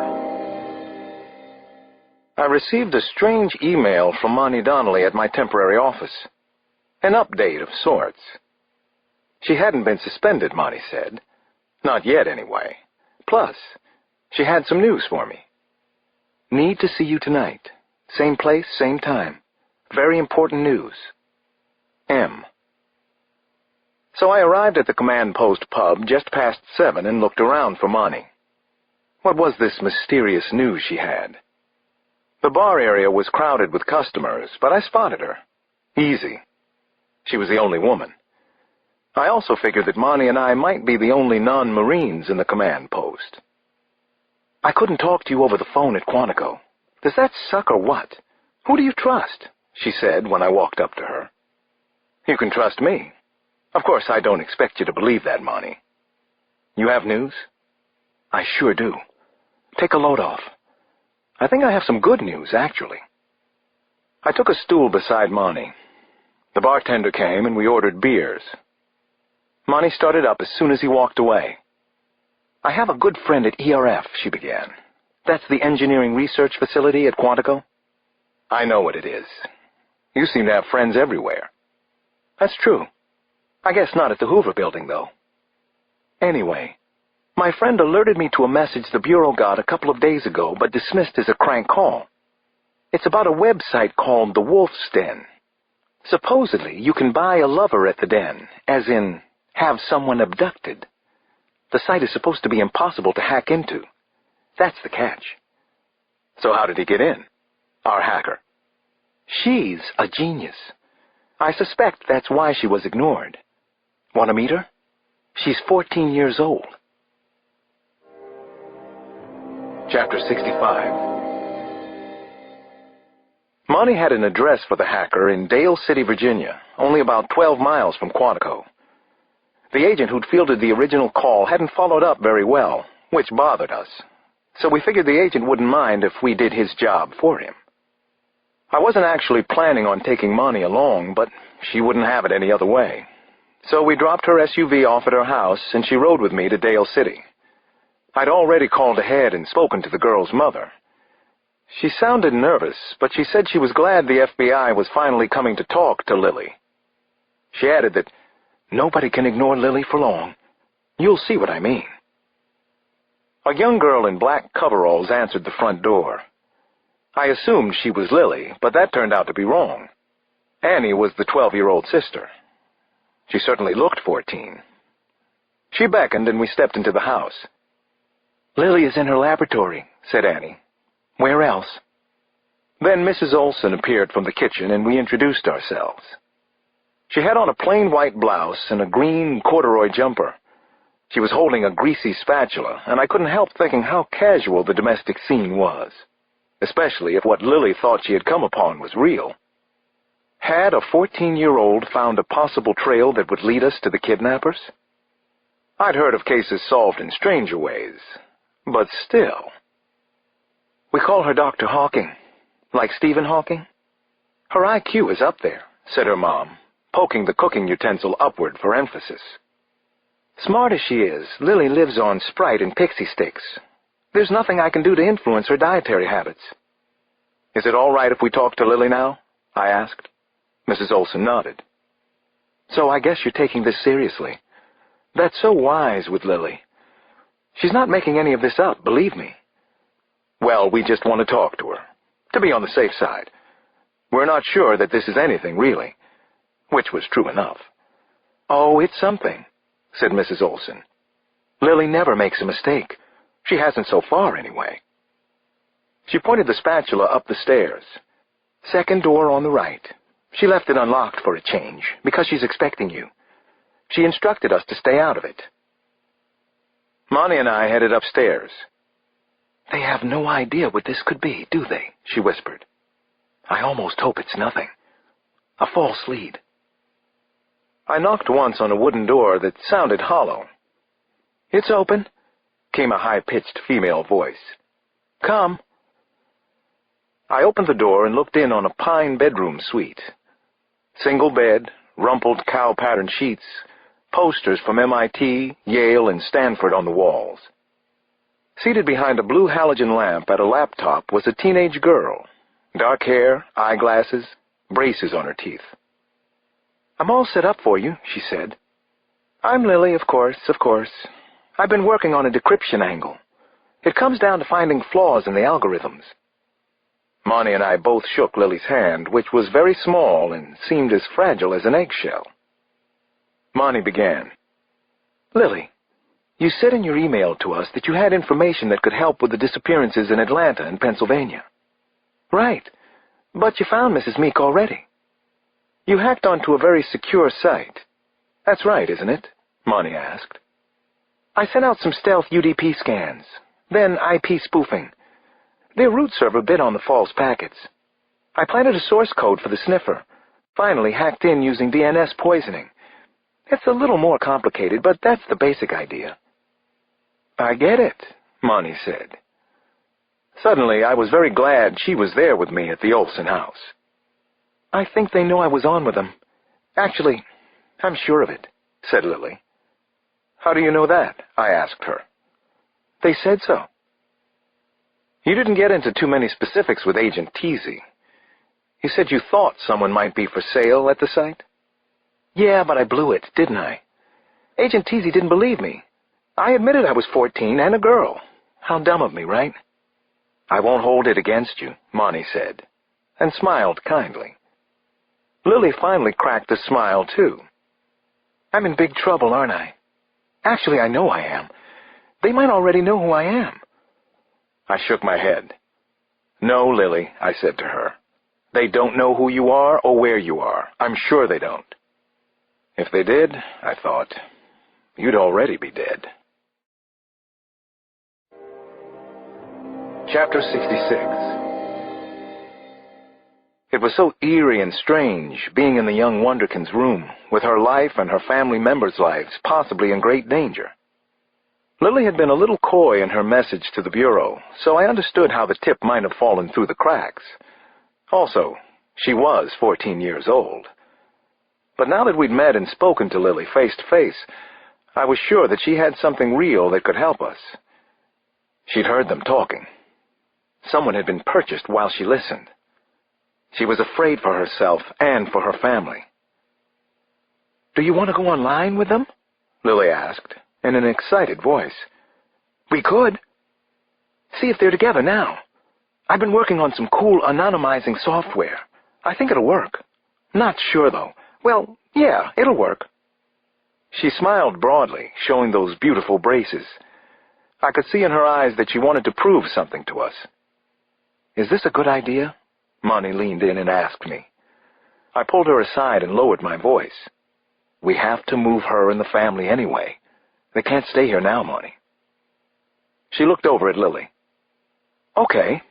Why don't you try to get online with them again? Let's see what they're up to. We'll be right here with you." Lily talked constantly as she went through the various steps to get through the site's passwords and encrypted protection. I didn't understand any of what the 14-year-old had to say, but Monty got most of it. She was enthusiastic and supportive, but mostly impressed. Suddenly, Lily looked up in alarm. "Something's all wrong here." She went back to her computer. "Oh, shit! God damn them!" she swore. "Those creeps! I can't believe this." "What's happened?" Monty asked. "They changed the keys, didn't they?" "Worse," Lily said, and kept tapping out commands rapidly. "Much, much worse. Oh, horsespit! I can't believe it." She finally turned away from the glowing screen of her laptop. "First, I couldn't even find the site. They set up this very cool, very dynamic network. It was in Detroit, Boston, Miami, bouncing all over the place. Then when I did find it, I couldn't get on. Nobody can get into the site now, except them." "Why is that?" Monty asked. "What happened between the last time you got in and now?" "They installed an eye scan. It's almost impossible to fool. The whole thing is run by this guy who calls himself Wolf. Wolf's a very scary dude. He's Russian. Like a wolf from Siberia? I think he's even smarter than I am. And that's fucking smart." Chapter 67. The next day I worked in the SIOC conference rooms on the 5th floor of the Hoover. So did Monty Donnelly, who still felt as if she were in limbo. We were keeping what we had learned from Lily Olson quiet so that we could check out a few things. The main room was humming around us. The abductions were a major media story now. The Bureau had taken an incredible amount of heat in the past few years. They needed a win. No, I thought. We need a win. A lot of important Bureau people were at the group meeting late that night. They included the heads of the Behavioral Analysis Unit East and BAU West, the unit chief of the Child Abduction Serial Murder Investigation Resource Center, Kazmirk, and the head of Innocent Images in Baltimore, an FBI unit dedicated to finding and eliminating sexual predators on the Internet. Stacy Pollock led the discussion again. She was clearly in charge of the case. A male student from Holy Cross College in Massachusetts was missing, and a close friend of his had been found murdered on campus. Francis Deegan's physical resemblance to Benjamin Coffey, the student kidnapped in Newport, led many of us to believe that he had been selected as a replacement for Coffey, who was feared dead. "I want to get approval for a reward, maybe $500,000, said Jack Arnold, who ran BAU East. No one commented on the proposal. Several agents went on making notes or using their laptops. Actually, it was dispiriting. "I think I have something," I finally said from the back of the room. Stacy Pollock looked my way. A few heads popped up, reacting to the break in the group's silence more than anything. I rose at my seat. The FNG had the floor. I introduced Monty, just to be cute. Then I told them about the Wolf's Den and our meeting with 14-year-old Lily Olson. I also mentioned the Wolf, who, according to Monty's findings, might have been a Russian gangster by the name of Pasha Sorokin. His pedigree was hard to trace, especially before he moved out of the USSR. If we can get inside the den somehow, I think we'll find out something about the missing women. In the meantime, I think we need to put more heat on some of the sites already identified by Innocent Images. It seems logical that the pervs using the Wolf's Den might visit porn sites too. We need help. If the Wolf turns out to be Pasha Sorokin, we'll need a lot of help. Stacy Pollock was interested. She led a discussion in which both Monty and I were given the third degree. It was clear that we threatened some of the other agents in the room. Then Pollock made a decision. "You can have resources," she said. "We'll watch the porn sites 24/7. Thing is, we have nothing better at this point. I want our Russian group out of New York on this, too. I can't quite believe Pasha Sorokin would be personally involved in this, but if he is, it's huge. We've been interested in Sorokin for 6 years. We're very interested in the Wolf." Chapter 68. During the next 24 hours, more than 30 agents were assigned to surveillance of 14 different porn sites and chat rooms. It had to be one of the most lurid stakeouts ever. We didn't know exactly who we were looking for, other than anyone who happened to mention a site called Wolf's Den, or possibly the Wolf. In the meantime, Monty and I were gathering all the information we could about the Red Mafia, and especially about Pasha Sorokin. Later that afternoon, I had to leave. The timing couldn't have been much worse, but there wouldn't have been any good time for this. I've been asked to attend a preliminary meeting with Christine Johnson's lawyers at the Blake Building in the DuPont Circle area. Christine was coming after little Alex. I arrived at a little before 5 and had to fight the tide of office workers streaming from the unusual 12-story structure, which actually rounded the corner where Connecticut Avenue met L. I checked the downstairs registry and saw that the tenants in the building included Mazda, Barron's, the National Safety Council, and several law offices, including Mark, Haranzo, and Denyo, which represented Christine. I trudged to the elevator bank and pushed a button. Christine wanted custody of Alex Jr. Her attorney had arranged for this meeting in hopes of resolving things without going to court or resorting to alternative dispute resolution. I had talked to my attorney in the morning and decided not to have him present, since this was an informal meeting. I tried to only have one thought as I rode the elevator to the 7th floor. Do what is best for little Alex, no matter what or how it might make me feel. I got off at 7 and was met by Gilda Haranzo, who was slim and attractive, dressed in a charcoal suit with a white silk blouse knotted at the throat. My lawyer had competed against Ms. Haranzo and told me she was good, and also on a mission. She was divorced from her physician husband and had custody of their 2 children. Her fees were high, but she and Christine had gone to Villanova together and were friends from back then. "Christine is already in the conference room, Alex," she said, after introducing herself. Then she added, "I'm sorry it's come to this.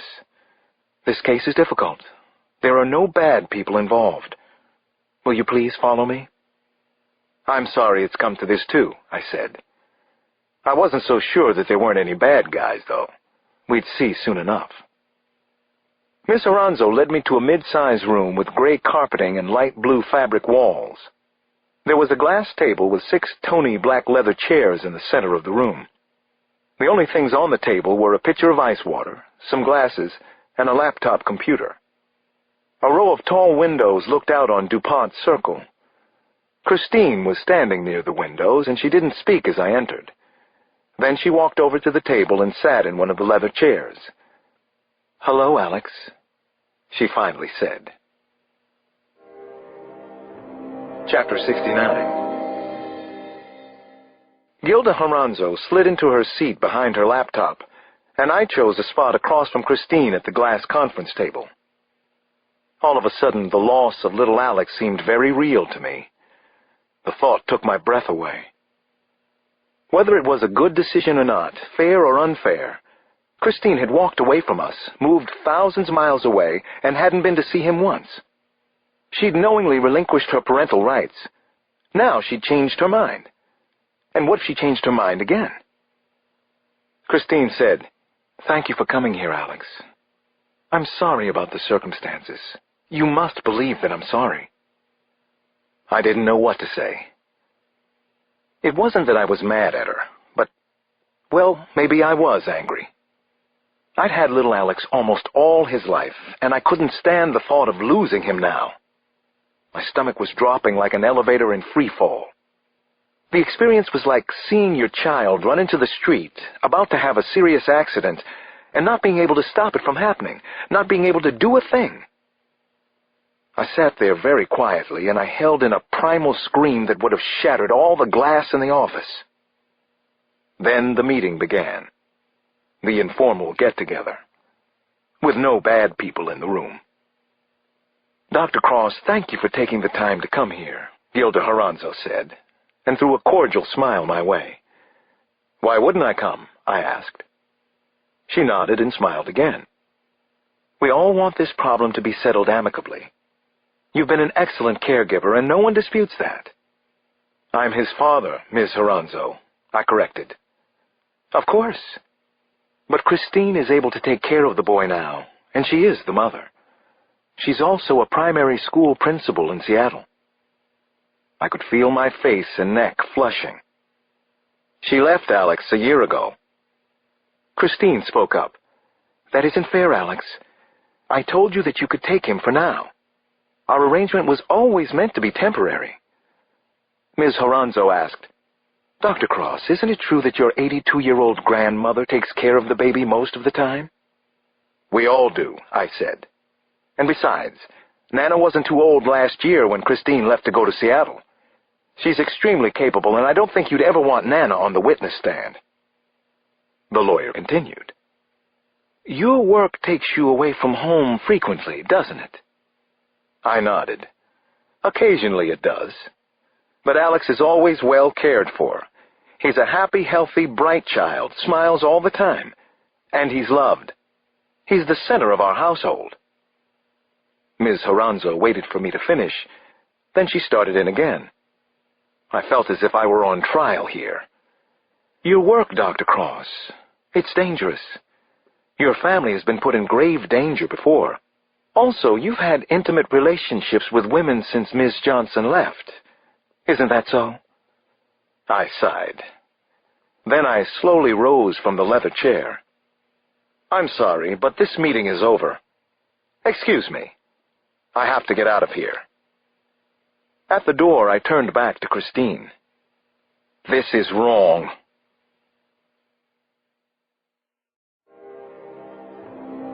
Chapter 17. I had to get out of there and put my mind somewhere else for a while. I returned to the Hoover building, and no one seemed to have missed me. I couldn't help thinking that some of these agents squirreled away in the home office had no idea how crimes were solved in the real world. They almost seemed to believe that you fed data into computers and eventually they spit out a criminal. It happens on the street. Get out of this windowless crisis room with all the bad air. Work the sidewalks, I wanted to shout. But I didn't say a word. I sat at a computer and read the latest on the Russian mob. I didn't see any promising connections. Plus, I couldn't really concentrate after my meeting with Christine's lawyers.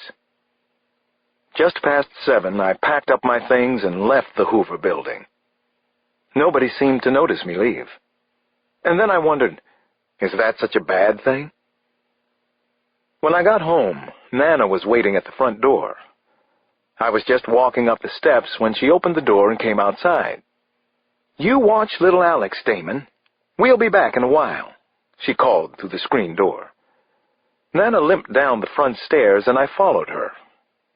Where are we going? I asked. We're going for a drive, she said. You and I have some things to talk about. Oh, shit, I thought. I got back in the old Porsche and started it up. Nana flopped down in the passenger seat. Drive, she said. Yes, Miss Daisy. Don't give me any of your lip either or your sorry attempts at wit. Yes, ma'am. That's a good example of your lip. I know it is, ma'am. I decided to head out west, toward the Shenandoah Mountains, a pretty ride and one of Nana's favorites. For the first part of the drive, we were both fairly quiet, unusual for the two of us. What happened at the lawyer's? Nana finally asked as I turned onto Route 66. I gave her the long version, probably because I needed to vent. She listened very quietly. Then she did something unusual for her. Nana actually cursed. The hell with Christine Johnson. She's wrong about this. I can't completely blame Christine, I said. As much as I didn't want to, I could see her side of things. Well, I do. She left that sweet little baby and went to Seattle. She didn't have to go that far away. Her decision. Now she has to live with it. I glanced over at Nana. Her face was screwed tight. I don't know if that would be considered an enlightened point of view these days. Nana waved away what I'd said. I don't think these days are all that enlightened. You know I believe in women's rights, mothers' rights, all of that. but I also believe you have to be held responsible for your actions. Christine walked away from that little boy. She walked away from her responsibility. You through? I asked. Nana had her arms folded tightly across her chest. I am. And it felt good, real good. You ought to try it sometime. Vent, Alex. Lose control. Let it out. I finally had to laugh. I had the radio blasting all the way home from work, and I was yelling half the time. I'm more upset than you are, Nana. For once. And I don't ever remember this happening before. She actually let me have the last word.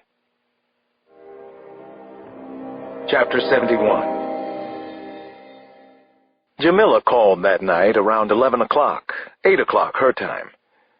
I hadn't spoken to her for a few days, and to be truthful, now wasn't the best time. Christine's visit to D.C. and the meeting with her lawyer had me tense and messed up, shook. I tried not to show it, but that was wrong, too. You never write, you never call, Jamila said, and laughed in her usual loose and engaging way. Don't tell me you're already wrapped up in a case for the Bureau. You are, aren't you? A big, nasty one, yeah.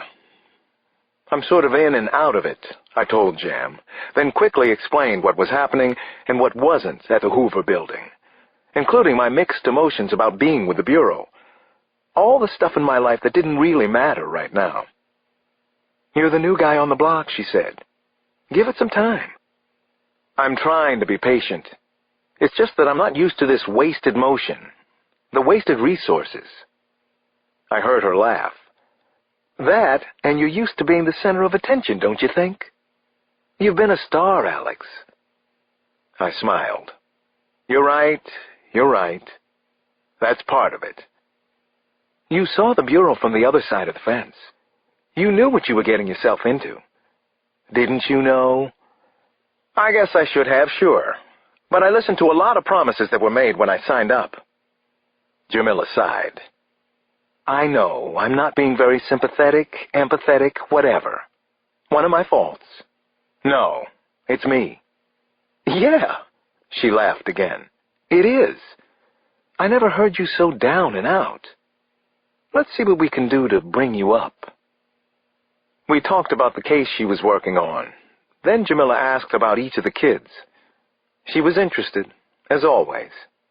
But I was in a sour mood, and I couldn't shake it. I wondered if she could tell, and then I got my answer. Well, Jam said, I just wanted to see how you were. Call if you have any news. I'm always here for you. I miss you, Alex. I miss you, too, I said. Then Jamila broke the connection with a soft, bye.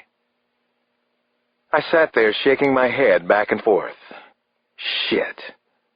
What an ass I was sometimes. I was blaming Jamila for what had happened with Christine, wasn't I? How dumb was that? Chapter 72. Hi there. I missed you, I said, and smiled. And I'm sorry. 5 minutes after Jamila hung up, I called her back to try and make amends. You should be sorry, you poop. Glad to see your famous antennae are still working all right, she said. Not so hard to figure out. The crucial evidence was right before my eyes. That was the shortest phone talk we've ever had. Probably the most uncomfortable and frustrating, too. I had one of my famous feelings about it. So what's the matter, Boy Scout? Is it the job or is it something else? Is it me, Alex? You can tell me if it is. I have to warn you, though. I carry a gun. I laughed at her joke. Then I took a breath and let it out slowly. Christine Johnson is back in town. It gets worse from there. She came for little Alex. She wants to take him away, to get custody, probably take him to Seattle. I heard a sharp intake of breath, then, oh, Alex, that's terrible. Terrible. Did you talk to her about it? I sure did. I was at her lawyer's this afternoon. Christine finds it hard to be tough. Her lawyer doesn't. Alex, has Christine seen the two of you together? How you are with him? You're like that old movie, Kramer versus Kramer. Dustin Hoffman and that cute little boy. No, she hasn't really watched us together, but I've seen her with Alex. He turned on the charm, welcomed her back without any recriminations. Little traitor. Jamila was angry now. Little Alex would. Always the perfect gentleman, like his father. That, plus, she is his mother. The two of them have a history jam. It's complicated. No, it isn't. Not for me. Not for anybody with a brain. She left him, Alex. Separated herself by 3,000 miles. Stayed away for a year. What's to say she won't do it again? So what are you going to do now? That was the big question, wasn't it? What do you think? What would you do? Jam sniffed out a laugh. Oh, you know me. I'd fight her like hell. I finally smiled. That's what I'm going to do. I'm going to fight Christine like hell. Chapter 73. The phone calls weren't over for the night. As soon as I got off with Jamila, and we're talking 60 seconds here, the infernal contraption started to ring. I wondered if it was Christine. I really didn't want to talk about Alex right now. What would she want to say to me? And what could I say to her? The phone wouldn't stop ringing, though. I looked at my watch, saw it was past midnight. Now what? I hesitated before I finally snatched it up. Alex Cross, I said. Alex, this is Ron Burns. Sorry to call you so late. I'm just flying into D.C. from New York. Another conference on counterterrorism, whatever the hell that's supposed to mean right now. Nobody seems to know exactly how to fight the bastards, but everybody has a theory. Play by their rules. Of course, that would inconvenience a few people, I said, and it's sure not politically or socially correct. Burns laughed. You go to the heart of the matter, he said, and you aren't timid about your ideas. I said, speaking of which, I know you're a little pissed, he said. I don't blame you after what's been happening. The Bureau run around, everything you were warned about. You have to understand something, Alex. I'm trying to turn around a very slow-moving ocean liner. In the Potomac. Trust me for a little longer. By the way, why are you still in D.C.? Not up in New Hampshire? I blinked. Didn't understand. What's in New Hampshire? Oh, shit. Don't tell me. We have a suspect. Nobody told you, did they? Your idea about tracking the mentions of the wolf's den on the internet worked. We got somebody. I couldn't believe what I was hearing now, at midnight. Nobody told me. I've been home since I left work. There was a silence on his end. I'm going to make a couple of calls. Get on a plane in the morning. They'll be expecting you in New Hampshire. Believe me, they will be expecting you. And Alex, trust me a little longer. Yeah, I will. A little longer. Chapter 74.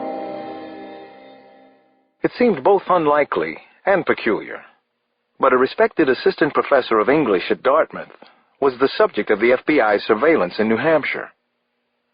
He had recently gone into a chat room called Taboo and bragged about an exclusive website where anything could be bought, if you had enough money. An agent at SIOC had downloaded the strange conversation with Mr. Potter. Boyfriend. Exactly how much is enough money to buy anything? Mr. Potter. More than you have, my friend. Anyway, there's an eye scan to keep out riffraff like yourself. The package. We're honored that you're slumming with us tonight. Mr. Potter. The Wolf Stand is only open about 2 hours a week. None of you are invited, of course. It turned out that Mr. Potter was the moniker used by Dr. Homer Taylor. Guilty or not, Dr. Taylor was under a microscope right now. 24 agents in two-person teams working 8-hour shifts were watching every step he took in Hanover. During the work week, he lived in a small Victorian house near the college and walked back and forth to classes.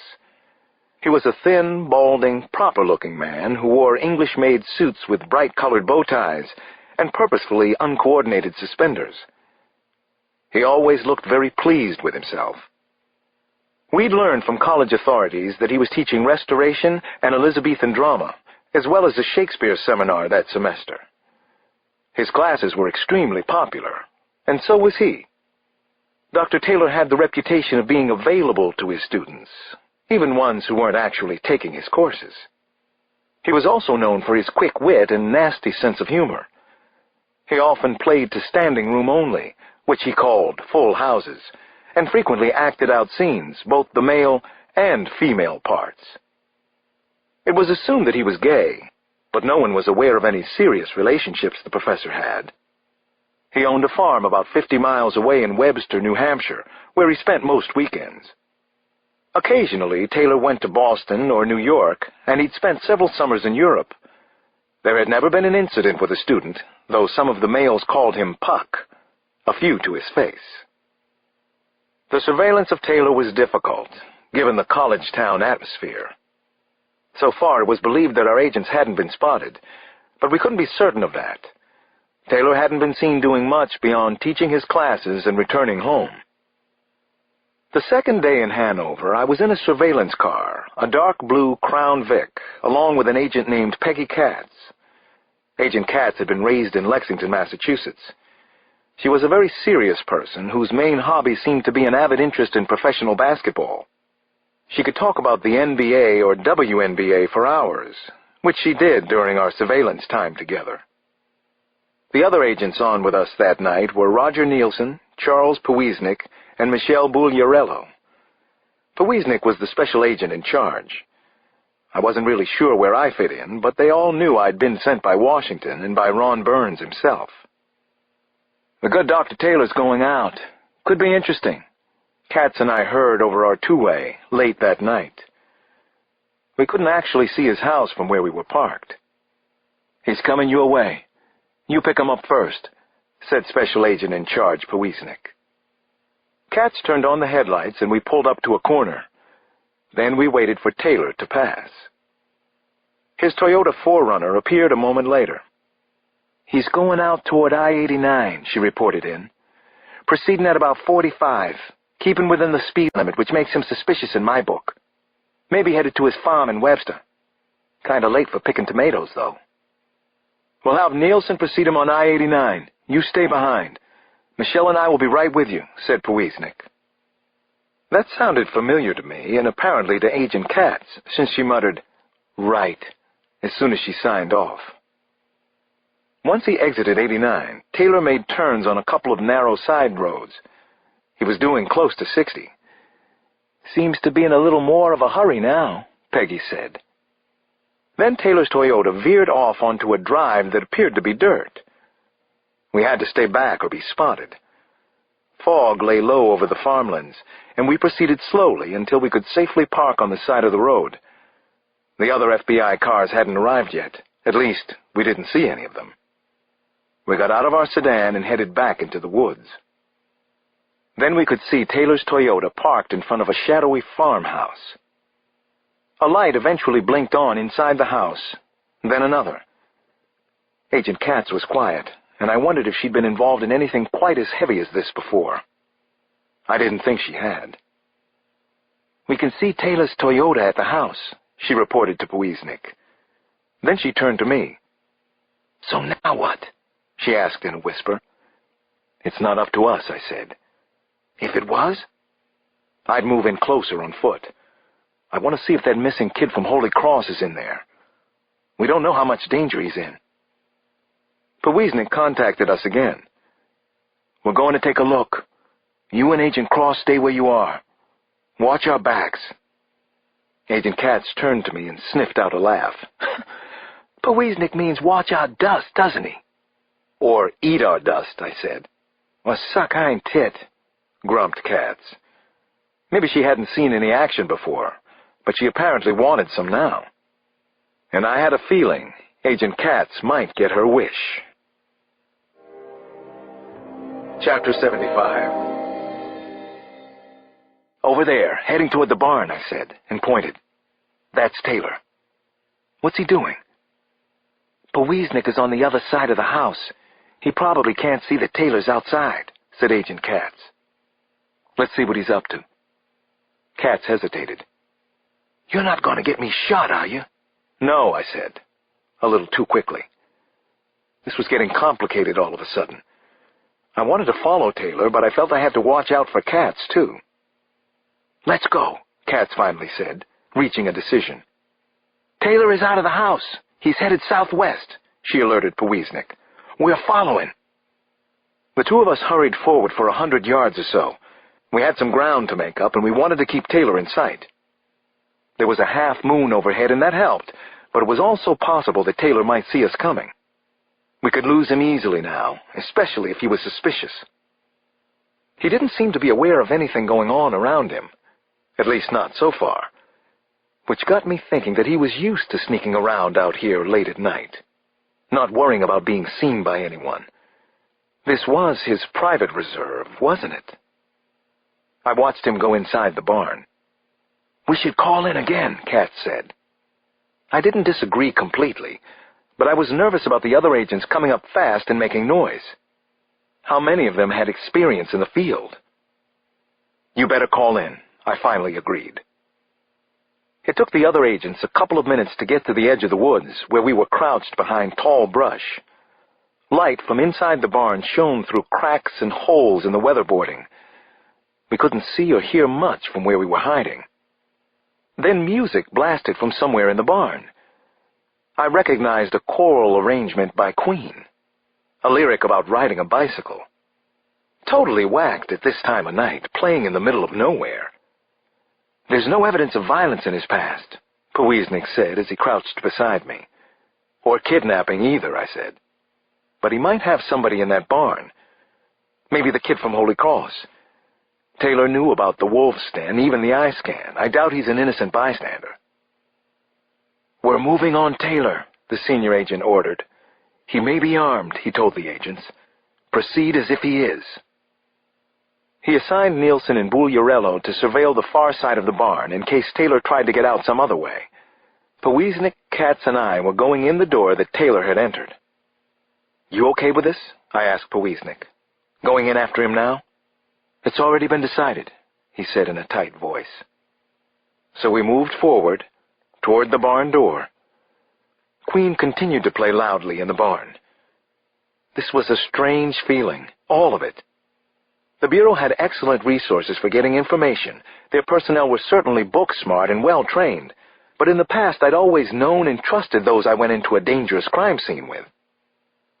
The wooden barn door hadn't been latched or locked by Taylor. We could see that as we crouched in tall brush a few yards away. Suddenly, the music stopped. Then I heard loud voices inside. More than one. But I couldn't make out what was being said or who was doing the talking. "We should take him down. Now," I whispered to Powiesnik. "We're already committed. We have to go." "Don't tell me." "I ain't telling you," I said. I wanted to take over from Powiesnik. He was hesitating much too long. Once we had moved so close to the barn, we shouldn't have stopped. "I'll go first. Come in behind me," I finally said. Powiesnik didn't overrule me, didn't argue. Katz didn't say a word. I ran very quickly toward the barn, my gun out of my holster. I was there in seconds. The door made a heavy creaking sound when I pulled it open. Bright light escaped outside, splintering into my eyes for a second.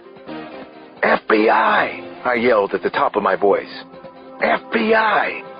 Jesus. Taylor looked at me, and his eyes filled with surprise, fear. I had a clear shot at him. He'd had no idea he was being followed. He'd been operating in his own private safety zone, hadn't he? I could see that now. I could also make out someone else in the shadows of the barn.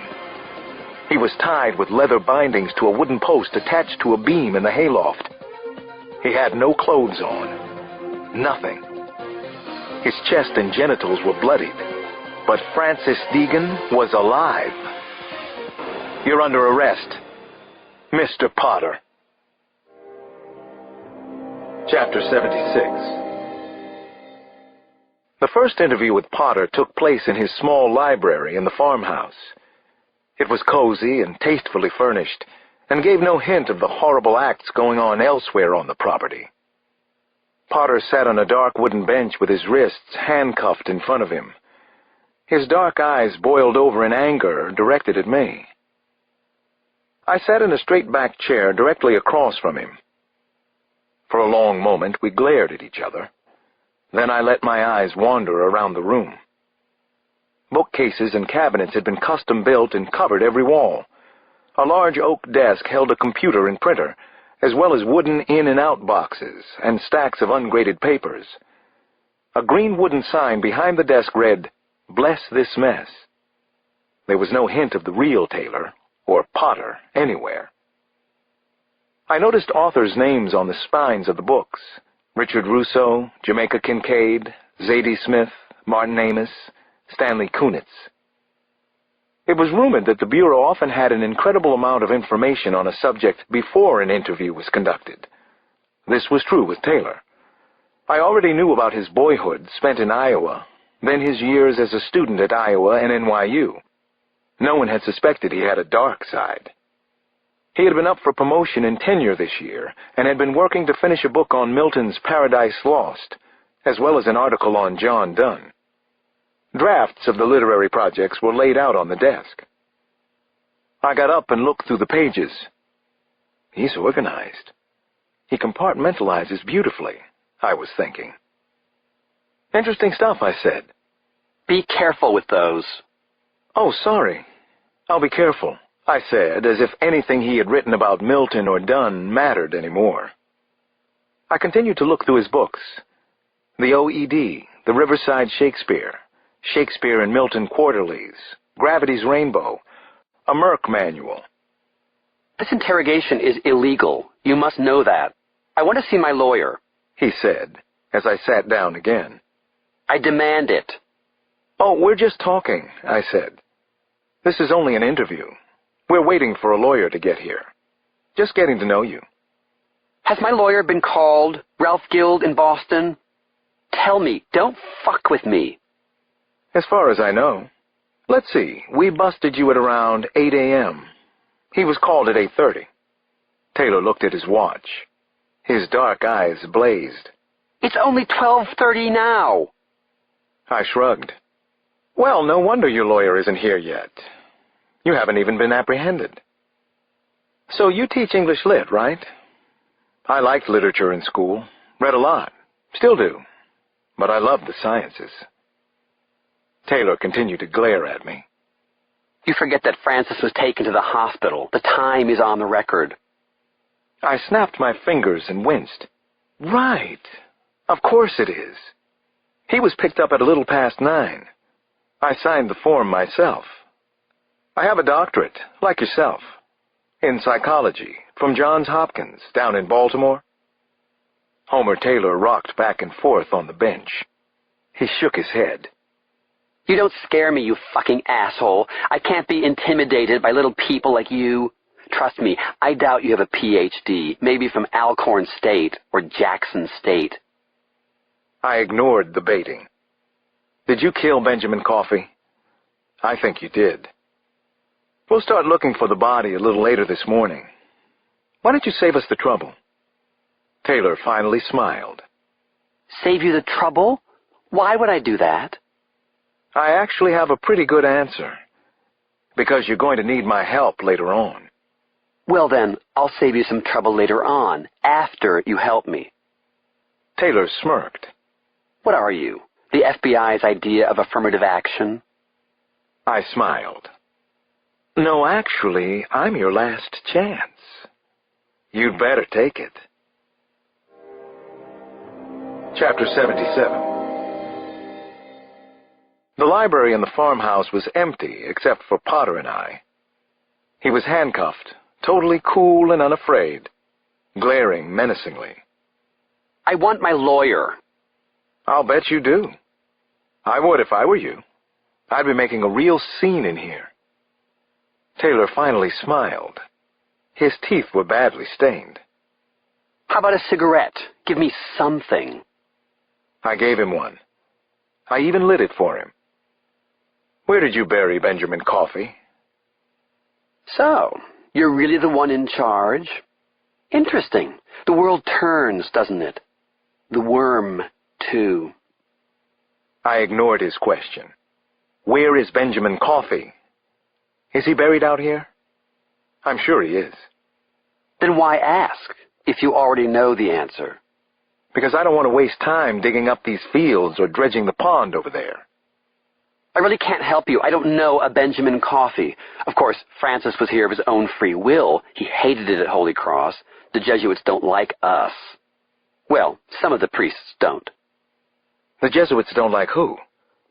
Who else is involved with you? You're actually funny for a police drone. I like a bit of dry humor now and then. I stretched my leg out, struck his chest, and knocked his bench over. He hit the floor hard, banged his head. I could see that it shook him, surprised him anyway. Must have hurt at least a little bit. That's supposed to scare me? He asked, once he'd gotten his breath. He was angry now, red-faced, the veins in his neck pulsing. That was a start. I want my lawyer. I'm explicitly asking you for a lawyer. Lawyer, lawyer, lawyer, lawyer. Can anyone hear me? Taylor kept yelling at me for over an hour, like some sociopathic kid who wasn't getting his way. I let him scream and curse until he started to get hoarse. I even went outside and stretched my legs, drank some coffee, chatted with Charlie Powiesnik, who was a pretty good guy. When I came back inside, Potter looked changed. He'd had time to think about everything that had happened at the farm.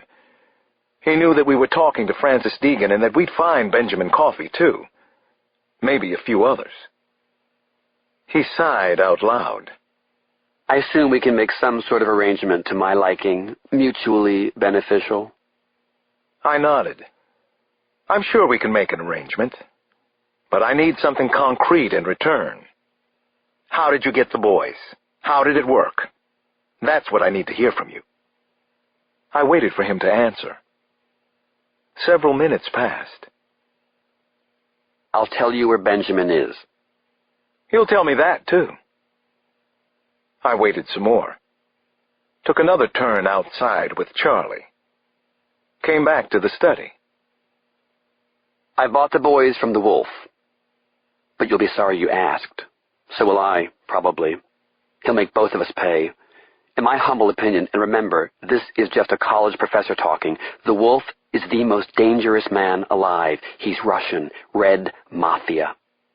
Where do we find the wolf? How do you contact him? I don't know where he is. Nobody does. He's a mystery man. That's his thing, his trademark. I think it turns him on. It took several more hours of talking, bargaining, and negotiating. But Potter finally told me some of what I wanted to know about the wolf, this Russian mystery man who impressed him so. Late in the day, I wrote in my notes, "This makes no sense yet. None of it does, really. The wolf scheme seems insane. Is it?" Then I wrote my final thought, at least for the moment. The brilliance of it may be that it makes no sense. To us. To me. Part 4. Inside the Den. Chapter 78. Stacy Pollock was a solemn and commanding presence in front of the room full of agents gathered on the 5th floor of the Hoover Building. It was standing room only for her meeting. I was one of those standing in the back, but just about everybody knew who I was after our New Hampshire success bringing in Potter. We had rescued another captive. Francis Deegan was going to be fine. We'd also found the bodies of Benjamin Coffey and 2 other males, unidentified so far. Unaccustomed as I am to having things go our way, Pollock began, and got a laugh. I'll take this latest development and offer humble thanks to the powers that be. This is a very good break for us. As many of you know, the wolf has been a key target on our Red Mafia list, probably the key target. He's rumored to be into everything, weapons sales, extortion, sports fixing, prostitution, the white slave market. His name seems to be Pasha Sorokin, and he seems to have learned his trade on the outskirts of Moscow. I say seems, because nothing is a sure thing when it comes to this guy. Somehow he maneuvered his way into the KGB, where he lasted 3 years. He then became a Pakan, a boss in the Russian underworld, but decided to emigrate to America, where he completely disappeared. We actually believed that he was dead for a while. Apparently not, at least if we could believe Mr. Potter. Can we believe him? Pollock gestured in my direction. This is Agent Alex Cross, by the way. He helped with the takedown in New Hampshire. I think we can believe Potter, I said. He knows that we need him. He definitely understands what he has to offer us, a possible lead to Sorokin. He also warned me that the Wolf will come after us. His mission is to be the top gangster in the world. According to Potter, that's what the Wolf is. So why the white slave market? One of the ASACs asked. There's not much money in it. It's risky. What's the point? Sounds like bullshit to me. Maybe we've been had. We don't know why he acts the way he does. It's troubling, I agree. Maybe it's his roots, his patterns. An agent from the New York office's Russia group said. He always had his fingers in whatever he could. It goes back to his days on the streets of Moscow. Also, the Wolf likes women himself. He's kinky. I don't think he likes them, said a woman agent from D.C. Honestly, Jeff. The New York agent continued. There's a rumor that he walked into a club in Brighton Beach a couple of weeks ago and wasted one of his ex-wives. That's his style. He once sold 2 of his female cousins from the home country on the slave market. The thing to remember about Pasha Sorokin is that he has no fears. He expected to die young in Russia. He's surprised that he's still alive. He likes it on the edge. Stacy Pollock took the floor again. Let me tell you a couple of other stories to give you a sense of who we're dealing with. It seems that Pasha manipulated the CIA to get him out of Russia originally. That's right. The CIA transported him here. He was supposed to give them all sorts of information, but he never delivered. When he first got to New York, he sold babies out of an apartment in Brooklyn. According to the stories, in one day alone he sold 6 babies to suburban couples for $10,000 apiece. More recently, he swindled a Miami bank out of $200 million. He likes what he does, and he's obviously good at it. And now we know an internet site he visits. We may even be able to get on the site. We're working on it. We're as close to the Wolf as we've ever been, or so we'd like to believe. Chapter 79. The Wolf was in Philadelphia that night, birthplace of a nation, though not his nation. He never showed it, but he was anxious, and he liked the emotional charge it gave him. It made him feel more alive. He also liked it that he was invisible, that no one knew who he was, that he could go anywhere, do anything he wanted to do. Tonight, he was watching the Flyers play Montreal at the First Union Center in Philly. The hockey game was one he had arranged to have fixed, but nothing had happened so far, which was why he was anxious and also very angry. As the second period was winding down, the score was 2-1, Flyers. He was seated at center ice, 4 rows back behind the penalty boxes, close to the action. To distract himself, he watched the crowd, a mix of yuppies in business suits and loosened ties and blue-collar types and oversized Flyers jerseys. Everybody seemed to have plastic tubs of nachos and 20-ounce cups of beer. His eyes shifted back to the game. Players flashed around the rink at dazzling speeds, making a slashing sound as the blades of their skates tore into the ice. Come on, do something, he urged. Then suddenly he saw Ilya Teptev out of position. There was the shotgun crash of a slap shot as it left the stick. Goal! Canadiens! The crowd erupted with insults. You suck, Ilya! You throwing this game? Then the announcer came over the PA. Canadian goal by number 18, Stevie Bowen. Time of goal, 19 minutes and 32 seconds. The period ended like that, 2-2. The Zamboni chugged out, resurfacing the ice between periods. More beer and more nachos were consumed, and the ice became a slick glass sheet once again. For the next 16 minutes, the game was knotted at 2-2. The Wolf wanted to garrot Teptev and Dabushkin. Then the Canadian center, Bowen, plowed through a half-hearted check and burst into the flyer zone. He dropped a pass along the right boards. A shot! Wide! Recovered by Alexei Dabushkin, who settled behind his own net with the puck.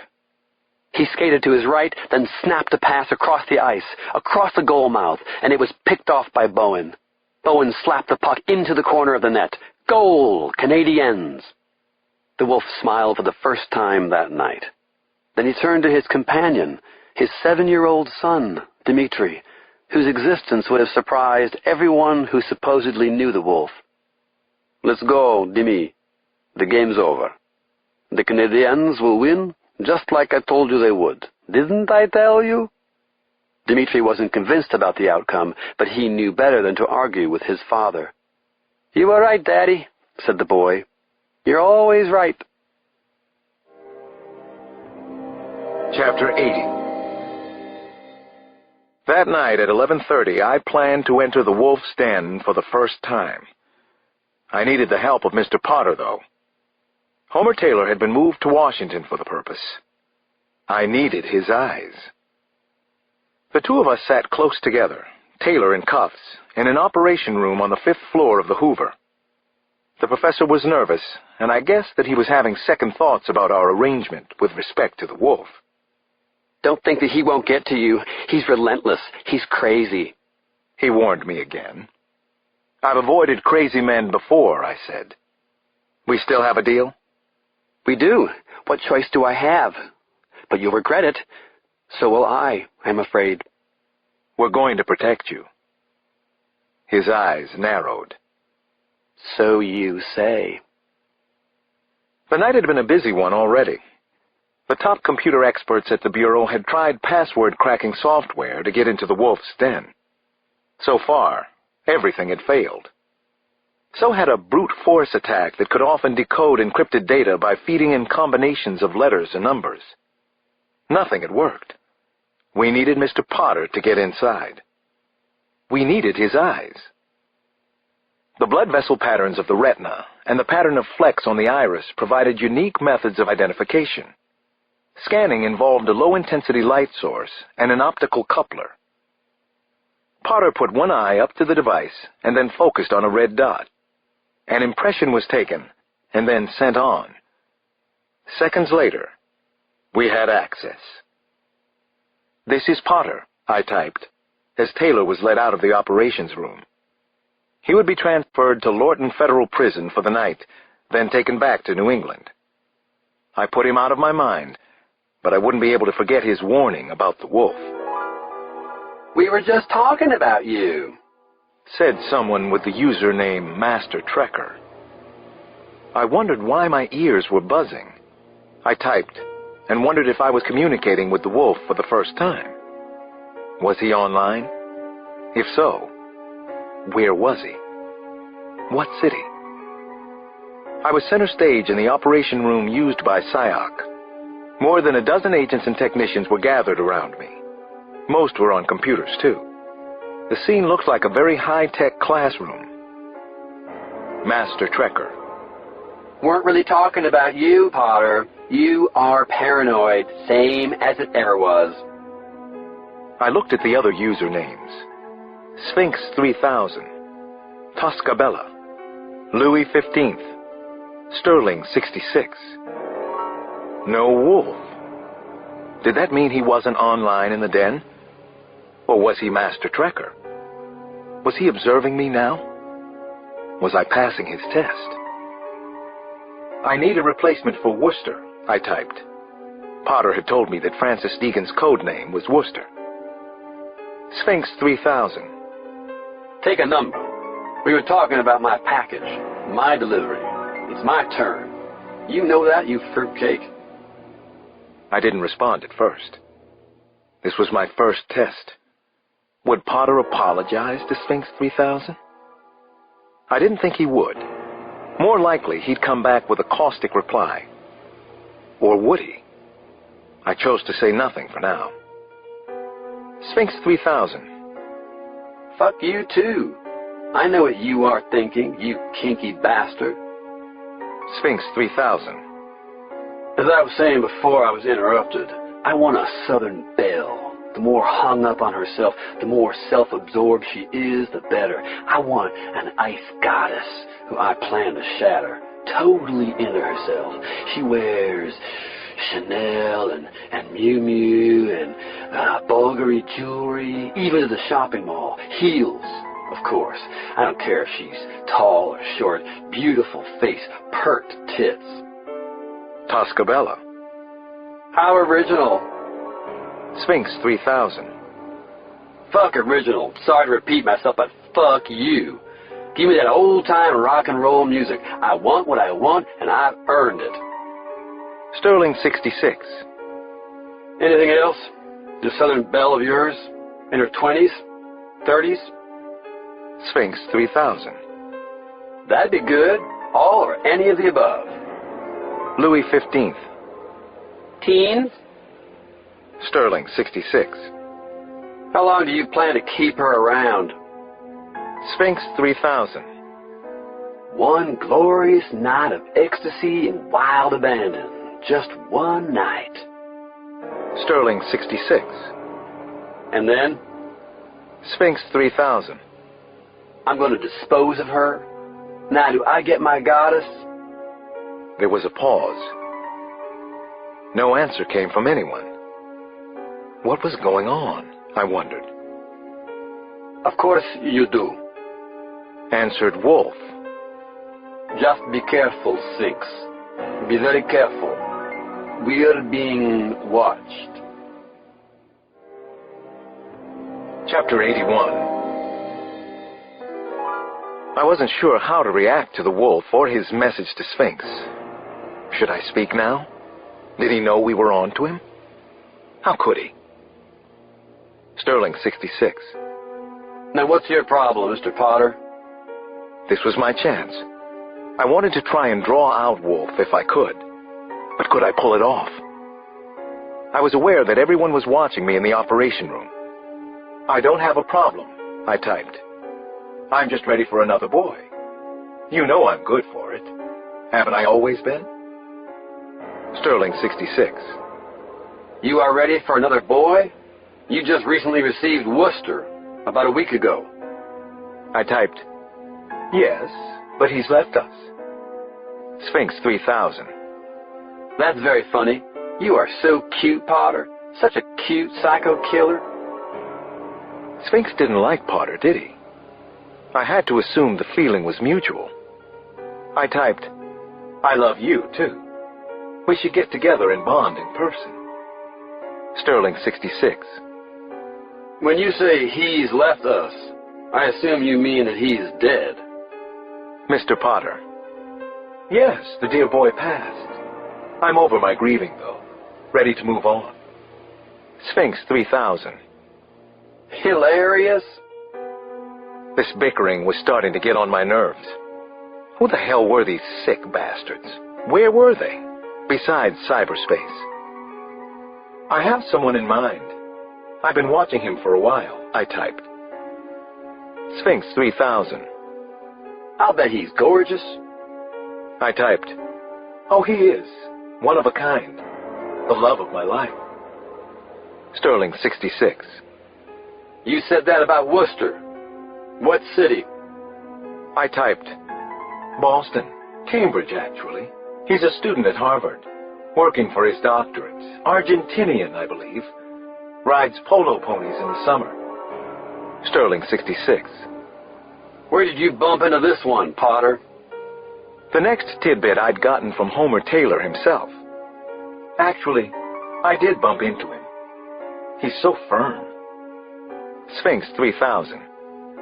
Where did you meet him? Tell. I typed, I was at Harvard for a symposium. Sterling 66. On? I typed, Milton, of course. Sterling 66.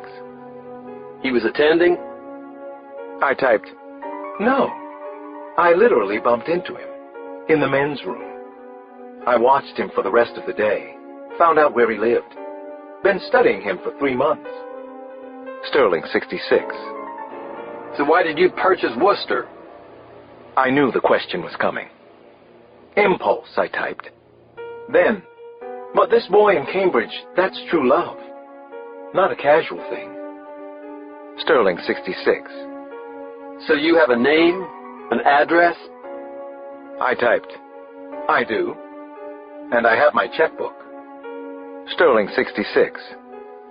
Worcester won't be found? You are certain? I could hear Potter's voice in my head as I typed. Good Lord, no. Not unless someone goes swimming in my septic tank. Sphinx 3000. Gross, Potter. I love it. Sterling 66. Well, if you have checkbook in hand... Wolf. No. We'll wait on this. It's too soon, Potter. We'll get back to you. As always, I've enjoyed our talk, but I have other matters to attend to. Wolf signed off. He was gone. Shit. He'd come and gone just like that. The mystery man, as always. Who was this bastard? I stayed online, chatting with the others for a few minutes, expressing my disappointment at the decision, my eagerness to make a purchase. Then I left the site, too. I looked around the operation room at my colleagues. A few began to clap, partly mocking me, but mostly it was genuinely congratulatory. Cop-to-cop stuff, almost like old times. I felt marginally accepted by the others in the room. For the first time, actually.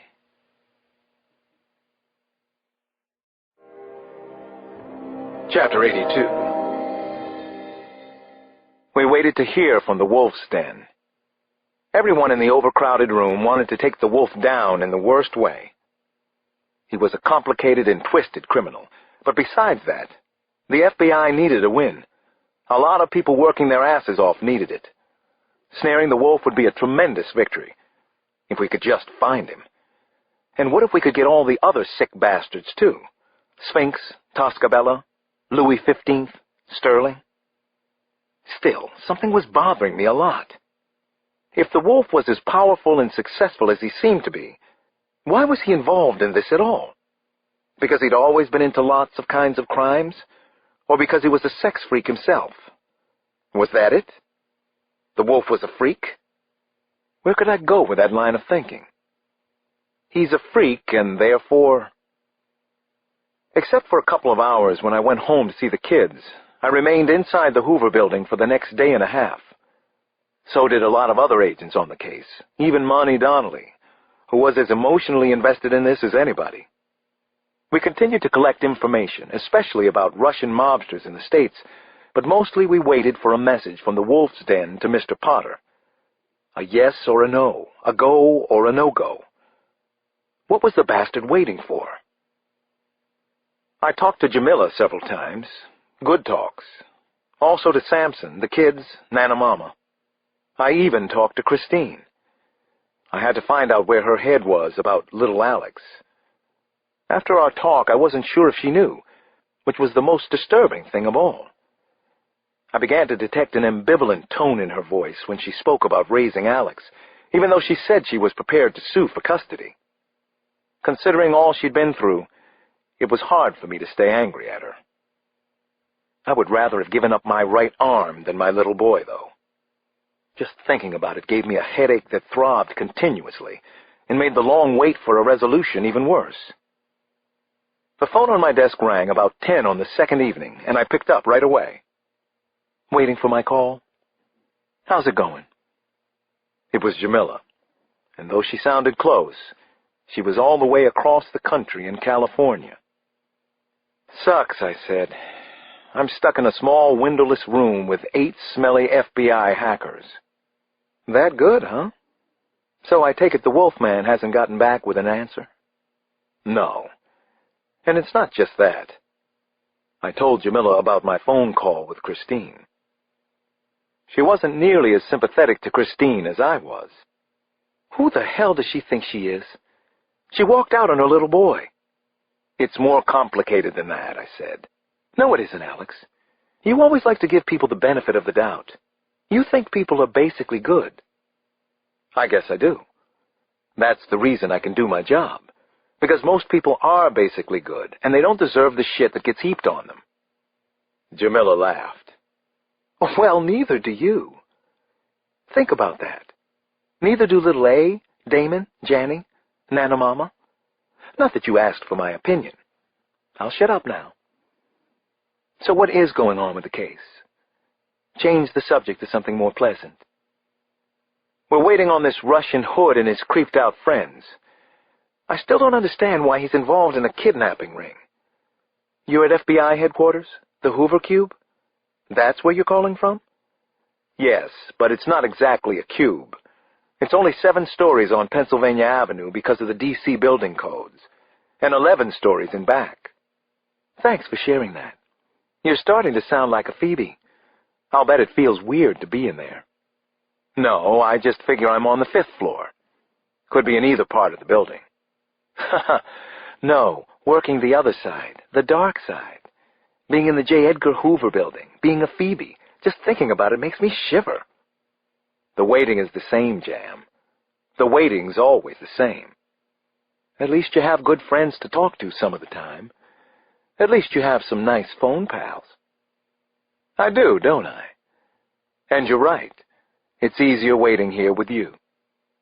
I'm glad you feel that way. We need to see each other, Alex. We need to touch each other. There are things we have to talk about. I know that, I said. As soon as this case is over, I promise, I'll be on the first plane. Jamila laughed again. Oh, well, get cracking, boy. Catch the big bad wolf psycho bastard. Otherwise, I'll be on my own plane east. Promise. Promise. Chapter 83. A dozen or so agents were sitting around eating thick roast beef sandwiches and German potato salad and drinking iced tea when contact with the wolf's den was made again. Roast beef had a special meaning inside the FBI, but that was another story. The wolf was calling. Potter, we've made a decision on your request. The email said. Get back to us. The group continued to eat. We agreed there was no need to get back to the wolf instantly. It would raise his suspicions if Potter was there waiting for the call. An agent was already playing the part of Dr. Homer Taylor in Hanover. We had spread a lie that the professor had the flu and wouldn't be conducting any classes for a while. Occasionally, sightings of Professor Taylor were arranged at his house, sometimes looking out windows or sitting out on the front porch. To our knowledge, no one had inquired about Taylor at Dartmouth or at his house in Webster. Both locations were being watched closely by agents. I hoped that the agents in the field knew what the hell they were doing. At this point, we had no idea how careful the wolf was or whether his suspicions had already been aroused. We didn't know enough about the Russian, not even if he had someone in the bureau feeding him information. It was agreed that I would wait an hour and a half, since I hadn't been online when he established contact, and the wolf would know that. During the past day, we'd been unsuccessful in trying to connect the wolf's den to an owner or even to one of the other users. This probably meant that a high-level hacker had protected the site well. The Bureau's experts were confident they would break through, though, but it hadn't happened yet. Homer Taylor had been transported to D.C. again, and we used his eyes for the retina scan. Then I sat down at a computer and began to type. I was following the model of communication to the wolf's den provided by Taylor as part of our deal. "This is Mr. Potter," I began. "Can I have my lover?" Chapter 84. I waited for the wolf to answer Potter's insane question. We all did. No response came. Shit. What had I done wrong? I'd gone too far, hadn't I? He was clever. Somehow he knew what we were up to. But how? "I'll stay on for a while," I said, as I looked around the room. I want what he has to offer. He knows it. I'm supposed to be horny. I'm in love. Wolf. What happened to Worcester? You were in love with him too. The chat was heading into uncharted waters.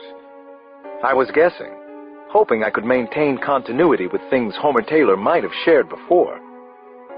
The other question made me edgy. Was this really the Wolf I was speaking to? I typed, Francis was incapable of love. He made me very angry. He's gone now, never to be heard from again. Wolf. And there will be no repercussions? Mr. Potter. I'm careful. Like you. I like my life. I don't want to be caught, and I won't be. Wolf. Does that mean Worcester rests in pieces? I wasn't sure how to answer. With a cruel joke of my own? Something like that. I typed, You are funny. Wolf. Be more specific. Give me the bloody details, Potter. Give. Mr. Potter. Is this a test? I don't need this shit. Wolf. You know it is. I typed, The septic tank. I told you that. No response came from the Wolf. He was rubbing my nerves raw. So when do I get my new boy? I typed. A pause of several seconds. Wolf. You have the money? Mr. Potter. Of course I do. Wolf. How much do you have? I thought I knew the correct answer to that, but I couldn't be sure. 2 weeks earlier, Taylor had taken $125,000 from his account with a money manager at Lehman in New York. Mr. Potter. $125,000. The money isn't a problem. It's burning a hole in my pocket. No response from Wolf. I typed, You told me not to be redundant. Wolf. All right, then. Maybe we'll get you the boy. Be careful. There might not be another. I typed, Then there won't be another $125,000. Wolf. I'm not worried. There are lots of freaks like you. You'd be amazed. Mr. Potter. So, how is your hostage? Wolf. I have to go back to work. One more question, Potter, just to be safe. Where did you get your name? I looked around the room. Oh, Christ. It was something I hadn't thought to ask Taylor. A voice whispered close in my ear. Monty's. The kids' books? They call Harry Mr. Potter at the Hogwarts school. Maybe? I don't know. Was that it? I needed to type something. It had to be the right answer. Was the name from the Harry Potter books? Because he liked boys? Then something from Taylor's office in the farmhouse flashed in my brain. My fingers went to the keys. Paused for a second. Then I typed my answer. This is absurd. The name is from the Jamaica Kincaid novel. Mr. Potter. Fuck you. I waited for a response. So did everyone else in the room. Finally, it came. Wolf. I'll get you the boy, Mr. Potter. Chapter 85. We were in business again, and I was back working the streets, the way I liked it, the way it used to be. I had been in Boston several times before, loved the city enough to consider moving there, and was comfortable. For the next 2 days, we shadowed a student named Paul Xavier from his apartment on Beacon Hill to his classes at Harvard, to the Ritz-Carlton, where he was a waiter, to popular clubs like No Borders and Rebuke. Xavier was the bait we had set out for the Wolf and his kidnapping crew. Actually, Xavier was being impersonated by a 30-year-old agent from our field office in Springfield, Massachusetts. The agent's name was Paul Gautier. Boyishly handsome, tall and slender, with fluffy light brown hair, he looked like someone in his early 20s. He was armed, but also being closely watched by a minimum of 6 agents at all times of the day and night. We had no idea how or when the Wolf's team might try to grab him, only that they would. For 12 hours each day, I was one of the agents watching and protecting Gautier. I had spoken about the dangers of using bait to try and catch the kidnappers, but nobody had paid attention. On the second night of surveillance, and according to plan, Paul Gautier went to the Fens, along the muddy river near Park Drive and Boylston Street. Actually called the Back Bay Fens, it had been imagined by Frederick Law Olmsted, who'd also designed the Boston Common and Central Park in New York. In the evening hours after the clubs closed, the real Paul Xavier often cruised the Fens looking for sexual encounters, which was why we had sent our agent there. It was dangerous work for all of us, but especially for Agent Gautier. The area was dark, and there were no streetlights. The tall reeds along the river were thick and provided cover for pickups and liaisons, and kidnappings. Agent Peggy Katz and I were on the edge of the reeds, which resembled elephant grass. During the past half hour, she had admitted that she wasn't really interested in sports, but had learned about basketball and football because she wanted to be able to talk with her male counterparts about something. Men talk about other things, I said, as I scouted the Fens through night glasses. I know that. I can talk about money and cars, too, but I refuse to talk to you horny bastards about sex. I coughed out a laugh. Katz could deliver her lines. She was often wry, with a twinkle, and she seemed to be laughing with you, even if you happened to be the butt of her jokes. But I also knew that she was very tough, a real hard-liner. "Why did you join the Bureau?" she asked, as we continued to wait for Agent Gautier to appear. "You were doing well with the Washington PD, right?" I was doing just fine. I lowered my voice and pointed toward a clearing up ahead. "Here comes Gautier now." Agent Gautier had just left Boylston Street. He was walking slowly across the Fens toward the muddy river. I knew the area pretty well from an earlier scouting trip. During the day, this same section of the park was called the Victory Gardens. Area residents raised flowers and vegetables, and there were signs pleading with night visitors not to trample them. The team leader, Roger Nielsen, spoke in a whisper that seeped into my earphones. "Male in the watch cap, Alex. Stout guy. You see him?" "I've got him." Watchcap was talking into a microphone on the collar of his sports shirt. He wasn't one of ours, so he must have been one of theirs. The Wolves. I began to scour the area for a partner or two. The kidnapping crew? Probably. Who the hell else could they be? Nielsen said, "I think he has a mic on. You see it?" "He's definitely mic'd." "I see another suspicious male. Near the gardens to the left of us," I said. "Talking into his collar, too. They're moving on Gautier." Chapter 86. There were 3 of them, bulky males, and they began to converge on Paul Gautier. At the same time, we moved on them. I had my Glock out, but was I really ready for what might happen in this small, dark park? The kidnappers were keeping close to Park Drive, and I figured they had a van or truck out on the street. They looked confident and unafraid. They'd done this before, grabbed purchased men and women. They were professional kidnappers. "Take them now," I told Senior Agent Nielsen. "Gautier's at risk." "Wait until they grab him," the response came back. "We want to do this right. Wait." I didn't agree with Nielsen, and I didn't like what was happening. Why wait? Gautier was hanging out there too much, and the park was dark. "Gautier is at risk," I repeated. One of the men, blond, wearing a Boston Bruins windbreaker, waved to him. Gautier watched the man approach, nodded his head, smiled. The blonde had some kind of small flashlight in his hand. He lit up Paul Gautier's face. I could hear them talking. "Nice night for a walk," Gautier said, then laughed. He sounded nervous.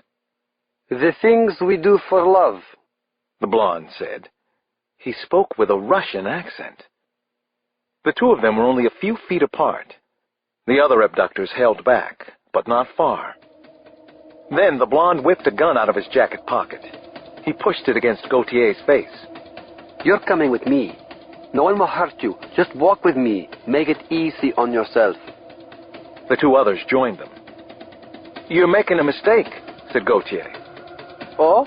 And why is that? Asked the blonde. I've got the gun, not you. Take them, now, came the order from Senior Agent Nielsen. FBI, hands up, back away from him, Nielsen shouted as we ran forward. FBI, came a second shout. Everybody, hands up. Then everything went crazy. The other two abductors pulled out guns. The blonde still held his to Agent Gautier's skull. Back off, he screamed. I'll shoot him dead. Drop your guns. I shoot him, I promise you. I don't bluff. Our agents continued to move forward, slowly. Then the worst thing happened. The heavy-set blonde shot Agent Paul Gautier in the face. Chapter 87. Before the shock of the gun blast had faded, the three men took off running, very fast. Two of them galloped toward Park Drive, but the blonde who shot Paul Gautier sprinted out onto Boylston Street. He was a big man, but he was motoring. I remembered hearing from Monty Donnelly that great Russian athletes, even former Olympians, were sometimes recruited into the mafia. Was Blondie a former jock? He moved like it. The confrontation, the shooting, and everything else reminded me of how little we knew about the Russian mobsters. How did they work? How did they think? I took off after him, an overload of adrenaline rocketing through my body. I still couldn't believe what had happened. It could have been avoided. Now Gautier was possibly dead, probably dead. I ran as I shouted, "Take them alive!" It should have been obvious, but the other agents had just seen Paul Gautier gunned down. I didn't know how much street action or combat any of them had seen before, and we desperately needed to question the kidnappers once we caught them. I was getting winded. Maybe I needed more time in the physical training classes at Quantico, or maybe it was because I'd spent too much time sitting around inside the Hoover building these past few weeks. I chased the blonde killer through a tree-lined residential area. A moment later, the trees cleared and the glittering towers of the Prudential Center and the Hancock loomed ahead. I glanced back. 3 agents trailed behind, including Peggy Katz, who had her gun out.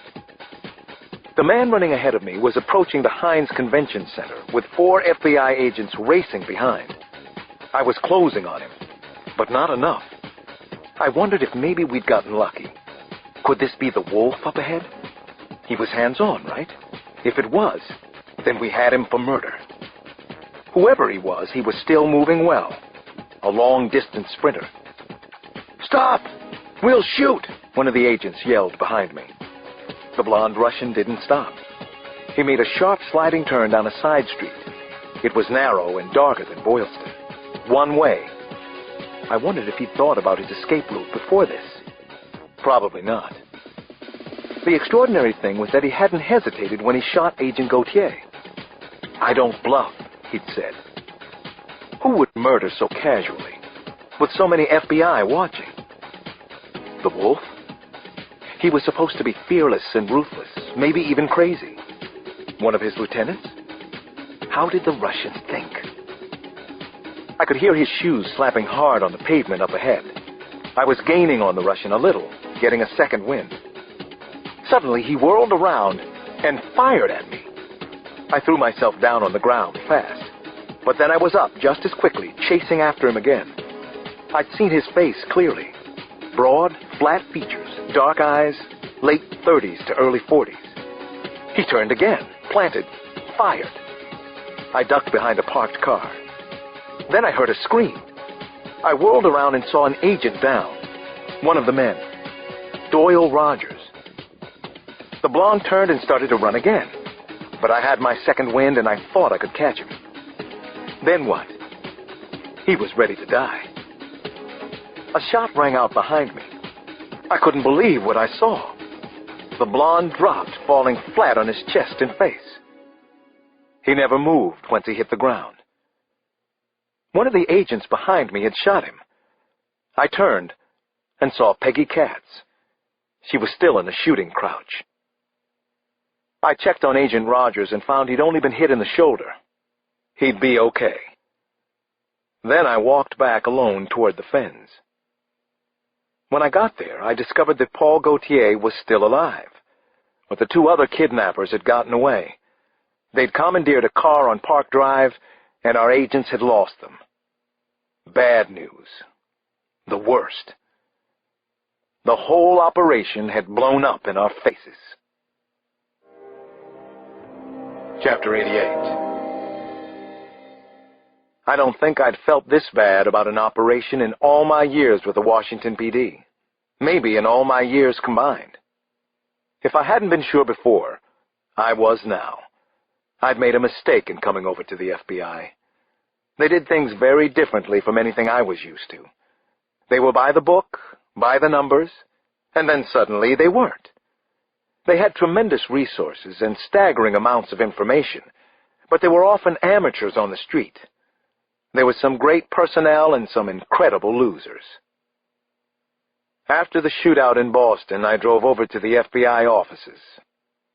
The agents gathered there all looked shell-shocked. I couldn't blame them. What a mess. One of the worst I'd seen.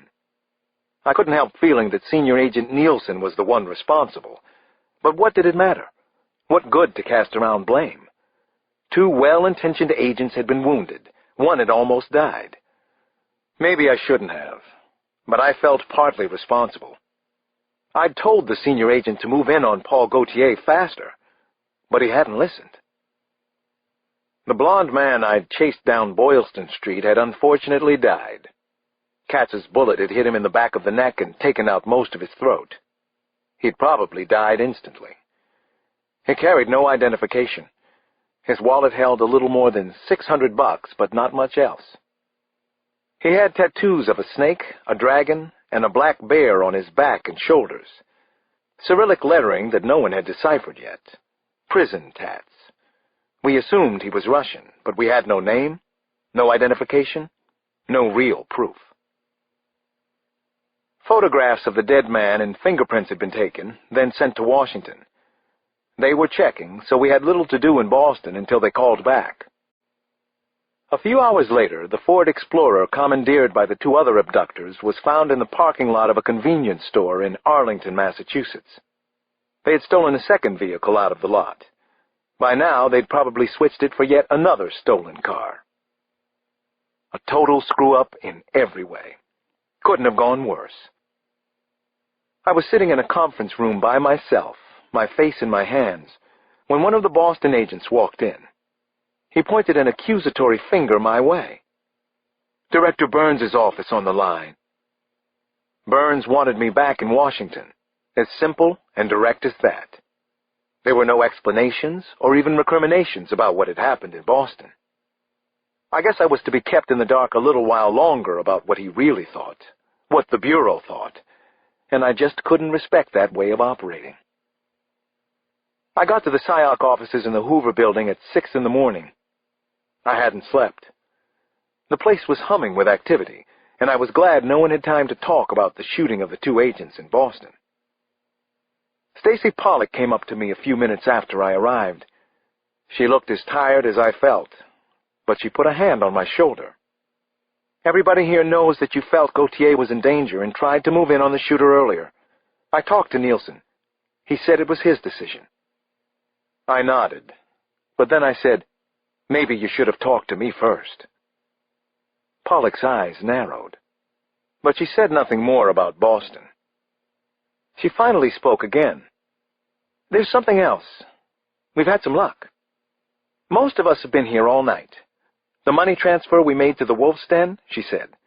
We used a contact of ours in the financial world, a banker from Morgan Chase's International Correspondent Unit. We were able to trace the money out of the Caymans. Then we monitored virtually every transaction to U.S. banks with correspondent relationships. Had them screen all inbound wire payment orders. That's where our consultant, Robert Hatfield, said it got tricky. The transaction zipped from bank to bank. New York, then Boston, Detroit, Toronto, Chicago, a couple of others. But we know where the money finally wound up. Where, I asked. Dallas. The money went to Dallas. And we have a name, a recipient for the funds. We're hoping that he's the Wolf. At any rate, we know where he lives, Alex. You're going to Dallas. Chapter 89.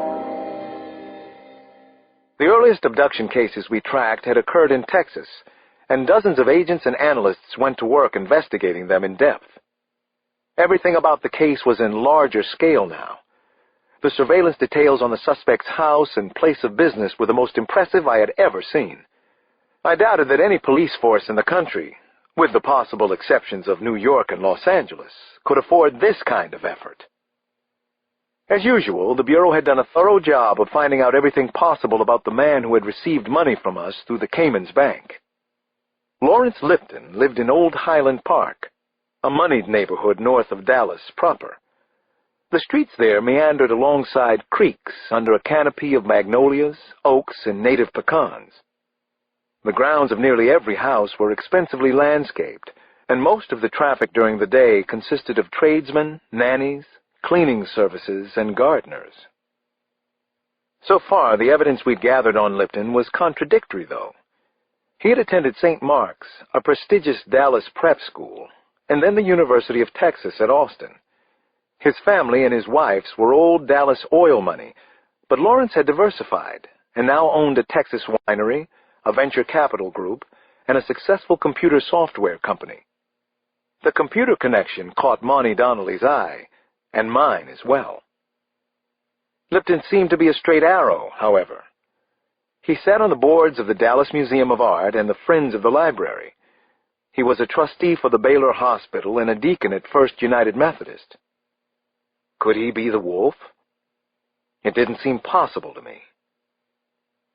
The second morning I was in Dallas, a meeting was held at the field office there.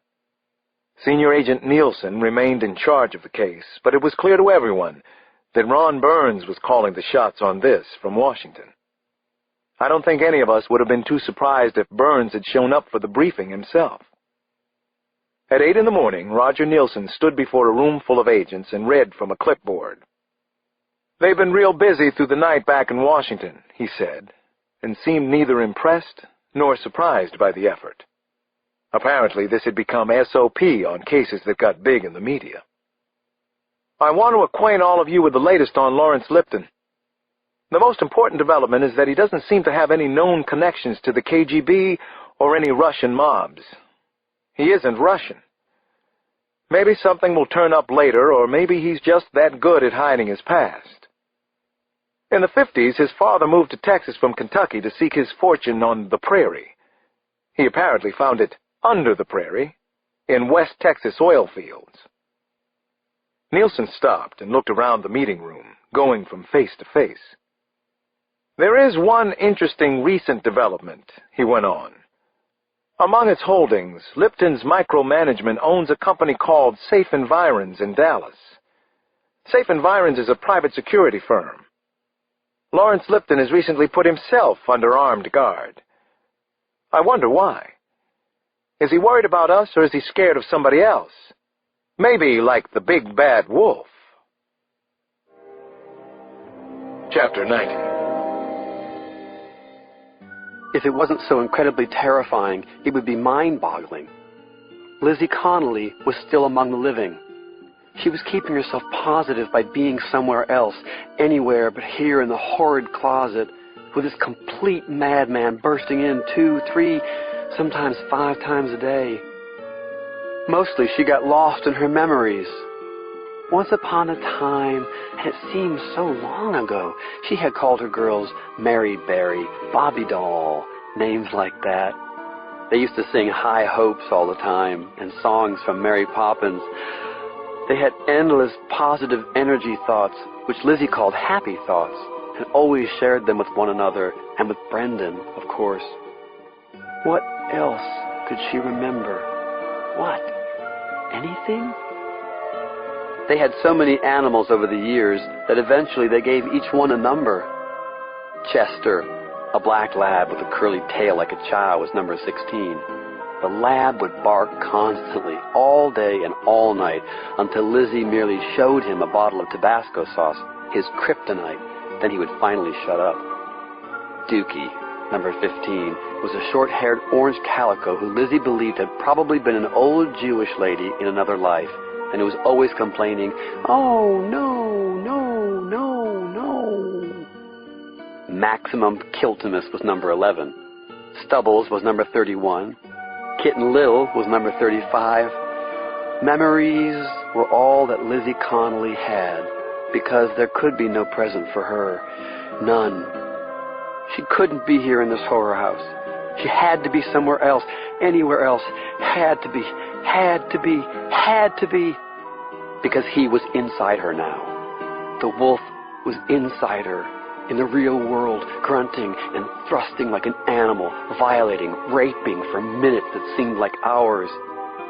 But Lizzie had the last laugh, didn't she? She wasn't there.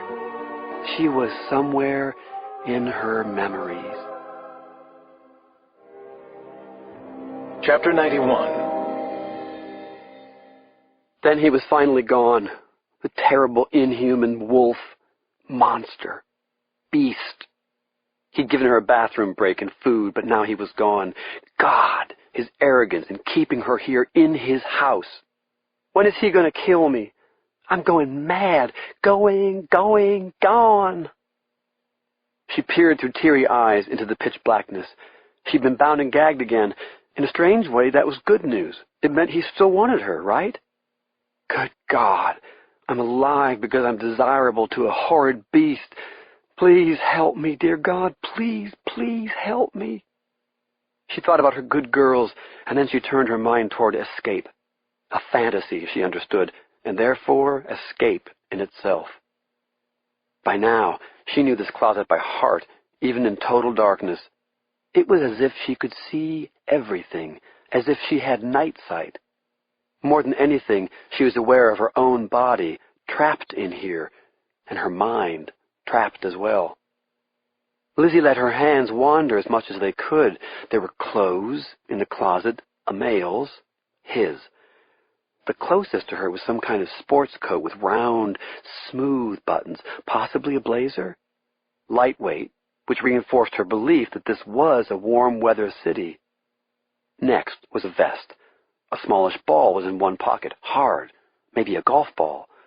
What could she do with a golf ball? Could it be a weapon? A zipper on the pocket. What could she do with a zipper? She'd like to catch his tattooed dick in it. Then a windbreaker, flimsy, strong, sickening smell of tobacco on it, and then her favorite thing to touch, a soft overcoat, possibly cashmere. There were more treasures in the overcoat's pockets. A loose button, scraps of paper, from a notepad? A ballpoint pen, possibly a Bic. Coins, 4 quarters, 2 dimes, a nickel. Unless the coins were foreign, she wondered endlessly.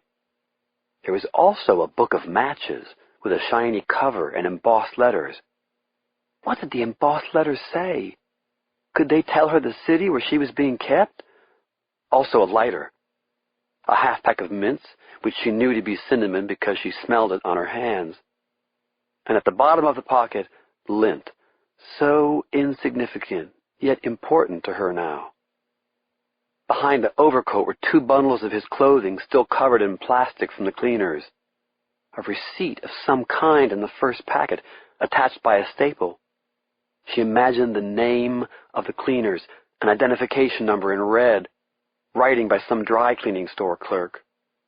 All of it seemed strangely precious to Lizzie because she had nothing else except a powerful will to live and get her revenge on the wolf. Chapter 92. I was a part of the large surveillance detail near the house in Highland Park, and I thought we were going to take Lawrence Lipton down soon, maybe within hours. We'd been told that Washington was working with the Dallas police. I stared absently at the house, a large 2-story Tudor on about 2.5 acres of very expensive real estate. It looked pristine. A red brick sidewalk went from the street to an arched doorway which led to a 16-room house. The big news that day in Dallas was about a fire in Kessler Park that had incinerated a 64,000-square-foot mega mansion. The Lipton spread was less than a third that size, but it was still impressive, or depressing, or both. It was around 9 in the evening. A supervisory agent from the Dallas office, Joseph Denyeau, came on my earphones. "We just got word from the director's office. We have to back off immediately. I don't understand it either. The order couldn't be any clearer, though. Pull back. Everybody head to the office. We need to reconnoiter and talk about this." I looked at my partner in the car that night, an agent named Bob Shaw. It was pretty obvious that he didn't understand what the hell had just happened either. "What was that?" I asked him. Shaw shook his head and rolled his eyes. "What do I know? We go back to the field office, drink some bad coffee. Maybe somebody higher up explains it to us, but don't count on it." It took us only 15 minutes to get to the field office at that time of night. We filed into a conference room at the field office, and I saw a lot of weary, confused, and pissed off agents. Nobody was saying much yet. We'd gotten close to a possible break on this case, and now we'd been ordered to pull back. Nobody seemed to understand why. The ASAC finally came out of his office and joined the rest of us. Joseph Denyeau looked thoroughly disgusted as he threw his dusty cowboy boots up on a conference table. "I have no idea," he announced. "Not a clue, folks. Consider yourselves debriefed." So about 40 agents waited for an explanation of the night's action, but one didn't come, or wasn't forthcoming, as they say. The agent in charge, Roger Nielsen, finally called D.C. and was told they would get back to us. In the meantime, we were to stand down. We might even be sent home in the morning. Around 11 o'clock, Denyeau got another update from Nielsen and passed it on to us. "They're working on it," he said, and smiled wryly. "Working on what?" somebody called from the back. "Oh, hell, I don't know, Donnie. Working on their pedicures. Working on getting all of us to quit the Bureau. Then there'll be no more agents, and I guess no more embarrassing screw-ups for the media to report. I'm going to get some sleep. I'd advise all of you to do the same." That's what we did. Chapter 93. We were back at the field office by 8 the next morning. Several of the agents looked a little messed up after the night off. First thing, Director Burns was on the line from Washington. I was pretty sure the director rarely, if ever, spoke to the troops like this. So why do it now? What was up? Agents around the room were looking at one another. Brows crinkled, eyebrows arched. No one could fathom why Burns was so involved. Maybe I could. I'd seen the restlessness in him, the dissatisfaction with the ways of the past, even if he couldn't effectively change them all at once. Burns had started as a street cop in Philadelphia and worked his way up to police commissioner. Maybe he could change things at the Bureau. "I wanted to explain what happened yesterday," he said over the speakerphone.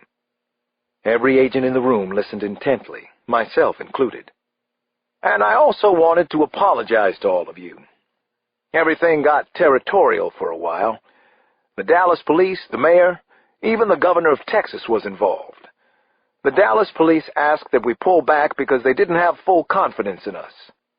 I agreed to the action because I wanted to talk it through with them rather than force our presence there. They didn't want mistakes, and they weren't sure that we have the right man. The Lipton family has a good reputation in the city. He's very well connected. Anyway, Dallas was surprised that we listened to their concerns, and now they've backed off again. They respect the team we've assembled. We will continue our action against Lawrence Lipton, and believe me, we're going to take that bastard down. Then we're going to take Pasha Sorokin down, the wolf. I don't want you to worry about past mistakes. Don't worry about mistakes at all. Just do your job in Dallas. I have the utmost confidence in you." Burns went off the line, and just about every agent's face in the room wore a smile. It was quite magical, actually. The director had said things that some of them had been waiting years to hear. Especially welcome was the news that he believed in their ability and wasn't worried about mistakes. We were back in the game. We were expected to bring down Lawrence Lipton. Minutes after the phone call ended, my cell phone went off. I answered, and it was Burns himself. "So how'd I do?" he asked. I could hear the smile in his voice. I could almost see the cocky upturn of his lip when he grinned. He knew how he'd done. I walked away from the group into a far corner of the room and told him what he wanted to hear. "You did good. They're pumped to do the job." Burns exhaled. "Alex, I want you to turn up the heat on this punk. I sold you hard to Dallas as a key member of the team. They bought you and your reputation. They know how good we think you are. I want you to make Lawrence Lipton very uncomfortable. Do it your own way." I found myself smiling. "I'll see what I can do. And Alex, contrary to what I said to the others, don't make any mistakes."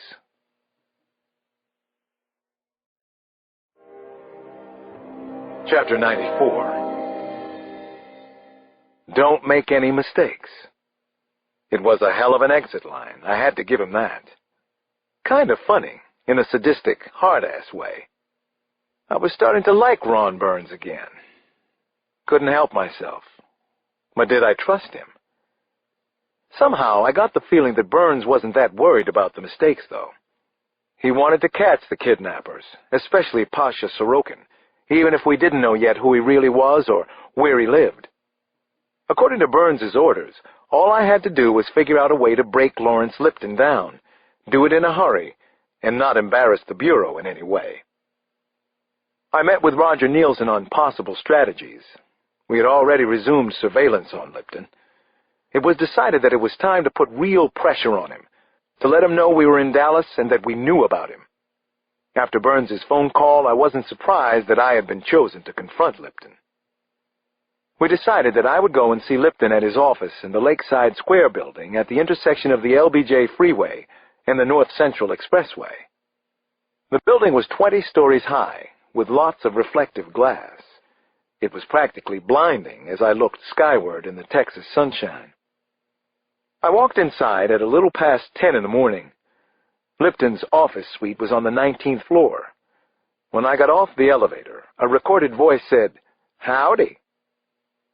I stepped into a large reception area with half an acre of wine-colored carpeting, beige walls, and dark brown leather sofas and chairs everywhere. They were framed, signed photos of Roger Staubach, Nolan Ryan, and Tom Landry on the walls. I was told to wait in reception by a very proper-looking young woman in a dark blue pantsuit. She sat self-importantly behind a sleek walnut desk under recessed lighting. She looked all of 22 or 23 years old, fresh out of charm school. She acted and spoke as properly as she looked. "I'll wait, but let Mr. Lipton know it's the FBI. It's important that I see him," I told her. The receptionist smiled sweetly as if she'd heard all this before. Then she went back to answering the phone calls coming in on her headset. I sat down and waited patiently. I waited for 15 minutes. Then I got back up again. I strolled over to the reception desk. "You told Mr. Lipton that I'm here?" I asked politely. "That I'm with the FBI?" "I did, sir," she said in a syrupy voice that was starting to rub me the wrong way. "I need to see him right now," I told the girl, and waited until she made another call to Lipton's assistant. They talked briefly, then she looked back at me. "Do you have identification, sir?" she asked. She was frowning now. "I do. They're called creds." "May I see it, please? Your creds?" I showed off my new FBI badge, and she looked it over like a fast food counter person inspecting a $50 bill. "Could you please wait over at the seating area?" she asked again, only now she seemed a little nervous, and I wondered what Lawrence Lipton's assistant had told her, what her marching orders were. "You don't seem to understand, or I'm not making myself clear," I finally said. "I'm not here to fool around with you, and I'm not here to wait." The receptionist nodded. "Mr. Lipton is in a meeting. That's all I know, sir." I nodded back. Tell his assistant to pull him out of his meeting right now. Have her tell Mr. Lipton that I'm not here to arrest him yet." I wandered back to the seating area, but I didn't bother to sit. I stood there and looked out on the magnificent Technicolor green lawns that stretched to the concrete edge of the LBJ freeway. I was burning inside. I'd just acted like a D.C. street cop. I wondered if Burns would have approved, but it didn't matter. He'd given me some rope, but I also made a decision that I wasn't going to change because I was an FBI agent now. I was in Dallas to bring down a kidnapper. I was here to find out if Mrs. Elizabeth Connolly and others were alive, and maybe being held somewhere as slaves. I was back on the job. I heard a door open behind me, and I turned.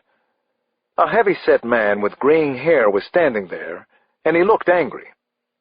"I'm Lawrence Lipton. What the hell is this about?" Chapter 95. "What the hell is this about?" Lipton repeated from the doorway in a loudmouth, big-shot way. He was speaking to me as if I were a door-to-door brush salesman.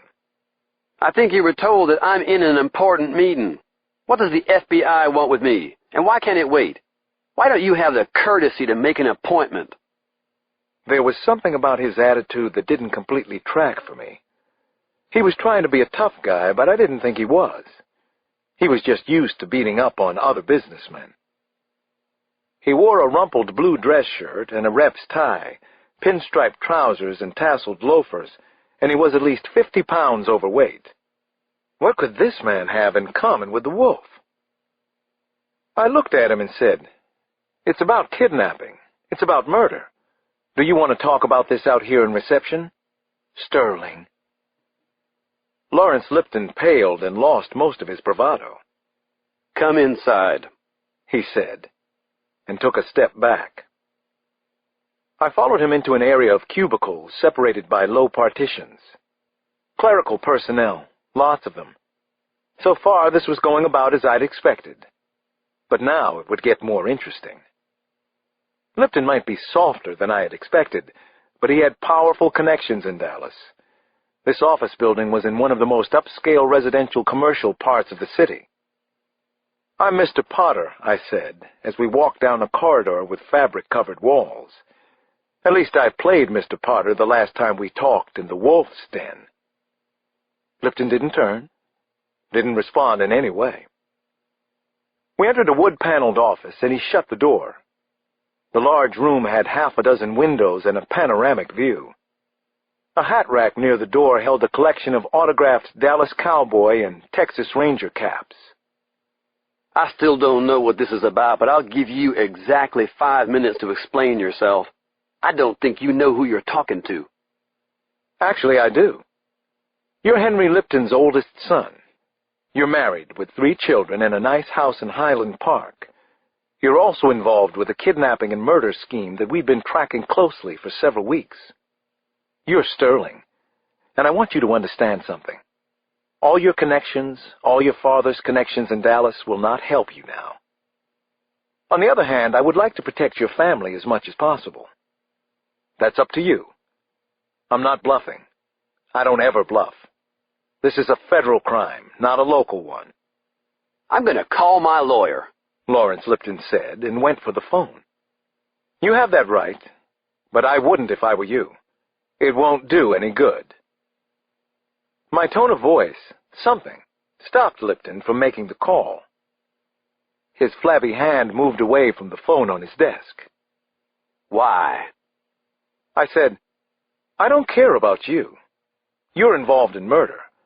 But I've seen your kids, your wife. We've been watching you at the house. We've already spoken to your neighbors and friends. When you're arrested, your family will be in danger. We can protect them from the wolf." Lipton's face and neck reddened, and he erupted with, "What the hell is wrong with you? Are you crazy? I'm a respected businessman. I never kidnapped or harmed another human being in my life. This is crazy." "You gave the orders. The money came to you.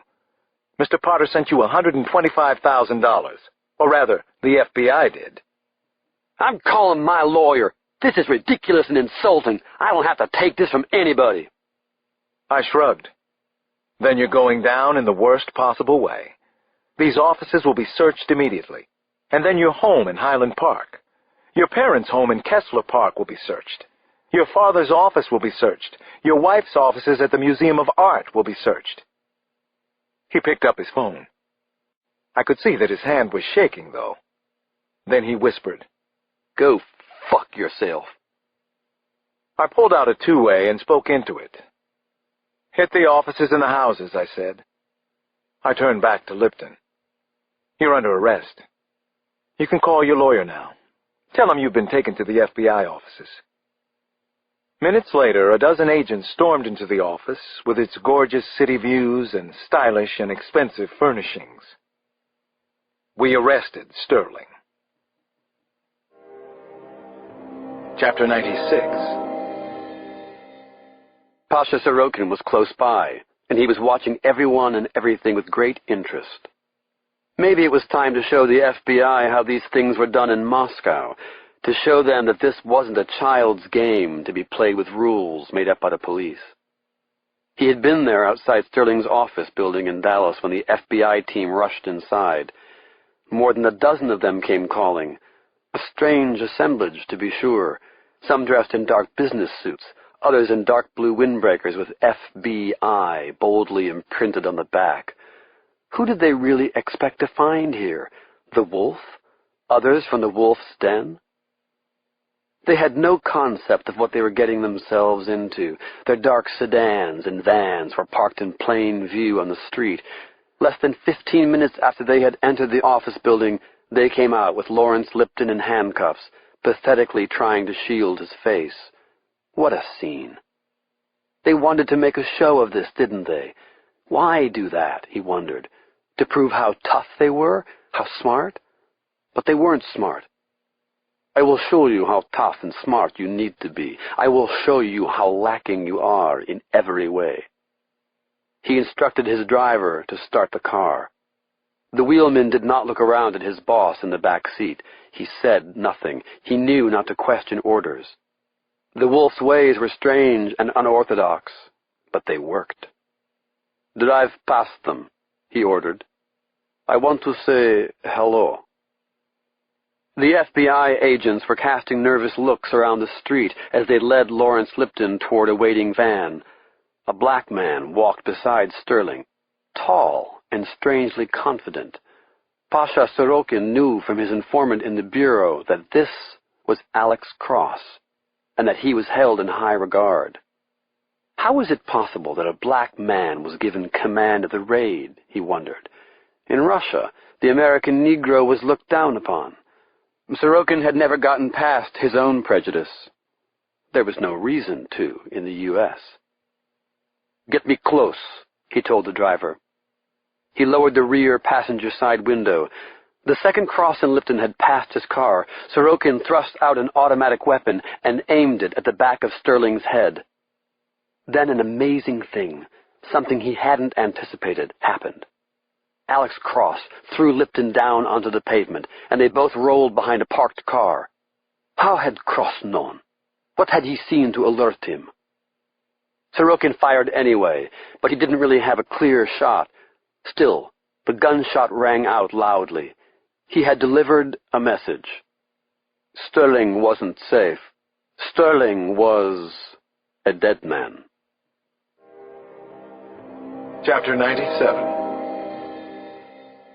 We transported Lawrence Lipton to the Dallas field office and held him there. I threatened to transfer him to Washington if there was any interference from the local police or even the press. I struck a deal with them. I promised Dallas detectives they'd have their turn with Lipton as soon as I was done. At 11 o'clock that night, I slumped into a windowless interview room. It was sterile and claustrophobic, and I felt as if I'd been there a couple hundred times before. I nodded to Lawrence Lipton. He didn't respond. He looked just awful. Probably I did, too. "We can help you, your family. We'll keep them safe. Nobody else can help you now," I said. That's the truth. Lipton finally spoke to me. I don't want to talk to you again. I already told you I'm not involved in any of this shit you say I am. I'm not going to talk anymore. Get my lawyer. He waved me away. For the past 7 hours, he'd been questioned by other FBI agents. This was my third session, and it wasn't getting easier. His lawyers were in the building, but they'd backed off. They had been informed that he could be formally charged with kidnapping and conspiracy to commit murder, and immediately transported to Washington. His father was also in the building, but had been denied access to his son. I'd interviewed Henry Lipton, and he had wept and insisted his son's arrest was a mistake. I sat down across from Lawrence. "Your father's in the building. Would you like to see him?" I asked. He laughed. Yeah, sure. All I have to do is admit that I'm a kidnapper and a murderer. Then I can see my father and ask his forgiveness for my sins. I ignored the sarcasm. He wasn't very good at it. "You know, we can confiscate the records of your father's company, shut it down. Also, your father is a likely target for the wolf. We're not here to hurt your family members," I added. "Not unless your father is involved in this too." He shook his head, kept his eyes lowered. My father has never been in trouble. "That's what I keep hearing," I said. "I've read a lot about you and your family in the past day or so. Gone all the way back to your school days at Texas. You were involved in a couple of scrapes in Austin. 2 date rapes. Neither case went to trial. Your father saved you then. It won't happen this time." Lawrence Lipton didn't respond. His eyes were dead, and he looked as if he hadn't slept in days. His blue dress shirt was as wrinkled as a used tissue, soaked with perspiration at the underarms.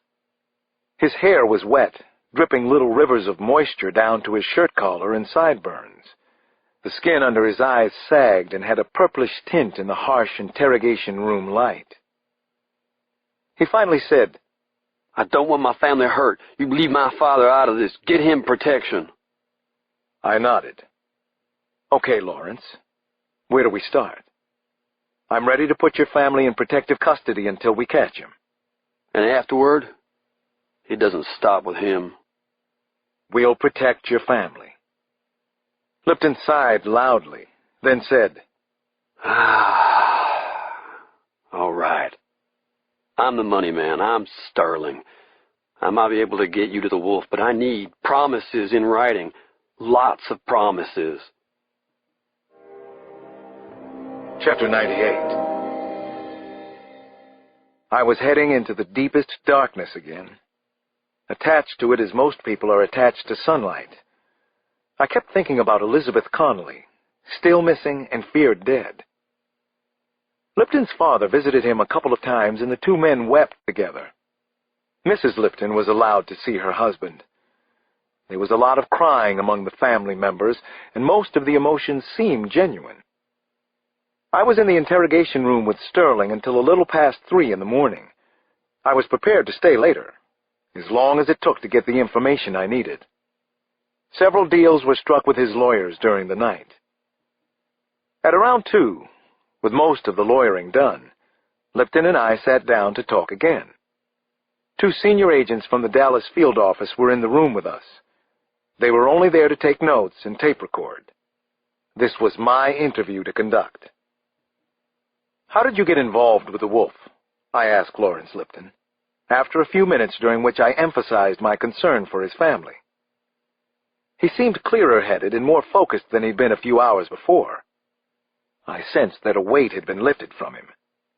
Guilt, betrayal of his family, especially his father. His school records revealed he was a bright but troubled student.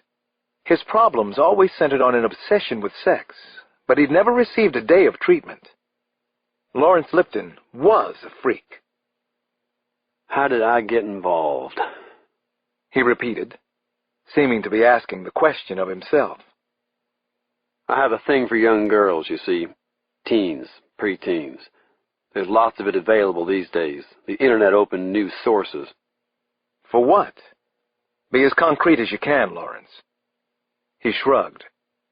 For freaks like myself. Nowadays we can get what we want when we want it, and I know how to search for the nastiest sites. At first, I settled for photos and movies. I especially liked real-time films. We found some. In your office at home. And one day a man came to see me. He came to the office just like you did. To blackmail you? Lipton shook his head. No, not blackmail. He said he wanted to know what I really wanted, sexually, and he would help me to get it. I threw him out. He came back the next day. He had records of everything I'd bought on the internet. So what do you really want? He asked again. I wanted young girls, pretty ones, with no strings attached, no rules. He supplied me with 2 or 3 a month. Exactly what I fantasized. Color of hair, shape of breasts, shoe size, freckles, anything I desired. What happened to the girls? Did you murder them? You have to tell me. I'm not a killer. I like to see the girls get off. Some did. We'd party, then they'd be released. Always. They didn't know who I was or where I was from. So you were satisfied with the arrangement? Lipton nodded and his eyes lit up. Very. I'd been dreaming of this my whole life. The reality was as good as the fantasy. Of course, there was a price. A bill had to be paid? Oh, yeah. I got to meet the wolf. At least I think it was him. He had sent an emissary to my office in the early days, but then he came to see me. In person, he was very scary. Red Mafia, he said. The KGB came up, but I don't know what his connection to them was. What did he want from you? To go into business with him, to be a partner. He needed my company's expertise with computers and the internet. The sex club was secondary with him, a throw-in. He was heavily into extortion, money laundering, counterfeiting. The club was my thing. Once our deal was struck, I went looking for wealthy freaks who wanted their dreams fulfilled. Freaks who were willing to spend 6 figures for a slave. Male, female, didn't matter. Sometimes a specific target, sometimes a physical type. To murder? I asked Lipton. Whatever they wanted. Let me tell you where I think he was going with the club. He wanted to involve very rich, powerful men. We already had one, a senator from West Virginia. He had big plans. Does the wolf live in Dallas? I finally asked. You've got to help me if you want my help. Lipton shook his head. He isn't from around here. He doesn't live in Dallas, not in Texas. He's a mystery man. But you know where he is. He hesitated, but finally went on. He doesn't know that I know. He's smart, but not about computers. I tracked him once. He was sure his messages were secure, but I had them cracked. I needed to have something on him. Then Sterling told me where he thought I could find the wolf, and also who he was. If I could believe what he was saying, Sterling knew the name Pasha Sorokin was using in the United States. It was Ari Manning. Chapter 99. I sat high in the cockpit of a luxury cabin cruiser in the Intercoastal Waterway near Millionaire's Row in Fort Lauderdale, Florida. Were we close to the wolf now?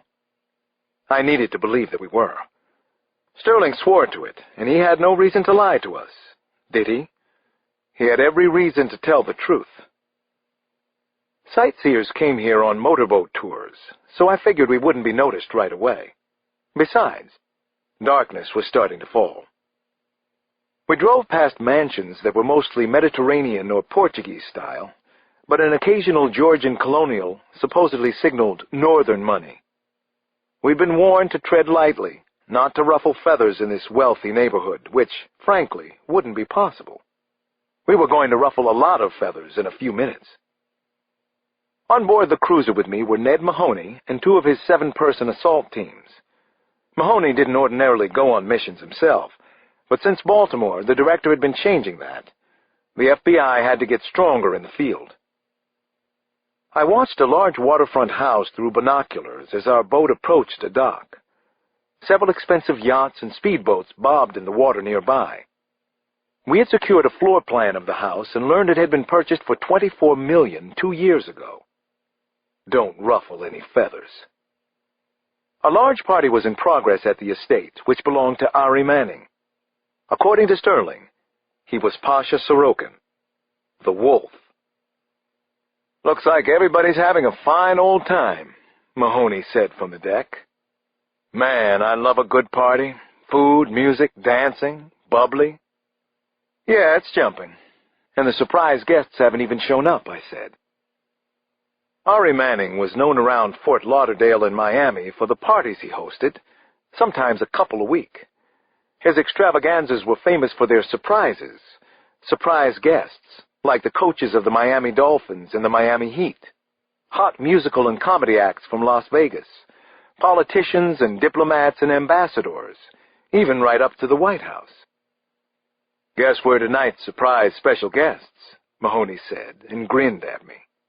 "Flown in all the way from Dallas," I said, "with our entourage of 14.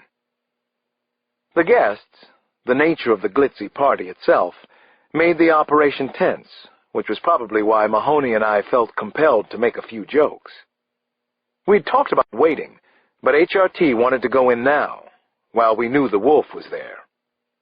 The director agreed and had actually made the final decision. A guy in a ridiculous sailor suit was vigorously waving us away from the dock. We kept coming. "What's this asshole on the dock want?" Mahoney asked me. "We're full up. You're too late," the man on the dock shouted to us. His voice carried above the music blasting from the back part of the mansion. "Party doesn't start without us," Ned Mahoney called back. Then he tooted the horn. "No, no, don't come in here," Sailor Suit yelled. "Get away!" Mahoney tooted the horn again. The cruiser bumped a Bertram speeder, and the guy on the dock looked as if he were going to have a stroke. "Jesus, be careful! This is a private party. You can't just come in here. Are you friends of Mr. Manning?" Mahoney tooted again. "Absolutely. Here's my invitation." He pulled out his ID and his gun. I was already off the boat and running toward the house. Chapter 100. I pushed my way through the crowd of very well-heeled partygoers making their way to candlelit tables. Dinner was being served now. Steak and lobsters, lots of champagne, and pricey wine.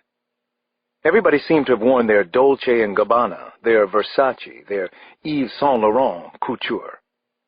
I had on faded jeans and a blue FBI windbreaker. Coiffed heads turned and eyes flashed at me as if I were a party crasher. I was. The party crasher from hell. These people had no idea. "FBI," Mahoney called from behind as he led his heavily armed teams into the crowd. I knew from Sterling what Pasha Sorokin looked like, and I headed his way. He was right there. The wolf had on an expensive gray suit, a blue cashmere T-shirt. He was talking to two men near a billowing blue and yellow striped canopy where the grills were working. Enormous cuts of meat and fish were being prepared by smiling, sweaty chefs, all of them black or Hispanic. I pulled out my Glock and Pasha Sorokin stared at me without moving a muscle. He just stared. Didn't make a move, didn't try to run. Then he smiled as if he'd been expecting me and was glad I'd finally arrived. What was with this guy? I saw him flash a hand signal to a white-haired man whose arm was draped around a curvy blonde less than half his age. "Atticus!" Sorokin called, and the man scurried over faster than kitchen help. "I'm Atticus Stonestrom, Mr. Manning's lawyer. You have absolutely no reason to be here, to barge into Mr. Manning's house like this. You're completely out of line, and I'm asking you to leave." "Not going to happen. Let's move this private party inside. Just the three of us," I said to Stonestrom and Sorokin. "Unless you want the arrest to take place in front of all these guests." The wolf looked at his lawyer, then shrugged as if this were no big deal to him. He started to walk toward the house. Then he turned, pretending he'd just remembered something. "Your little boy's name. It's also Alex, isn't it?" Chapter 101. She wasn't dead. How good was that? How amazing. Elizabeth Connolly was lost in her own world again, and it was the best place. She was walking a perfect beach on Oahu's north shore. She was picking up the most amazing seashells, one after the other, comparing the textures. Then she heard shouts. FBI! She couldn't believe it. The FBI was here? At the house? Her heart pounded, then nearly stopped, then pounded again, even harder. Had they finally come to rescue her? Why else would they be here? Oh, my good God! Lizzie began to shake all over. Tears spilled down her cheeks. They had to find her and let her out now. The wolf's arrogance was about to burn him down. I'm in here! I'm here! I'm right here! The party got terribly quiet suddenly. Everyone was whispering, and it was hard to hear, but she definitely heard FBI and theories as to why they were here. Drugs. Everyone seemed to think so. Lizzie prayed this wasn't about drugs. What if they took the wolf to jail? She would be left here. She couldn't stop shaking. She had to let the FBI know she was here. But how? She was always bound and gagged. They were so close. I'm in the closet. Please, look in the closet. She had imagined dozens of escape plans, but only after the wolf had opened the door and leashed her to go to the bathroom or walk in the main part of the house. Lizzie knew there was no way to get out of the locked closet, not tied up the way she was. She didn't know how to signal the FBI. Then she heard someone making a loud announcement. A male, deep voice, calm and in control. I'm Agent Mahoney with the FBI. Everyone leave the main house immediately. Please assemble on the back lawns. Everyone is to leave the house now. No one leaves the grounds.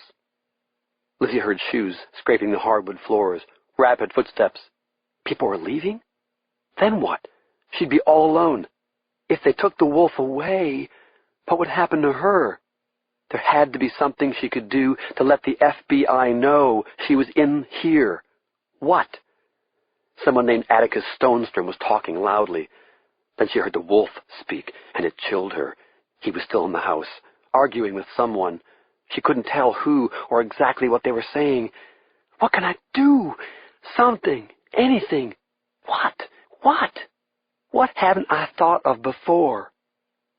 And then Lizzie had an idea. Actually, she'd had it before, but always dismissed it, because it scared the hell out of her. Chapter 102. I'm glad you're here to see this for yourself, Atticus. This is such bullshit harassment. My businesses are beyond reproach. You know that better than anyone. This is highly insulting. He looked at me. Do you know how many business associates you've insulted at this party?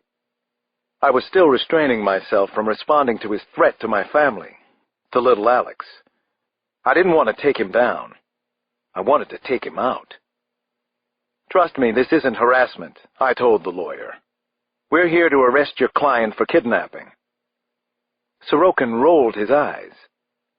Are you people mad? Do you know who I am? Jesus, I'd heard almost the same speech in Dallas. As a matter of fact, I do, I said. Your real name is Pasha Sorokin, not Ari Manning. Some people say you're the Russian godfather. You're the wolf. Sorokin heard me out, then he laughed a crazy laugh. You are such fools, you especially. He pointed at me. You just don't get it. Suddenly there were shouts coming from one of the other rooms on the first floor. Fire! Someone was yelling. Come on, Alex, Mahoney said. He and I left Sorokin with 3 other agents and ran to see what the hell was going on. How could there be a fire? Now? There was a fire. It seemed to have started in the large study off the main living room, in a closet. Swirls of smoke came from under the door. A lot of smoke. I grabbed the doorknob, which was hot. The closet was locked. I didn't hesitate. I lowered my shoulder and hit the door hard. I slammed into it again. The wood cracked this time. I hit it once more and the door collapsed. Thick black smoke billowed out. I stepped up close and tried to peer inside. Then I saw something move. Someone was in there. I could see a face. Elizabeth Connolly was in there, and she was on fire.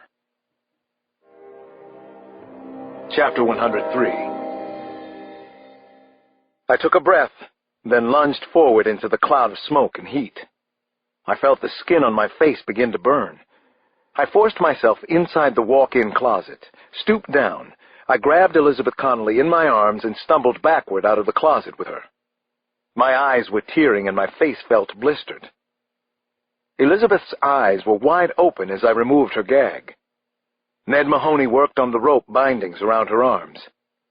"Thank you," she whispered in a voice hoarse with smoke. "Oh, thank you," she gasped. Tears ran from her eyes, smudging the soot on her cheeks. My heart thumped a wild beat as I held her hand and waited for the paramedics to come. I couldn't believe she was alive, but it made everything worthwhile. I only got to savor the feeling for a few seconds. Shots rang out. I ran from the den, turned the corner, and saw 2 agents down, but alive. "Bodyguard came in firing," the closest agent told me. "He and Manning ran upstairs." I hurried up the stairs with Ned Mahoney following close behind. Why would the wolf go upstairs? It didn't make sense to me. More agents joined us. We searched every room. Nothing. We couldn't find the wolf or the bodyguard. Why had they run upstairs? Mahoney and I did another full walkthrough of all the rooms on the 2nd and 3rd floors. Fort Lauderdale police had begun to arrive and help secure the house. "I don't see how he got out of here," Mahoney said. We were huddled together in the 2nd-floor hallway, puzzled and disgusted. "Has to be a way out up here somewhere. Let's look again." We retraced our steps down the 2nd-floor hallway, checking in several guest bedrooms. At the far end of the hall was another stairway, probably used by the help. We'd already searched it, sealed it off at the bottom. Then it struck me, a small detail I had overlooked. I hurried down to the first landing. There was a casement window and a window seat there. It was just as I'd remembered. 2 small cushions on the floor. I opened the cover of the window seat. Ned Mahoney groaned out loud. He saw what I'd found. The escape route. The wolf had gotten out. "He might still be in here. Let's see where this goes," I said. Then I lowered myself into the opening. There were narrow wooden stairs, a half-dozen of them. Mahoney held a flashlight on me as I climbed down. "It's here, Ned," I called back to him. I saw how they'd made it out. A window was open. I could see water a few feet below. "They went into the intercoastal," I called up to Mahoney. "They're in the water."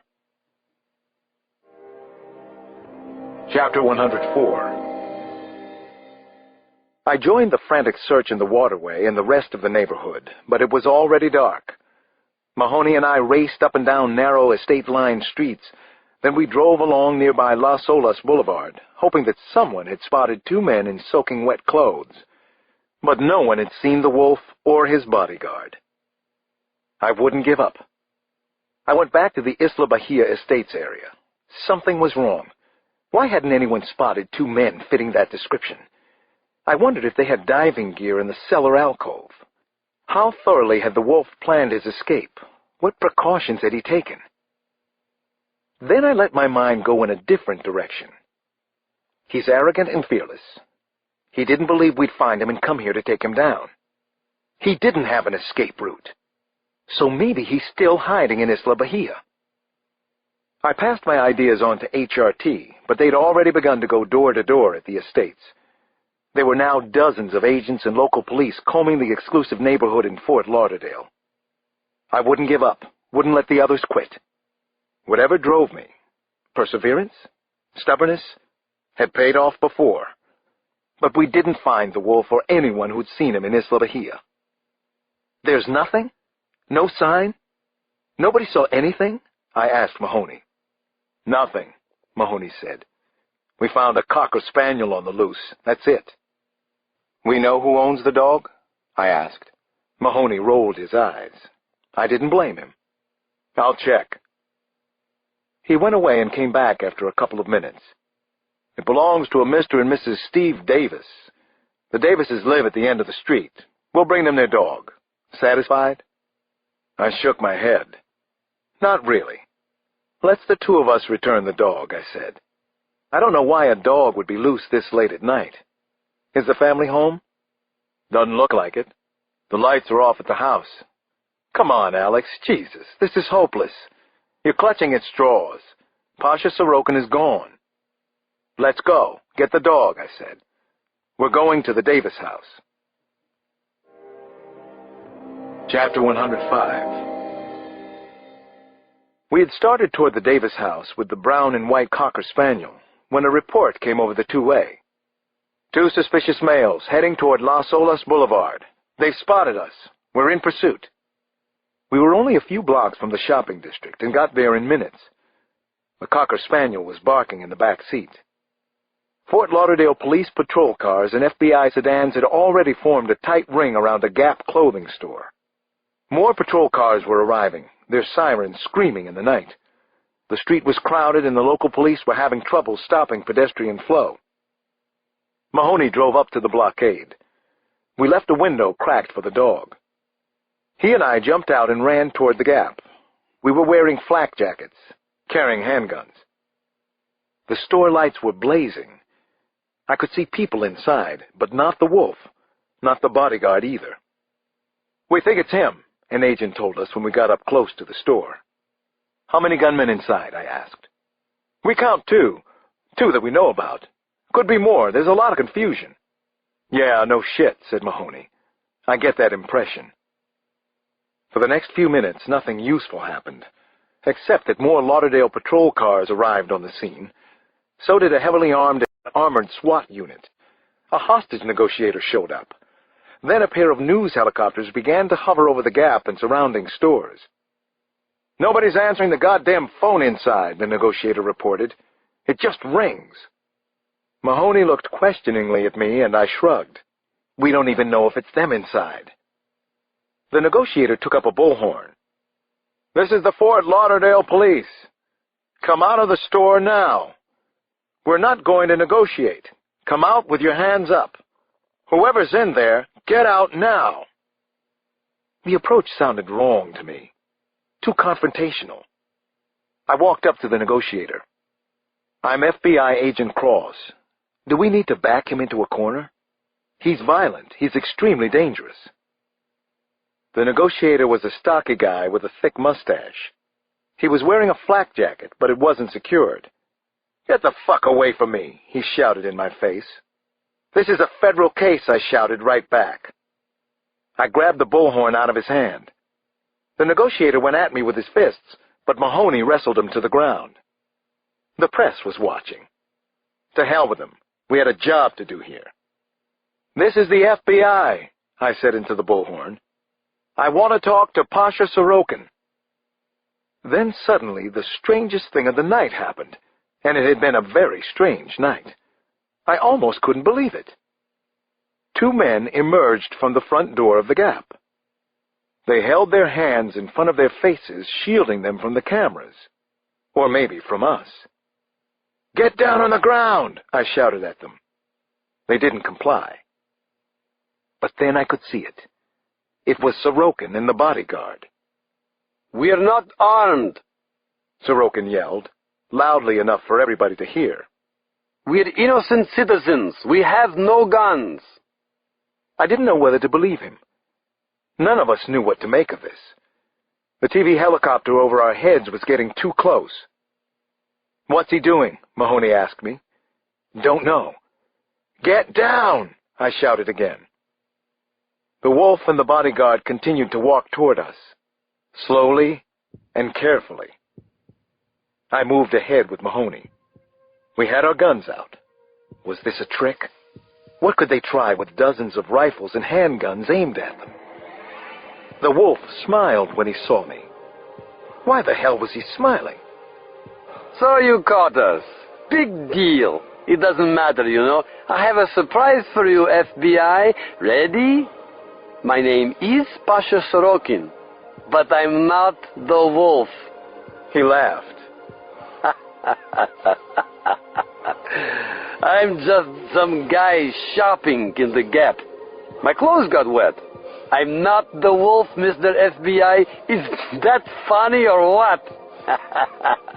Does it make your day? It makes mine, and it will make the wolf's too. Chapter 106. Pasha Sorokin wasn't the wolf. Was that possible? There was no way to know for sure. Over the next 48 hours, it was confirmed that the men we had captured in Florida were Pasha Sorokin and Ruslan Fedorov. They were Red Mafia, but both claimed never to have met the real wolf. They said they had played the parts they were given, stand-in roles, according to them.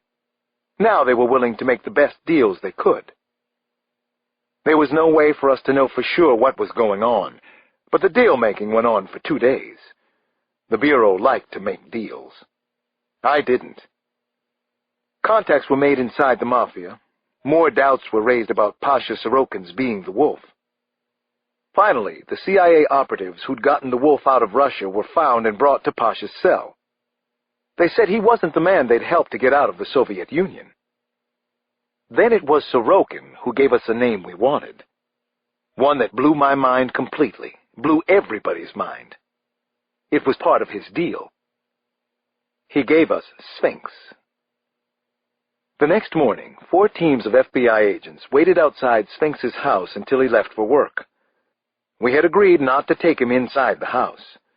I wouldn't let it go down that way. I just couldn't do it. We all felt that Lizzie Connolly and her daughters had been through more than enough pain already.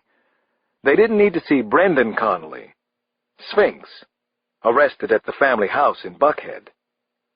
They didn't need to find out the awful truth about him like that. I sat in a dark blue sedan parked 2 blocks up the street, but with a view of the large Georgian-style house. I was feeling numb. I remembered the first time I'd been there. I recalled my talk with the girls, and then with Brendan Connolly in his den.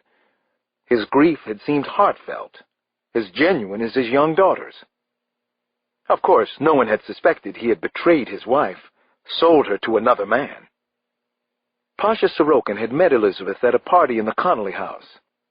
He'd wanted her. Brendan Connolly didn't. The judge had been having affairs for years. Elizabeth reminded Sorokin of the model Claudia Schiffer, who had appeared on billboards all over Moscow during his gangster days. So the horrifying trade was made. A husband had sold his own wife into captivity. He'd gotten rid of her in the worst way imaginable. How could he have hated Elizabeth so much? And how could she have loved him? Ned Mahoney was in the car with me, waiting for action. The takedown of Sphinx. If we couldn't have the wolf yet, he was our second choice, the consolation prize. I wonder if Elizabeth knew about her husband's secret life, Mahoney muttered. Maybe she suspected something. They didn't sleep together regularly. When I visited the house, Connolly showed me the den. There was a bed in there, unmade. Think you'll go to work today? Mahoney asked. He was calmly munching an apple, a very cool head to work with. He knows we took down Sorokin and Fedorov. I figure he'll be cautious. He'll probably play it straight. Hard to tell. Maybe we should take him at the house, you think? He bit into his apple again. Alex? I shook my head. I can't do it, Ned. Not to his family. Okay. Just asking, buddy. We waited. A little past 9, Brendan Connolly finally came out the front door of the house. He walked to a silver Porsche Boxster parked in the circular driveway. He had on a blue suit, carried a black gym bag. He was whistling. "Scumbag," Mahoney whispered. Then he spoke into his two-way. "This is Alpha 1. We have Sphinx leaving the house. He's getting into a Porsche. Prepare to converge. Vehicle license is V6T81K. We heard back immediately. "This is Braves 1. We have Sphinx in full sight, too. We've got him covered. He's ours. Then, Braves 3 in place at second intersect. We're waiting on him. Should be about 10 to 15 seconds. He's heading down the street, making a right. I spoke very calmly to Mahoney. I want to take him down, Ned. He looked straight ahead through the windshield. Didn't answer me, but he didn't say no. I watched the Porsche proceed at a normal speed to the next cross street. The Boxster eased into the turn. And then Brendan Connolly ran. "Oh, boy," said Mahoney, and tossed away his apple.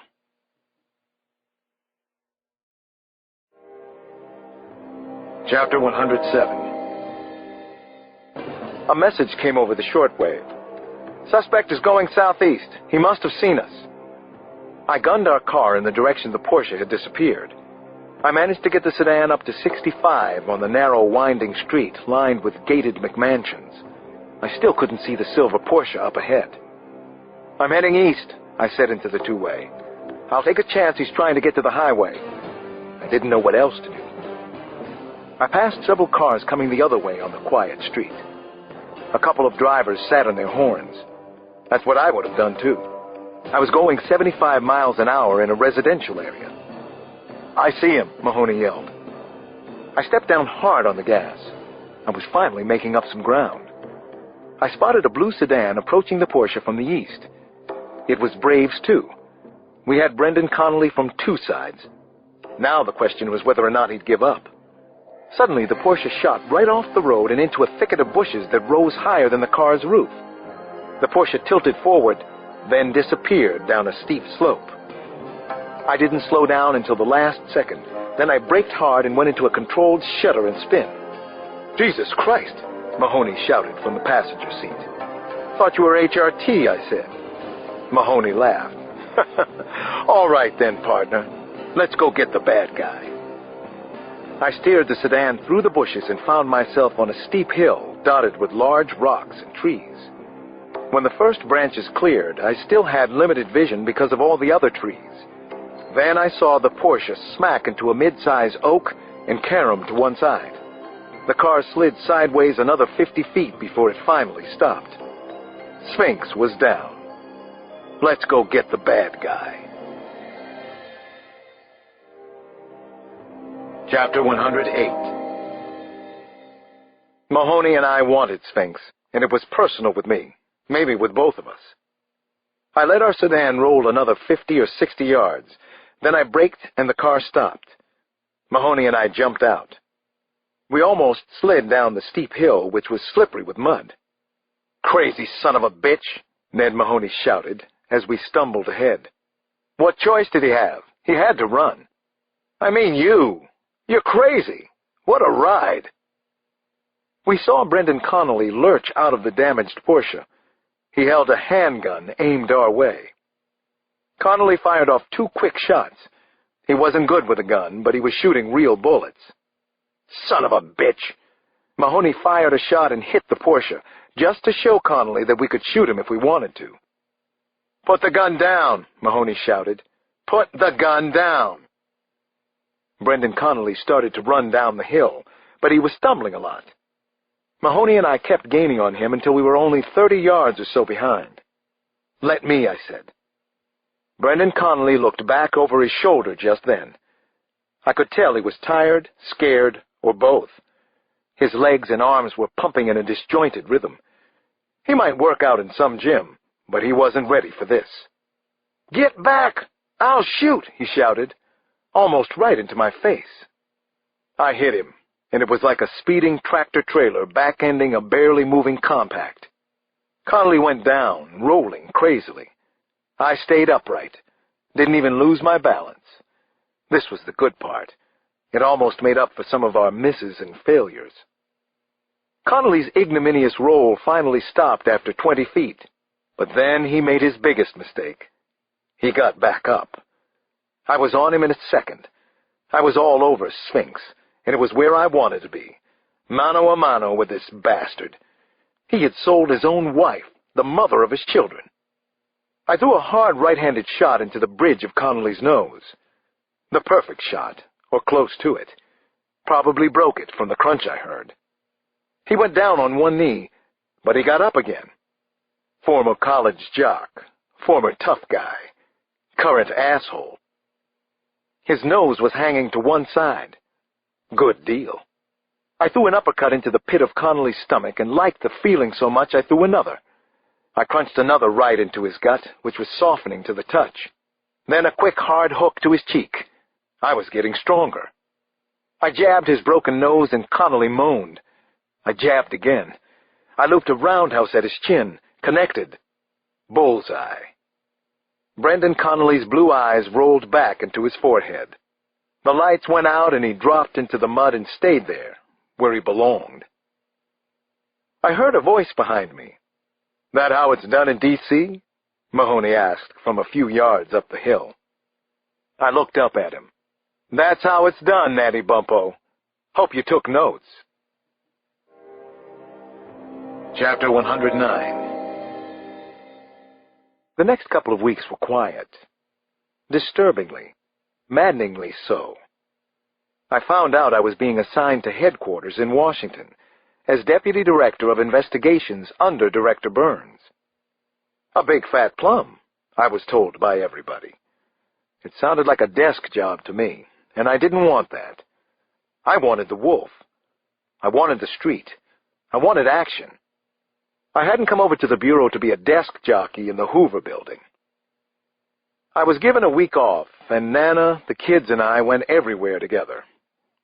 There was a lot of tension in the house, though. We were waiting to hear what Christine Johnson was going to do. Every time I looked at Alex, my heart ached. Every time I held him in my arms or tucked him into bed at the end of the day, I thought about his leaving the house for good. I couldn't let that happen, but my lawyer had advised me it could. The director needed to see me in his office one morning during my week off. It wasn't too much of a problem. I stopped in after I had dropped the kids off at school. Tony Woods, Burns's assistant, seemed particularly glad to see me. "You're something of a hero for the moment. Enjoy it," he said, sounding as always like an Ivy League professor. "Won't last long." "Always the optimist, Tony," I said. "That's my job description, young man." I wondered how much Ron Burns shared with his assistant, and also what the director had in mind this morning. I wanted to ask Tony about this plum job I was slated for, but I didn't. I figured he wouldn't tell me anyway. Coffee and sweet rolls were waiting in Burns's office, but the director wasn't there. It was a little past 8. I wondered if he'd even gotten to work yet. It was hard to imagine that Ron Burns had a life outside the office, though I knew he had a wife and 4 children and lived out in Virginia, about an hour from D.C. Burns finally appeared at the door in a blue dress shirt and tie with his shirt sleeves rolled up. So now I knew he'd had at least one meeting before this one. Actually, I hoped this meeting wasn't about another case he wanted me to dive into, unless it involved the wolf. Burns grinned when he saw me sitting there. He read my look instantly. "Actually, I have a couple of nasty cases for you to work on, but that isn't why I wanted to see you, Alex. Have some coffee. Relax. You're on vacation, right?" He walked into the room and sat down across from me. "I want to hear how it's going so far. You miss being a homicide detective? Still want to stay in the Bureau? You can leave if you want to. The Washington PD wants you back. Badly. That's good to hear that I'm wanted. As for the Bureau, what can I say? The resources are amazing. Lots of good people here. Great people. I hope you know that." "I do. I'm a fan of our personnel. Most of them, anyway." "And on the dark side?" he asked. "Problem areas? Things to work on? I want to hear what you think. I need to hear it. Tell me the truth as you see it." "Bureaucracy. It's a way of life. It's almost the FBI's culture. And fear. It's mostly political in nature, and it inhibits agents' imaginations. Did I mention bureaucracy?" It's bad, awful, crippling. Just listen to your agents." "I'm listening," Burns said. "Go on." "The agents aren't allowed to be nearly as good as they can be. Of course, that's a complaint with most jobs, isn't it? Even your old job with the Washington PD? Not as much as here. That's because I sidestepped a lot of red tape and other bullshit that got in the way." "Good. Keep sidestepping the bullshit, Alex," Burns said, "even if it's mine." I smiled. "Is that an order?" Burns nodded soberly. I felt that he had something else on his mind. "I had a difficult meeting before you got here. Gordon Nooney is leaving the Bureau." I shook my head. I hope I didn't have anything to do with that. I don't know Nooney well enough to judge him. Seriously, I don't. "Sorry, but you did have something to do with it. But it was my decision. The buck passes through here at 100 miles an hour, and I like it that way. I do know Nooney well enough to judge him. Nooney was the leak to the Washington Post. That son of a bitch has been doing it for years. Alex, I thought about putting you in Nooney's job." I was shocked to hear it. I've never trained people. I didn't finish orientation myself. "But you could train our people." I wasn't sure about that. Maybe I could struggle through. But I like the streets. It's in my blood. I've learned to accept that about myself. "I know. I get it, Alex. I want you to work right here in the Hoover Building, though. We're going to change things. We're going to win more than we lose. Work the big cases with Stacy Pollock here at headquarters. She's one of the best. Tough, smart. She could run this place someday." "I can work with Stacy," I said, and left it at that. Ron Burns put out his hand, and I took it. "This is going to be good. Exciting stuff," he said. "Which reminds me of a promise I made. There's a spot here for Detective John Sampson and any D.C. street cop you like. Anybody who wants to win. We're going to win, Alex." I shook Ron Burns' hand on it. The thing is, I wanted to win too. Chapter 110.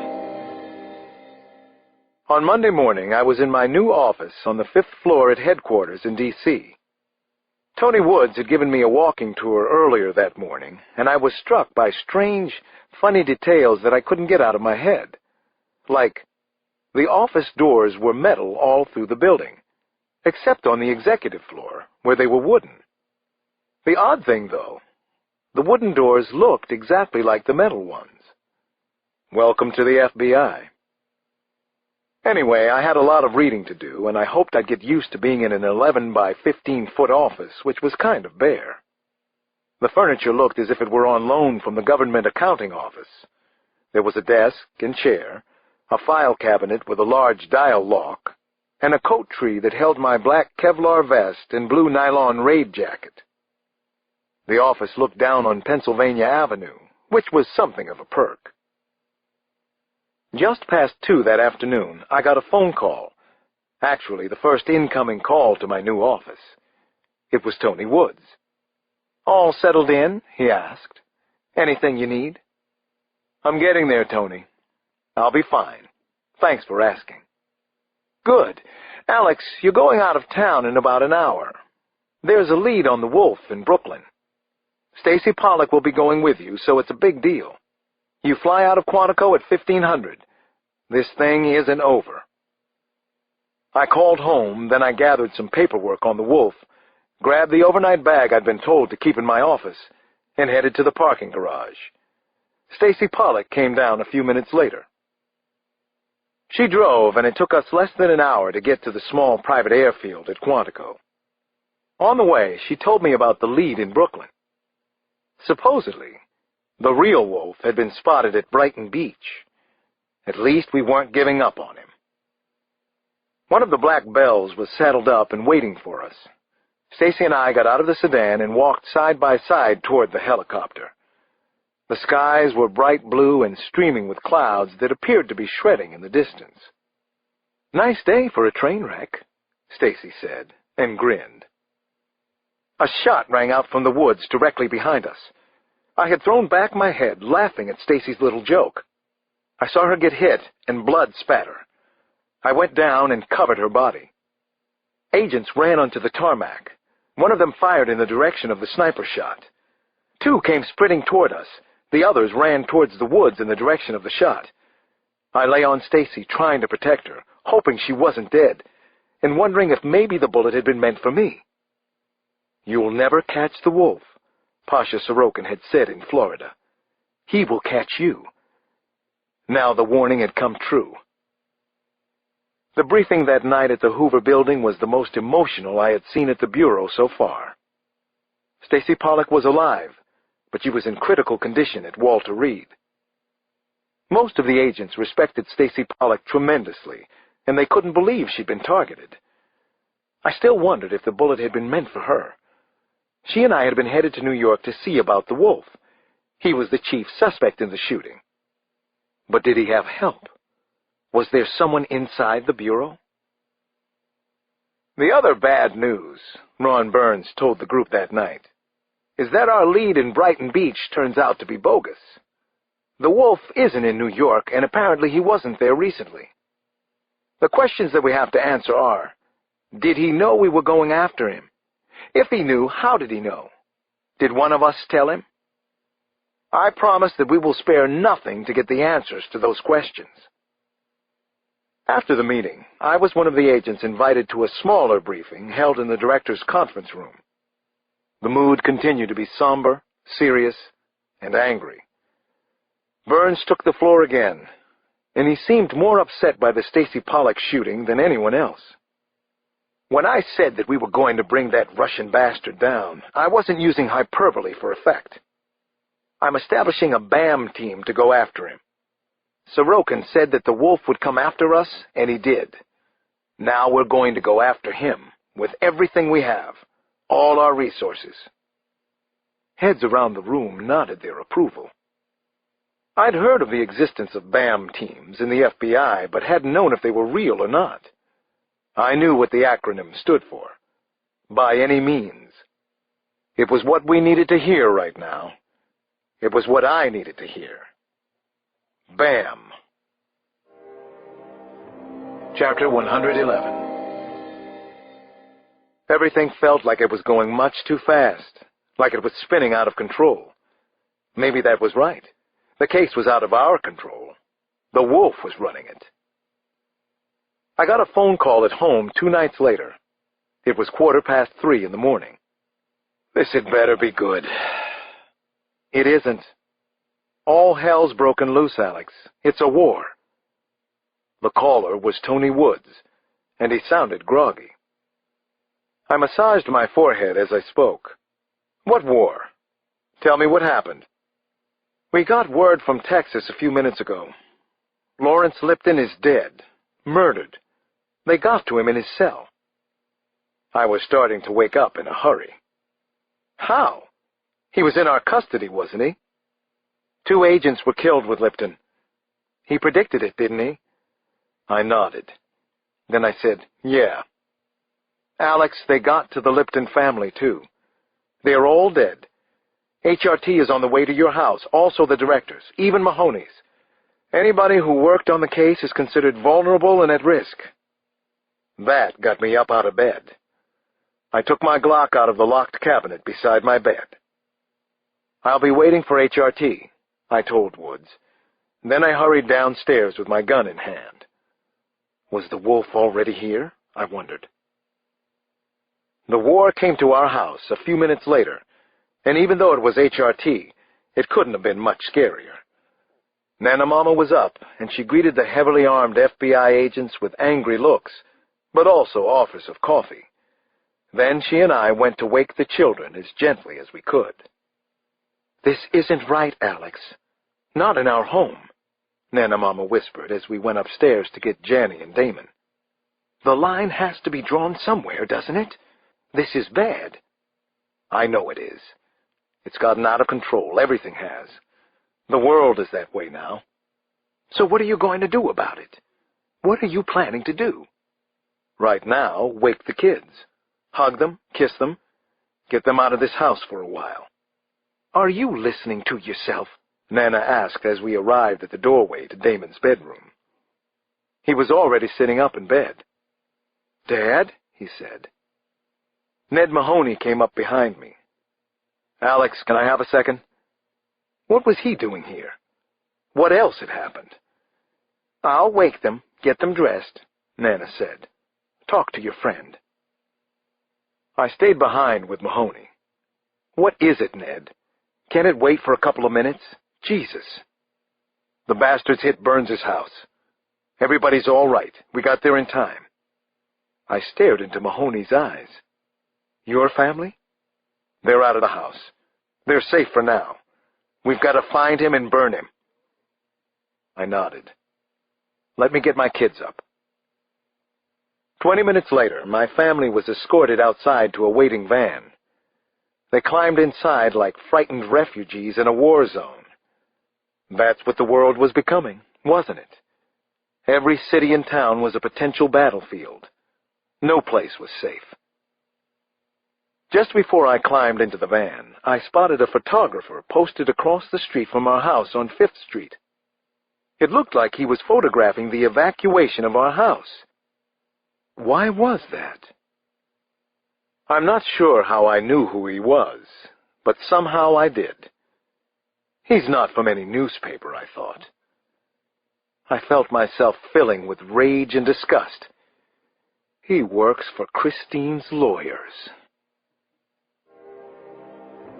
Chapter 112. Chaos. The next day, and for 2 days after that, I found myself in Huntsville, Texas, the site of the federal prison where Lawrence Lipton had been murdered while he was in the custody of the Federal Bureau. No one there had any explanation for how Lipton and 2 agents had been killed. It had happened during the night, in his cell. Actually, the small suite where he was kept under guard. None of the video cameras had a record of visitors. None of the interviews or interrogations had turned up a suspect. Lipton had had most of the bones in his body broken. Zemoshit, the Red Mafia trademark. The same method had been used on an Italian mafia figure named Agostino Palumbo this past summer. According to stories, Palumbo's killer had been a Russian mobster, possibly the Wolf. The murder had taken place at the Supermax prison in Florence, Colorado. The following morning, I arrived in Colorado. I was there to visit a killer named Kyle Craig, who had once been an FBI agent and also a friend of mine. Kyle was responsible for dozens of murders. He was one of the worst psychopathic killers in history. I had captured him. My friend. We met in an interview room on death row in the isolation unit. Kyle looked surprisingly fit. When I'd last seen him, he had been gaunt and very pale, with deep dark hollows under his eyes. He appeared to have put on at least 30 pounds, all of it muscle. I wondered why. What had given Kyle hope? Whatever it was scared me a little. "All roads lead to Florence?" he quipped, and grinned as I entered the interview room. "Some associates of yours from the Bureau were here just yesterday, or was it the day before? You know, the last time we met, Alex, you said you didn't care what I think. That hurt." I corrected him, which I knew would annoy Kyle. Not exactly what I said. You accused me of being condescending and told me that you didn't like it. I said, "Who cares what you like anymore?" I do care about what you think. That's why I'm here. Kyle laughed again, and the braying sound he made, the baring of his teeth, chilled me.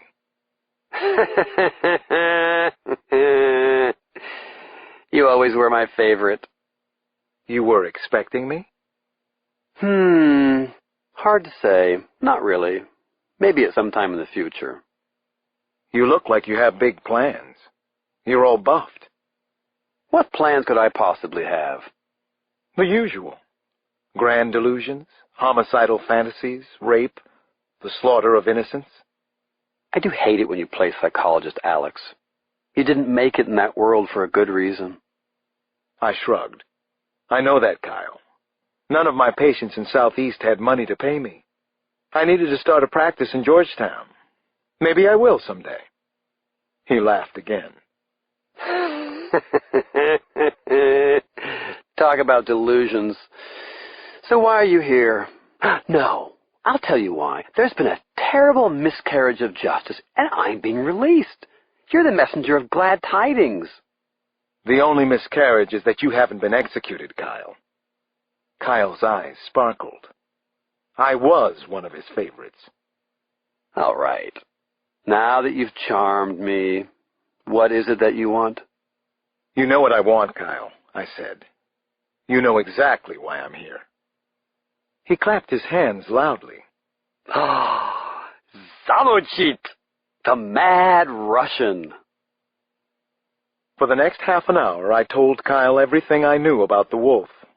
Well, nearly everything. Then I gave him the kicker. He met with you on the night he came here to kill little Gus Palumbo. Did you set up the kill for him? Somebody did. Kyle leaned back and seemed to be considering his options, but I knew he'd already decided what he meant to do. He was always a step or two ahead. Finally, he leaned forward and beckoned me closer. I wasn't afraid of Kyle, at least not physically, not even with his extra pounds of muscle. I almost hoped he'd make a move. I do this out of love and respect for you. I did meet with a Russian last summer. Ruthless chap, no conscience. I liked him. We played chess. I know who he is, my friend. I might be able to help you. Chapter 113.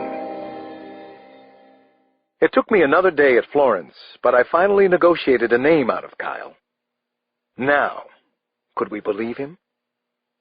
The name was checked and rechecked in Washington, and the Bureau was becoming confident that he had given us the Red Mafia leader. I had doubts, because it came from Kyle, but we had no other leads. Maybe Kyle was trying to blow me up or embarrass the Bureau. Or maybe he wanted to demonstrate how smart he was, how well connected, how superior to us all. The name, the person's position, made the arrest controversial and risky. If we went after this man and we were wrong, the embarrassment would stick to the Bureau. So we waited for nearly a week. We checked all our information again and did several interviews in the field. The suspect was put under surveillance. When we had completed the due diligence, I met with Ron Burns and the director of the CIA in Burns's office. Ron got to the point. We believe he's the wolf, Alex. Craig is probably telling the truth. Thomas Weir from the CIA nodded my way. We've been watching this suspect in New York for some time. We thought he'd been KGB back in Russia, but there wasn't conclusive evidence. We never suspected Red Mafia, never the wolf. Not this man. Not given his position with the Russian government. Weir's look was intense. We increased the levels of audio surveillance to include the apartment where the suspect lives in Manhattan. He's making arrangements to go after Director Burns again. Burns looked at me. He doesn't forgive and forget, Alex. Neither do I. Is that it? We go to New York and arrest him? Burns and Weir nodded solemnly. This should be the end of it, said Burns. Go and take down the wolf. Bring me his head. Chapter 114. This should be the end of it. From Director Burns's mouth to God's ear. The Century is a famous Art Deco apartment building on Central Park West, north of Columbus Circle in New York City. For decades, it has been a residence of choice for well-to-do actors, artists, and business people, but especially those who are humble enough to share space with working-class families who've passed down their apartments for decades. We arrived at the building around 4 in the morning. HRT immediately took over the 3 main entrances on Central Park, 62nd, and 63rd Streets. This was the largest bust I had been a part of, definitely the most complicated. The New York City Police, FBI, CIA, and Secret Service were all involved in the operation. We were about to take down an important Russian, the head of the trade delegation to New York, a businessman himself, supposedly above suspicion. The repercussions would be severe if we were wrong. But how could we be wrong? Not this time. I was at the Sentry along with my partner for the past week or so. Ned Mahoney was hard-working, honest, and tough in the clutch. The head of HRT had been to my house and even passed Nana's inspection, mostly because he'd grown up on the streets of D.C. Ned and I and a dozen others were climbing the stairs to 2 penthouse floors, since the suspect's apartment was on 21 and 22. He was powerful and wealthy. He had a good reputation with Wall Street and the banks. So was he the wolf? If so, why hadn't his name ever come up before? Because the wolf was so good? So careful? "Be glad when this is over with," Mahoney said, without a huff or puff as he mounted the stairs. "How did it get out of hand like this?" I asked. "There are too many people here." "Always too much politics. Better get used to it. World we live in. Too many suits, not enough workers." We finally reached 21. Ned and I and 4 other agents stopped there. The rest of the team continued to 22. We waited for them to get into position. This was it. I hoped this was it. Was the real wolf on one of these 2 floors? I heard an urgent voice in my earpiece. "Suspect coming out of a window. Man in his underwear jumped from the tower." "Jesus Christ, he's down on the landing between the towers. He's on the roof, running." Mahoney and I understood what had happened. We rushed down to the 20th floor. The Sentry had 2 towers that rose up from 20. A large expanse of roof connected them. We burst out onto the roof and immediately saw a barefoot man in his underwear. He was burly, balding, bearded. He turned and fired at us with a pistol. The wolf? Balding? Burly? Could this be him? He hit Mahoney. He hit me. We went down hard. Chest shots. Hurt like hell. Took my breath away. Fortunately, we were wearing Kevlar vests. The man in his underwear wasn't. Mahoney's return fire took out a kneecap. My first shot struck his thick stomach. He went down, spurting blood and howling. We ran to the side of Andrei Prokopev. Mahoney kicked away his gun. "You're under arrest," Ned yelled into the face of the wounded Russian. "We know who you are." A helicopter appeared between the Sentry's towers. A woman was screaming from one of the windows several stories above us. Now the helicopter was landing. What the hell was this? A man came out of a window in the tower and dropped to the roof. Then another man. Professional gunmen, it looked like. Bodyguards. They were quick on the draw and began shooting the instant they hit the roof. HRT returned fire. Several shots were exchanged. Both gunmen were hit and went down. Neither got up again. HRT was that good. The helicopter was setting down on the roof. It wasn't media or police. It was there to get the wolf and whisk him away, wasn't it? There were shots from the helicopter. Mahoney and I fired into the cockpit. There was another rapid exchange of gunfire. Then the shooting from the helicopter stopped. For several seconds, the only sound on the roof was the loud, eerie whir of the helicopter's rotor blades. "Clear!" one of our agents finally yelled. "They're down in the copter." "You're under arrest," Mahoney screamed at the Russian in his underwear. "You're the wolf.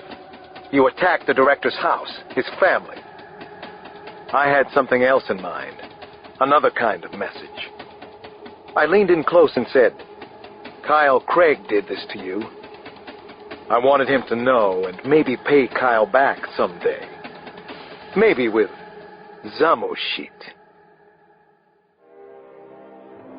Chapter 115. I hope to God it was over now. We all did. Ned Mahoney flew back to Quantico that morning, but I spent the rest of the day at FBI headquarters in Lower Manhattan.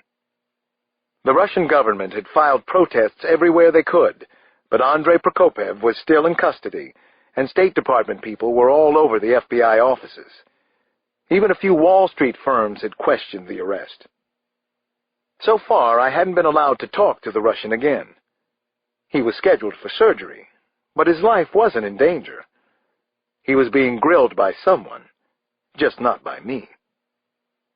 Burns finally reached me at around 4 o'clock in the office I was using at FBI New York. "Alex, I want you to head back to Washington," he said. "Flight arrangements have been made. We'll be waiting for you here." That was all he told me. Burns signed off, so I didn't get the chance to ask any questions. It was obvious that he didn't want me to. Around 7:30, I arrived at the Hoover Building and was told to go to the SIOC conference area on 5. They were waiting for me there. Not exactly waiting, since a shirt-sleeves meeting was already in progress. Ron Burns was at the table, which wasn't a good sign. Everybody looked tense and exhausted. "Let me bring Alex up to date," Burns said when I entered the room. "Have a rest. Kick back. There's been a new wrinkle. None of us are very happy about it. You won't be either." I shook my head and felt a little sick as I sat down. I didn't need new wrinkles. I had more than enough already. "The Russians are actually cooperating for a change," Burns said. "It seems that they're not denying Andrei Prokopev has Red Mafia connections. He does. They've been monitoring him for some time themselves. They hope to use him to penetrate the huge black market still coming out of Moscow." I cleared my throat. "But—" Burns nodded. "Right. The Russians tell us, now, that Prokopev is not the man we're looking for. They're certain of it." I felt completely drained. "Because?" It was Burns's turn to shake his head. "They know what the Wolf looks like. He was KGB after all. The real Wolf set us up to believe he was Prokopev. Andrei Prokopev was one of his rivals in the Red Mafia. To be the Russian godfather? To be the godfather, Russian or otherwise."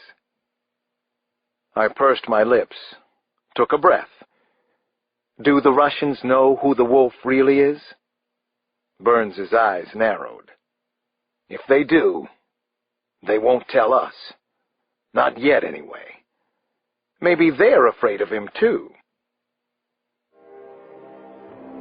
Chapter 116. Chapter 117.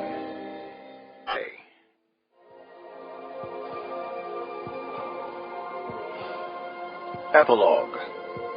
Wolves. Pasha Sorokin was due at the courthouse in Miami at 9 o'clock on Monday morning. The van he rode in was escorted from the federal prison by half a dozen cars. The route wasn't known by any of the drivers until the last possible moment before departure. The attack took place at a stoplight just before the cars would have gotten on the Florida Turnpike. They hit with automatic weapons and also rocket launchers, which took out most of the escort cars in under a minute. There were bodies and smoking metal everywhere. The black van that Pasha Sorokin was riding in was quickly surrounded by 6 men in dark clothes, no masks. The car doors were yanked open, and the police guards were beaten and then shot dead. A tall, powerful-looking man strode up to the open door and peered inside. He smiled playfully, as if a small child were in the prison van. "Pasha," the wolf said, "I understand that you were going to turn me in. That's what my sources say, my very good sources, my incredibly well-paid sources. Talk to me about this." "It's not true," said Pasha, who meanwhile was cowering in the middle seat of the van. He wore an orange jumpsuit, and his wrists and ankles were bound by chains. He no longer had his Florida tan. "Maybe, maybe not," said the wolf. Then he fired one of the rocket launchers point blank at Pasha. He didn't miss. "Zamochit," he said, and laughed.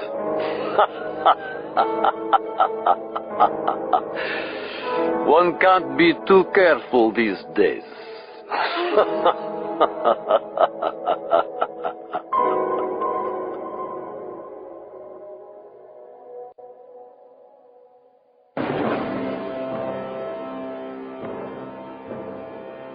This has been a Time Warner Audiobooks production of The Big Bad Wolf, written by James Patterson and read by Peter J. Fernandez and Dennis O'Hare.